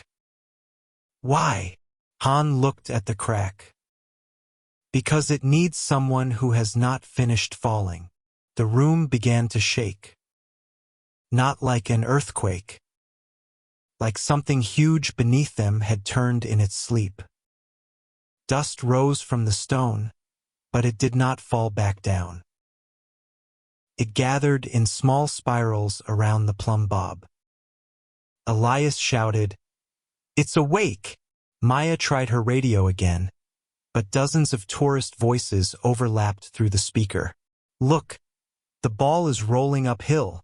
You're leaning. Take the picture. Does anyone else hear someone calling? Don't go down there. Don't look at the floor. Don't answer. The stone walls cracked. Gray light poured through the openings. It was not sunlight. It was the color of the sky 1 second before a crash. Tung looked into the crack. This time he saw what was beneath. Not a monster with claws. Not a ghost. Not a creature in any way people would understand. It was a void with shape. A dark region that made every straight line curve toward it. Dust, light, sound, memory. Everything leaned in its direction. Inside the darkness, Tung saw countless suspended moments. A man holding his daughter's hand on the wooden steps. A young woman falling inside the cabin but never touching the floor. A tourist taking a photograph and disappearing from his own image. Young Han leaning over a crack, calling her little brother's name. And Tung. Many versions of Tung. Tung at 10. Tung at 20. Tung from that morning. Tung with blood on his forehead, crawling from a silver car in the fog. All of them were falling. Not down. Not up. Toward the mystery spot. Han took his hand. You have to go. What about you? I've held you long enough. No. If you don't leave before the accident completes, it will use you as the new anchor. Then other people will hear your voice calling from under the floor. Tung looked at Elias. The old man lowered his head. That is why I stayed. Every generation has someone who keeps the door. Maya whispered. So you? Elias nodded. I died in 1989. Maya began to cry. Tung stepped back. No, you're still here. You still talk to people. Elias smiled sadly. Did you think every guide here was alive? Maya stared at him. Elias. He turned to her. You are alive, Maya. That is why you must take him out. The room tilted again. This time everything was dragged toward the crack. Maya slipped. Tung caught her wrist. Elias threw the old compass to Tung. Don't look at the needle. Look at the case. Whichever part no longer reflects your face, go that way. Tung did not understand, But there was no time. The old man walked toward the crack. Han shouted, "Elias, don't!" Elias looked back. Someone has to stand straight so the others can lean away. Then he stepped into the darkness. He did not fall. He did not vanish. He stretched thin, like a reflection disturbed on water. Wood thundered somewhere above them. The staircase reappeared. Maya pulled Tongue. "Go!" Tongue still held Han's hand. But she would not move. "Han!" She smiled. For the first time since she appeared, her face became his sister's face again. Gentle. Exhausted. Full of love. "This time," she said, "don't come back." Tongue tried to pull her with him. Her hand grew colder, lighter, as if it were made of smoke. "No. You have to come with me." Han placed the tape recorder in his palm. "I already left, Tongue." "No. You just never let me fall." The sentence stopped him. The entire room seemed to hold its breath. Han whispered, "I did not disappear because this place kept me. I disappeared because you called me for too long." The final memory returned. Not the memory of the year Han disappeared. The memory of a 10-year-old boy. On the family trip to the mystery spot, Tongue had wandered away from the group. He heard Han call his name behind the cabin. He slipped past a barrier and fell into a small hollow in the earth. It was not deep, but he was trapped. Terrified, he called for his sister. Han found him. She reached down to pull him out. The ground beneath her feet collapsed. Tongue was pulled free by adults later. Han was not. Search teams looked for days, but no body was found. Tongue had been too young, too frightened, too broken. His mind created a different memory. Han came home after the trip, changed, and disappeared weeks later. His parents never forced him to remember the truth. They let him keep the softer version. But the mystery spot remembered. The place did not only distort gravity. It distorted whatever people refused to accept. Tongue collapsed to his knees. "It was me." Han knelt in front of him. "It was not your fault. I called you. You were my little brother. I pulled you down." "No," Han said. "I chose to reach for you." Tongue sobbed without sound. Maya stood behind him, crying too, but still pulling at his shoulder. "We have to go." Han looked at Maya. "Get my brother out of here." Maya nodded. Tongue wanted to say more.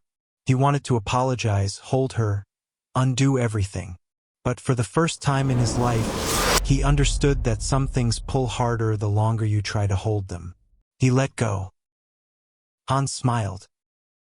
The room shuddered. Maya dragged Tongue up the stairs. Behind them, Han stood alone in the gray light.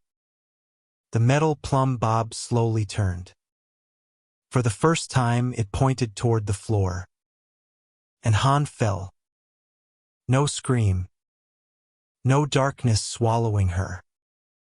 Only a soft motion, like the last leaf finally releasing from a branch. Tongue and Maya burst out through the hatch beneath the cabin. Outside, night had fallen. But not completely. There were lights near the ticket booth. Cars in the parking lot. The smell of coffee from the gift shop.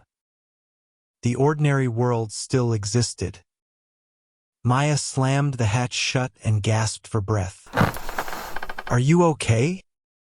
Tongue did not answer. He stared at the tape recorder in his hand.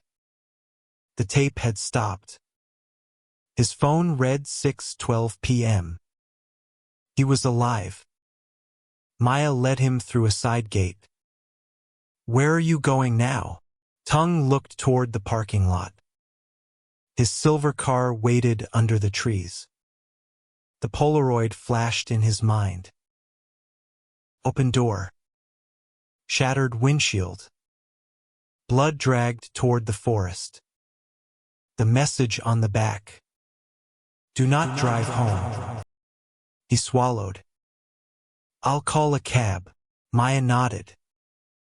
"Good. Don't drive." He looked at her. "Will you tell anyone?" Maya gave a bitter smile. "Who would believe me?"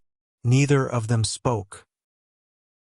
They both looked back toward the crooked cabin. Elias would not return. Before Tung left, Maya handed him an old envelope. "Elias told me to give you this if you got out." Tung opened it. Inside was a photograph. His family at the mystery spot many years earlier. His father. His mother. Han. Tung at 10. In the photo, Han had a hand on his shoulder. She was smiling. But behind them, in the shadow under the porch, a man watched. A brown coat. A wooden cane. Tung turned the photo over. Elias had written a note. "Not everyone held here wants to harm the living, but the thing below always wants more weight." Tung folded the photo. He called a cab. While he waited, his phone vibrated. A message from Lin. "Where are you?" Tung stared at it for a long time. Then he replied, "I just saw Han."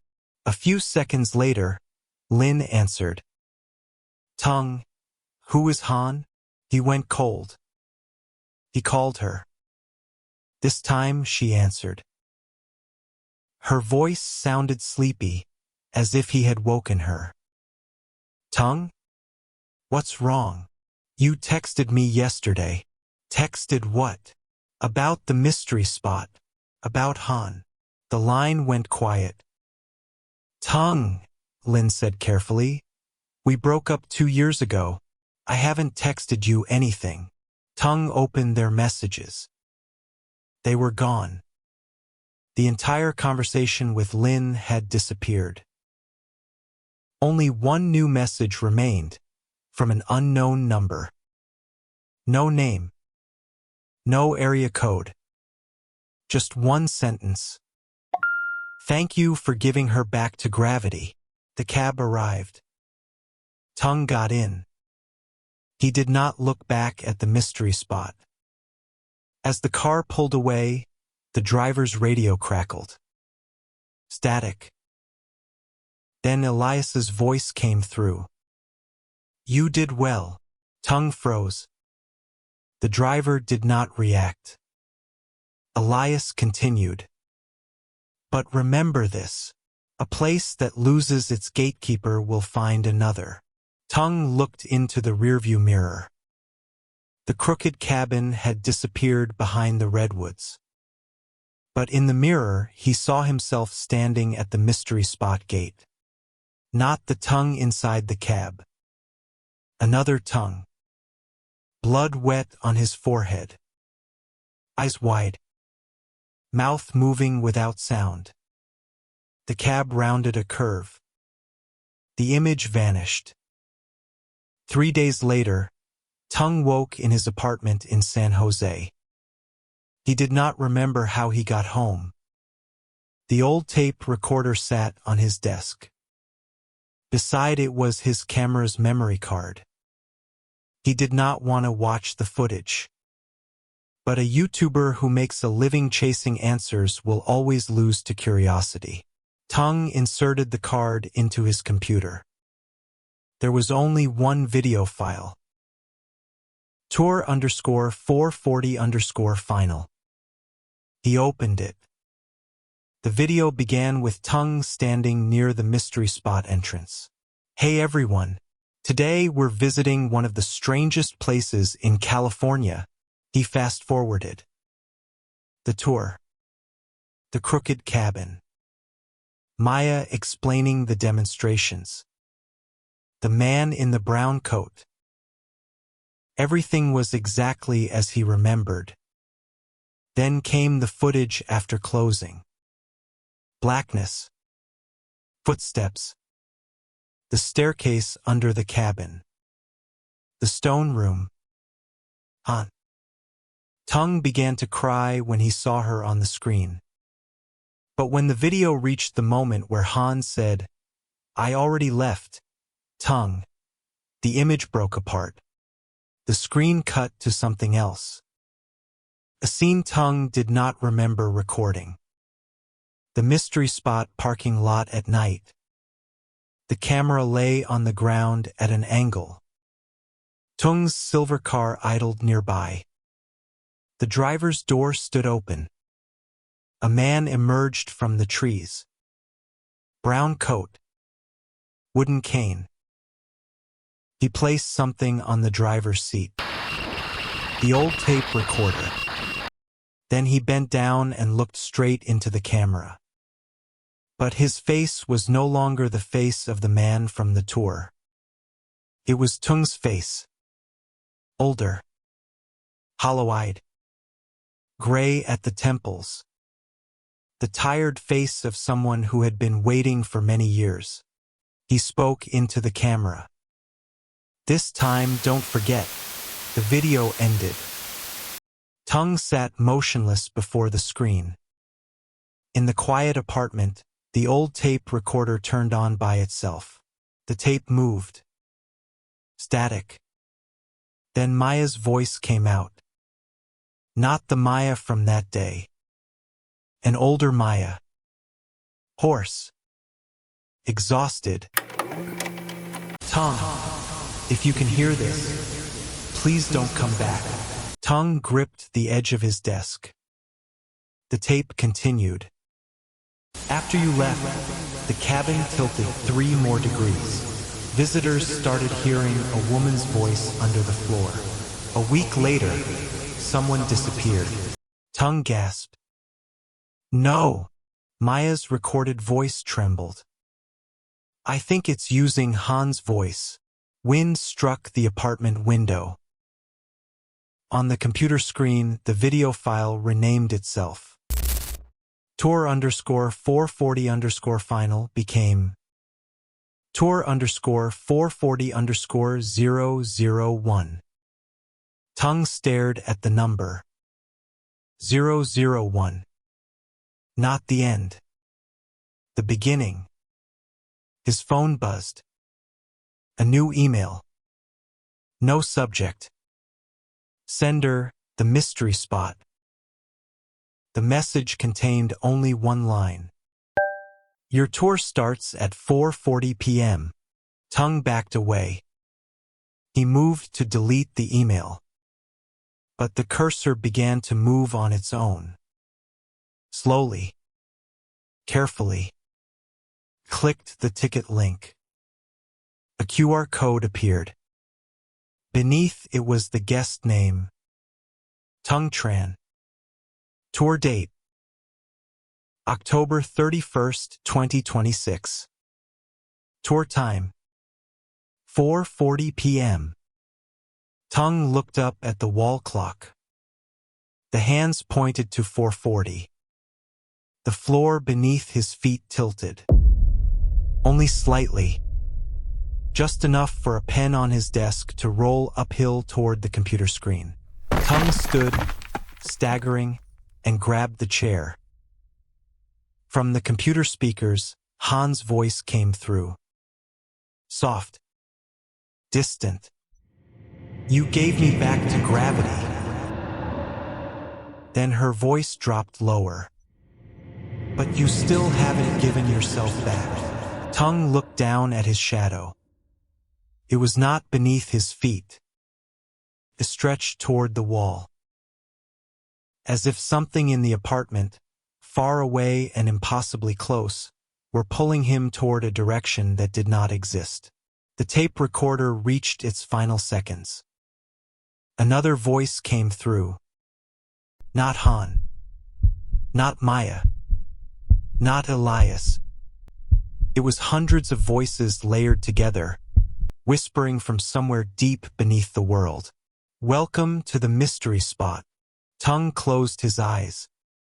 And for the first time, he understood the most terrifying thing about that place. It was not that gravity could not be explained. It was that gravity had been explained all along. People simply refused to believe the explanation. At the mystery spot, everything falls. Some people fall into the past. Some fall into memory. Some fall into regret. And some, like Tung, fall forever into the very moment they thought they had escaped. That night, Tung's apartment in San Jose was found empty. No signs of forced entry.